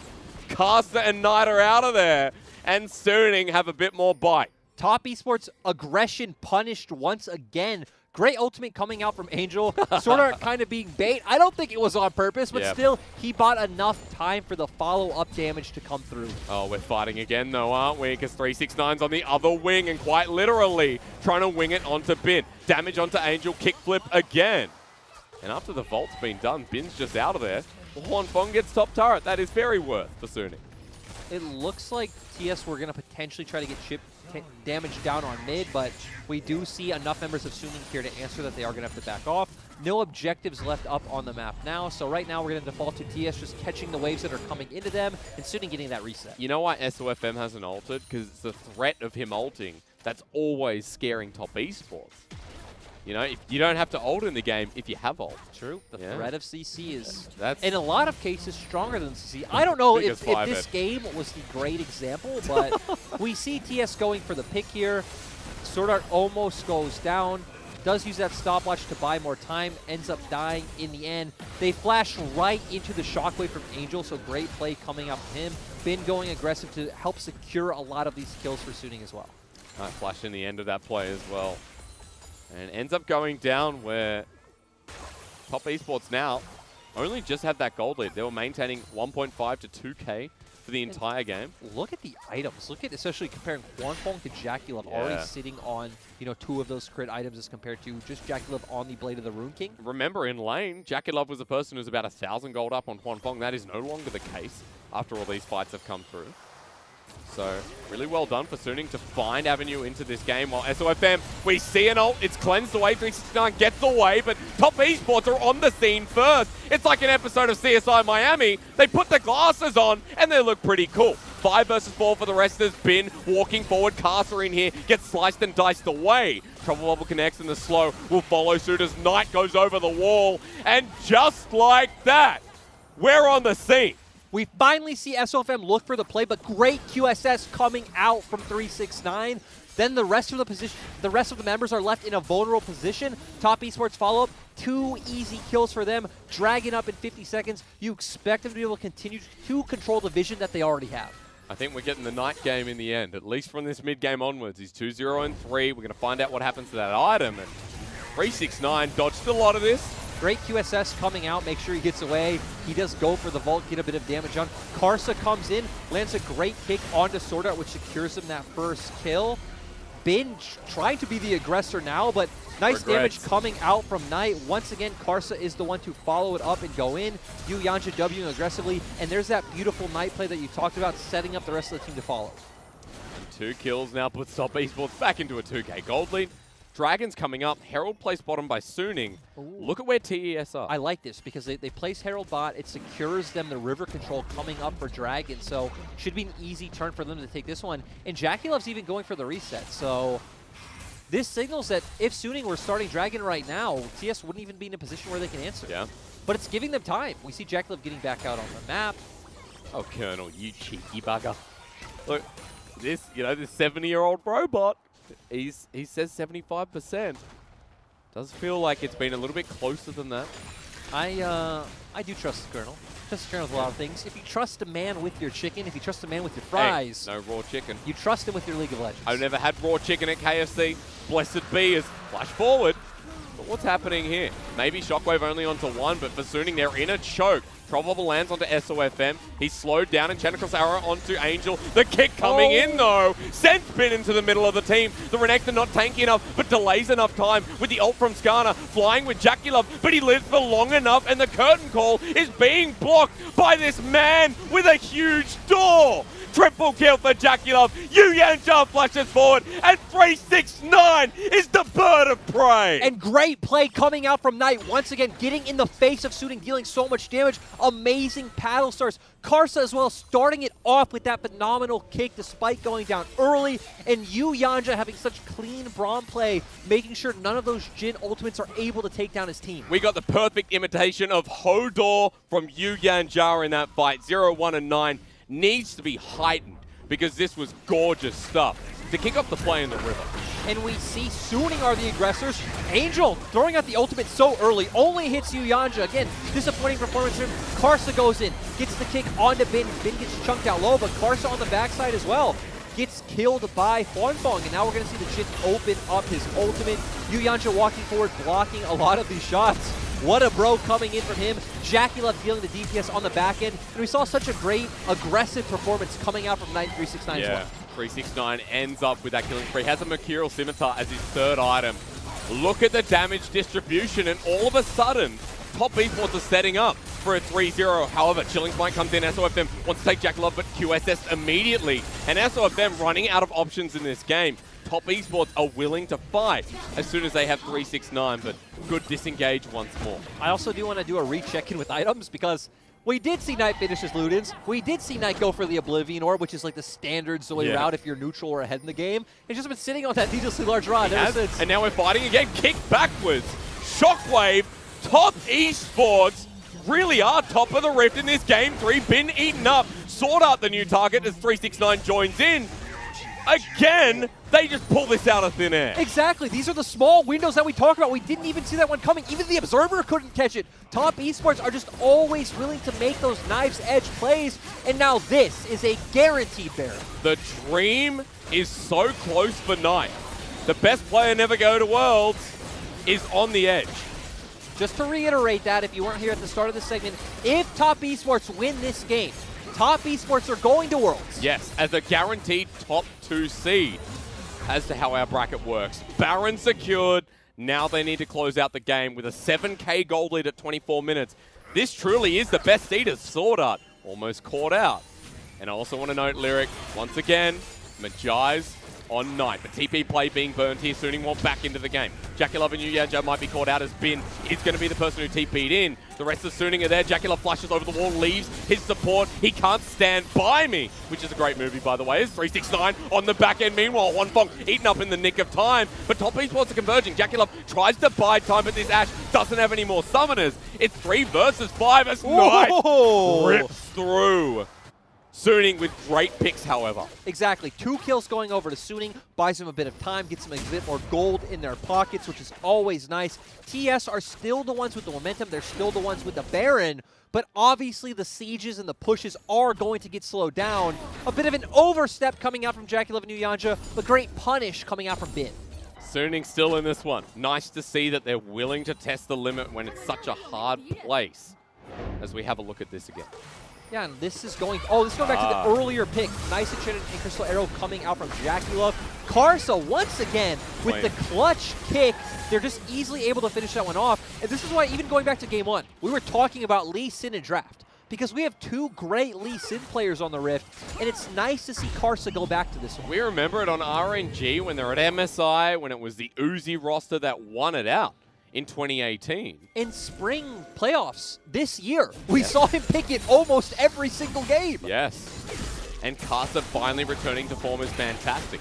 As Top Esports with Baron and their power play minimalized, want to make something else happen. Angel is going to QSS, but again, Karsa goes in, kick backwards, Tom Kench left in the middle as well with Wonfong. This could be the final fight as JackeyLove goes forward. The shockwave used late, Bin joins in, but it's too late, mate. SOFM is the Skarner that could with a quadra kill denied, but 369 not getting down on it. They've picked up 4, and Top Esports are running into that base. Exactly, and death timers are so long, they still have the Baron buff. This should be the game for TES. Breaking down the inhibitors first. At the very least, Top Esports are going to do harm to Suning's base.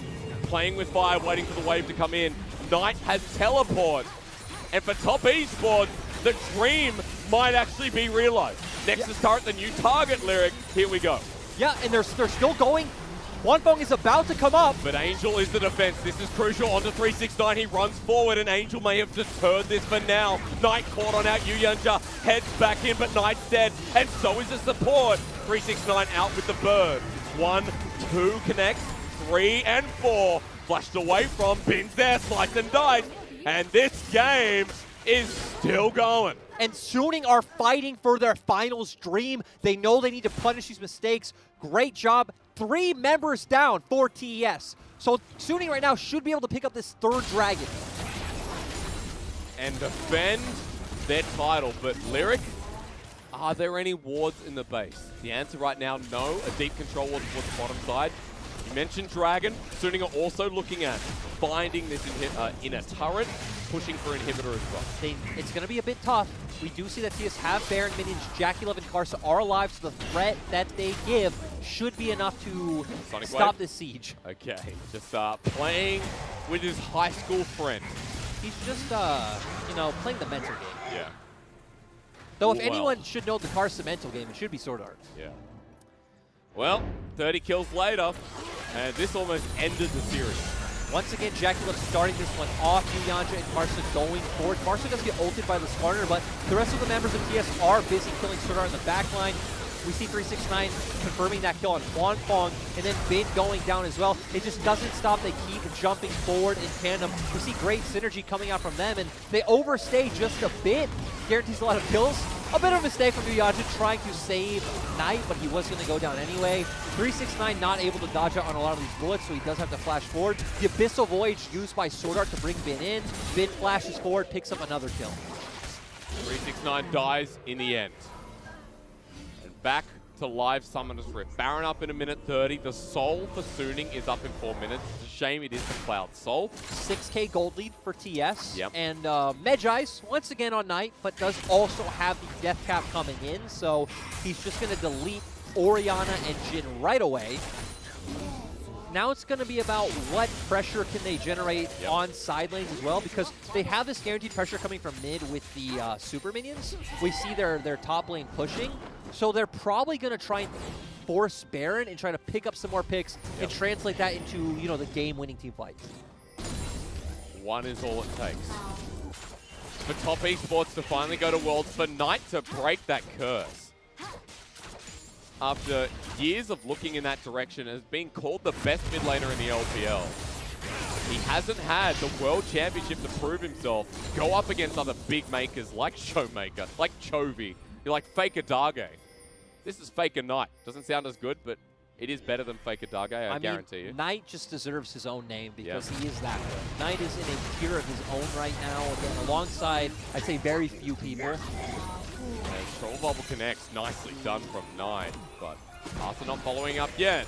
However, top esports are grouping up around mid. They're just controlling vision, and this is where Zoe thrives, throwing out these sleepy trouble bubbles over the terrain, abusing with a lot of these long-range paddle stars.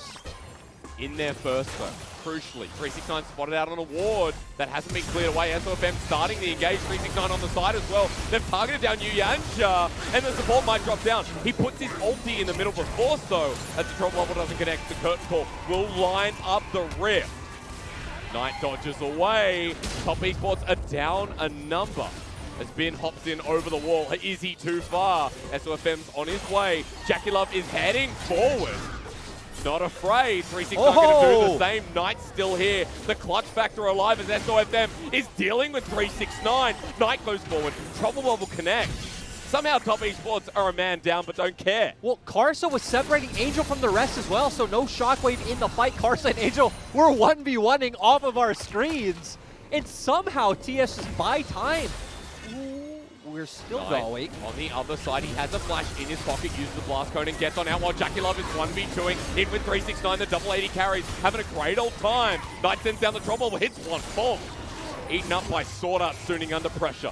Jackie Love just tethering his range perfectly, dealing that max amount of DPS without letting Suning hit him at all. This is what we talked about. 369, Knight, and Jackie Love, the individual players, the star talent. And now we got 5 again from top esports. They start the Baron. Health bars aren't there for Suning. They can't contest. And out they go. Another Baron in the back pocket. And top esports outplaying this one. Once more, and Ben can't back there. The 369 obviously didn't see him.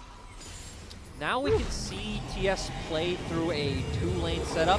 Top 369 go to, you know, let's say bot lane because Dragon's coming up in 50 seconds. You have your other 4 members sit mid, and you just keep playing that 2-lane setup. The fact that you don't have a TP on 369 or you don't have another side laning champion, we don't really want to see a 1-3-1 because you're giving Suning too much of a chance to engage on you with that Skarner. And Lyric. It looks like they're potentially just saying, okay, we don't need to play around bot. We don't care about this Dragon. It's only a Cloud Soul, even if Suning get it. Yeah. It's up in 25 seconds. SOFM went too far forward, though. Eaten up by Sword Art, and Jennifer Sarah might have found the support. And that's the groundbreaking play because Sword Art's just dead. Top esports send 369 in next. 4 versus 5. Baron at the ready. And that's a crucial mistake that SOFM just made. Yep, and they're going to keep pressure mid while crashing in top, so they should be able to secure 2 inhibitors off this push. While 369 takes down the inner turret quick, smart. Jackie Love's on this burst. Angel trying to zone SOFM running at them. As Trouble Bubble connects onto Juan Fong. He doesn't have a Tom catch. Remember, he flashes away. Everyone's in. Top Esports. Carter gets dragged on in instead. A good counterplay by Suning while the inhibitor goes down. Trouble Bubble connects onto SOFM. Running forward is Knight onto this jungler. The burst, the ult from Yu Yanja sends him up with one. Jackie Love runs on in, starts auto-attacking, and that'll be it. Finally, the best player never to go to Worlds has done it alongside Top Esports. It's Grand Finals. It's that moment they realize they get to represent the region. And great performances coming out across the board. Karsa playing one of the best series of his year. Jackie Love showing us why he is the best AD carry in LPL. And 369, right when the going gets tough, returns to form. Returns to the best version of himself. Qualified for the World Championship right there. And into the Grand Finals. Knight has been waiting for this moment for so damn long.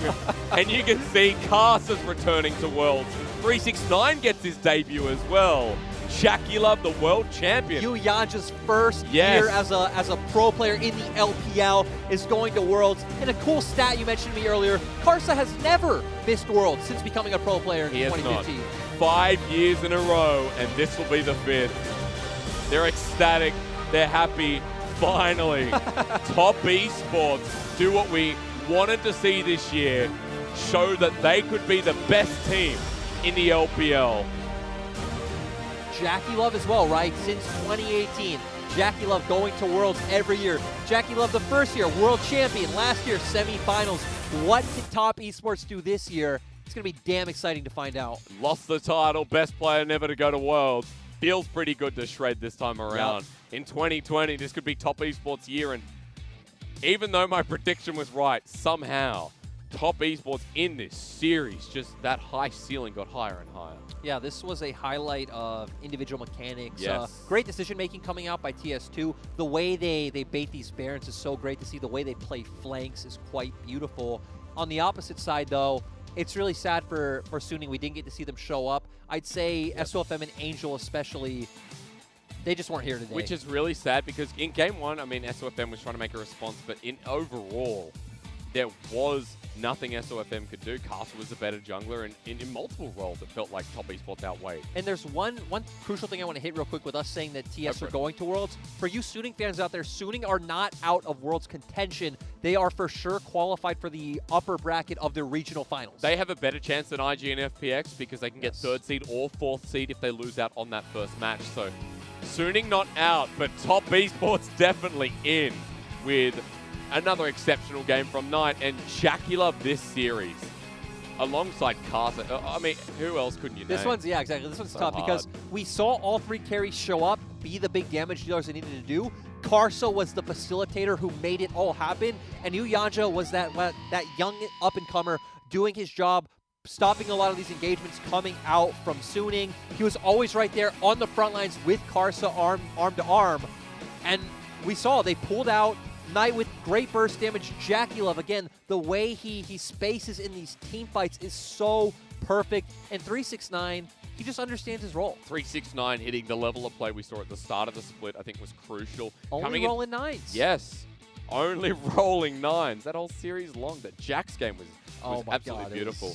It is great because if there's Top Esports fans out there, then they want to see that Top Esports, even though they're practically already guaranteed. They had semis they could lose and get 3rd or 4th seed. Yeah. They're performing to the best of their ability. They're acting like a 1st seed of the region. This is scary. They're not they're not a Cloud9. This is early split Top Esports. This is the Top Esports that we looked at and we're like, oh my god, well, rest in peace JDG, rest in peace, RNG, rest in peace EG, everyone. We weren't considering anyone. Top Esports looked that good. Yeah. And this series was a statement. It was an absolute slammer. I'm not sure we went over an hour and a half. It's 7:45 right now in China, in Shanghai. It's gone for 2 hours, 45 minutes in broadcast time.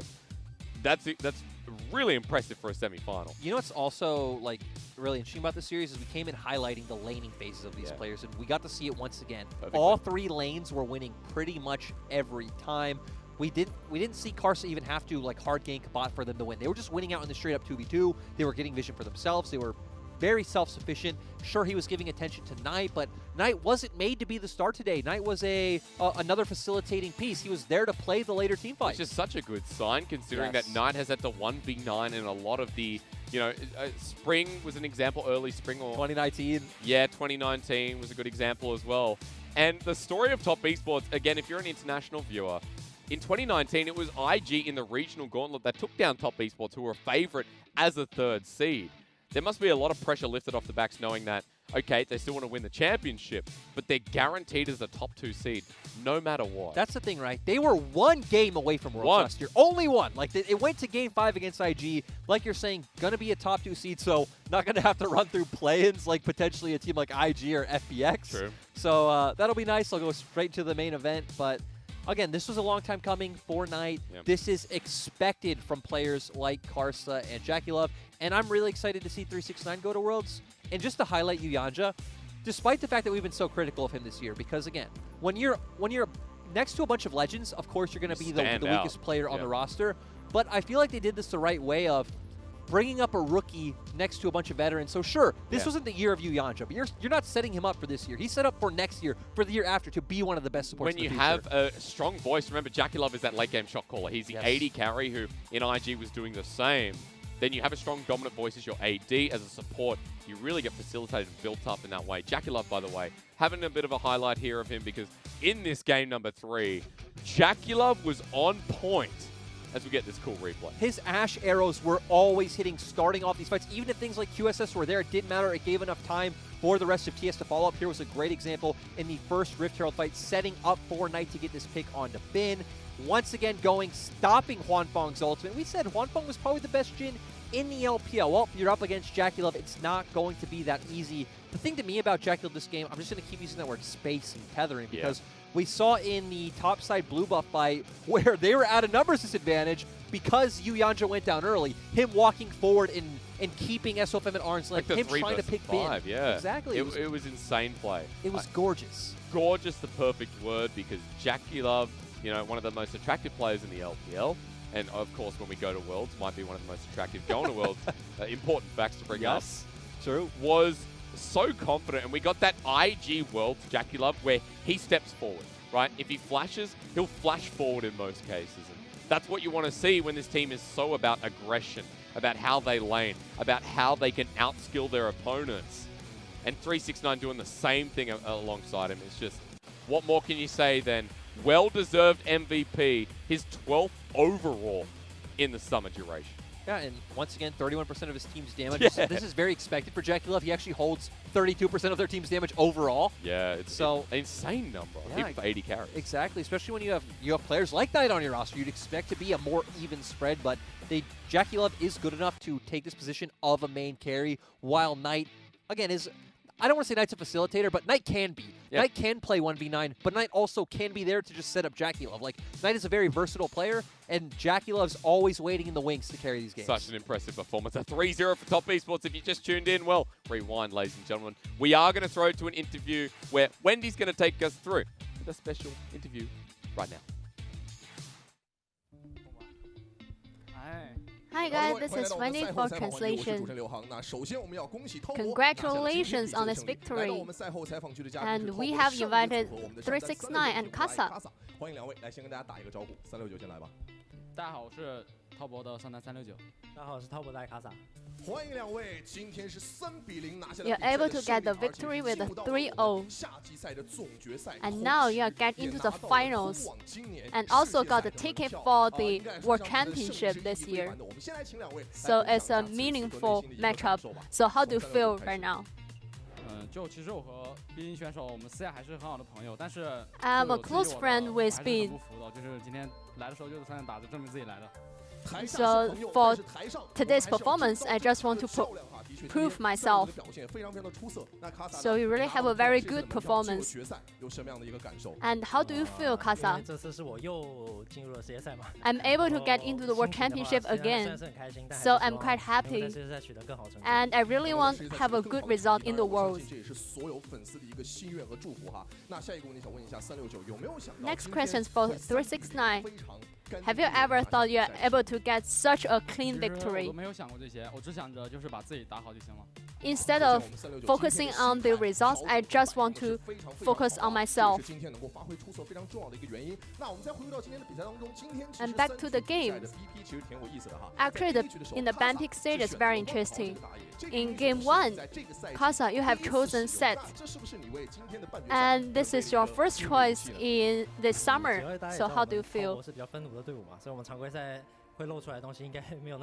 Actually, in the regular split, I didn't want to show too much about our game strategies. So this is the first time that I have chosen Set.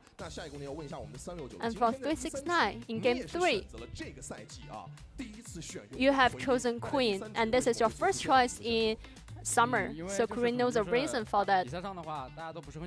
Actually, on the stage, some top laners, they don't like this champion. But I think with this champion, I can give the confidence with my teammates.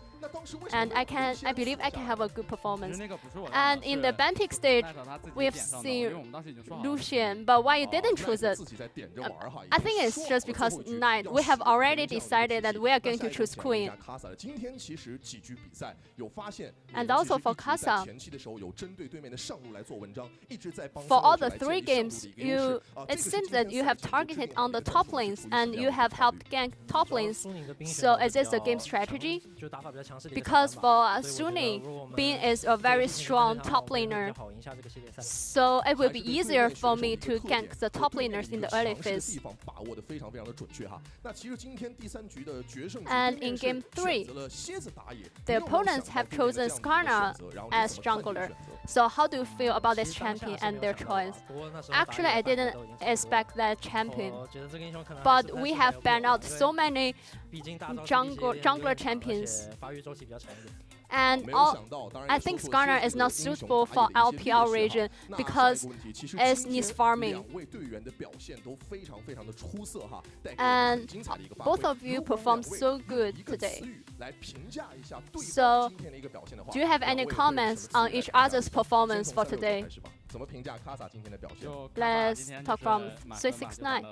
I think Casa got the 100 out of 100 is perfect. And for me, I think 369 plays 99999. With his dice, he chose 9 today.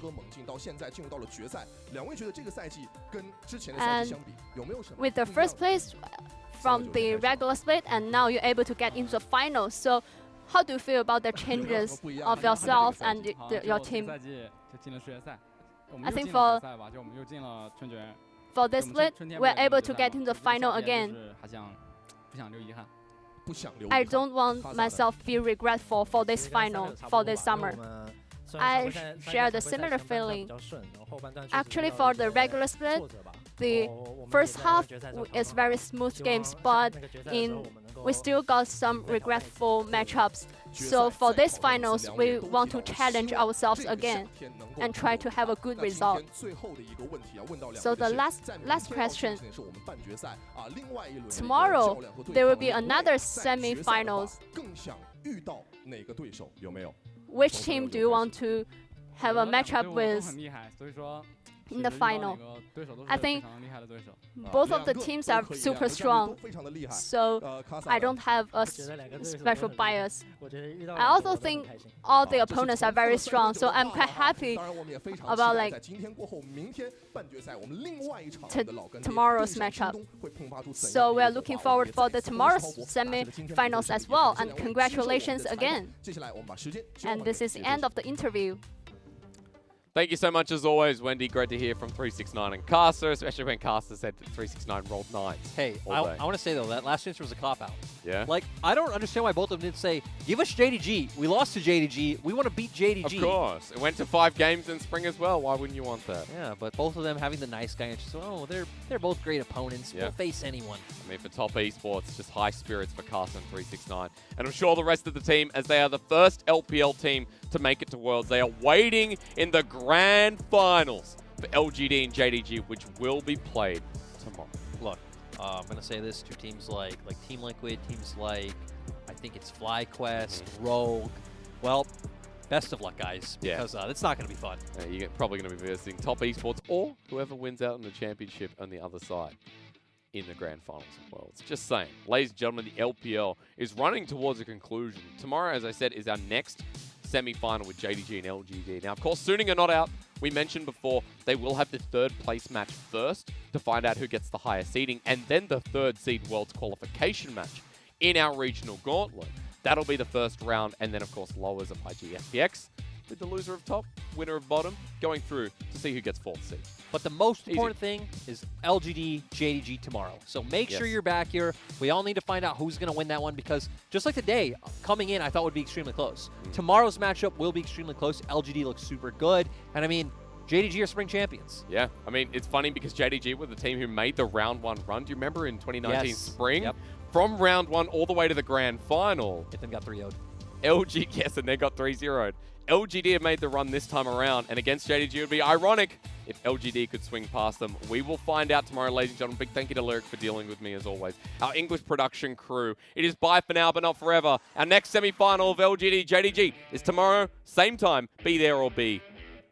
See you later.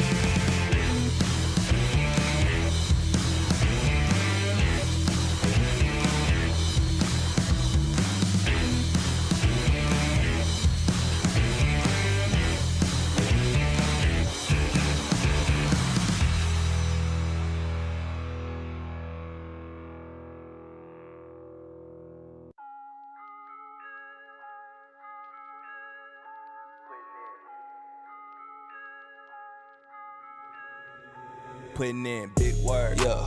But I'm still a boss, call me Mister. Yeah. No L's, I'm a winner like December. Swear, stand on top till it's over.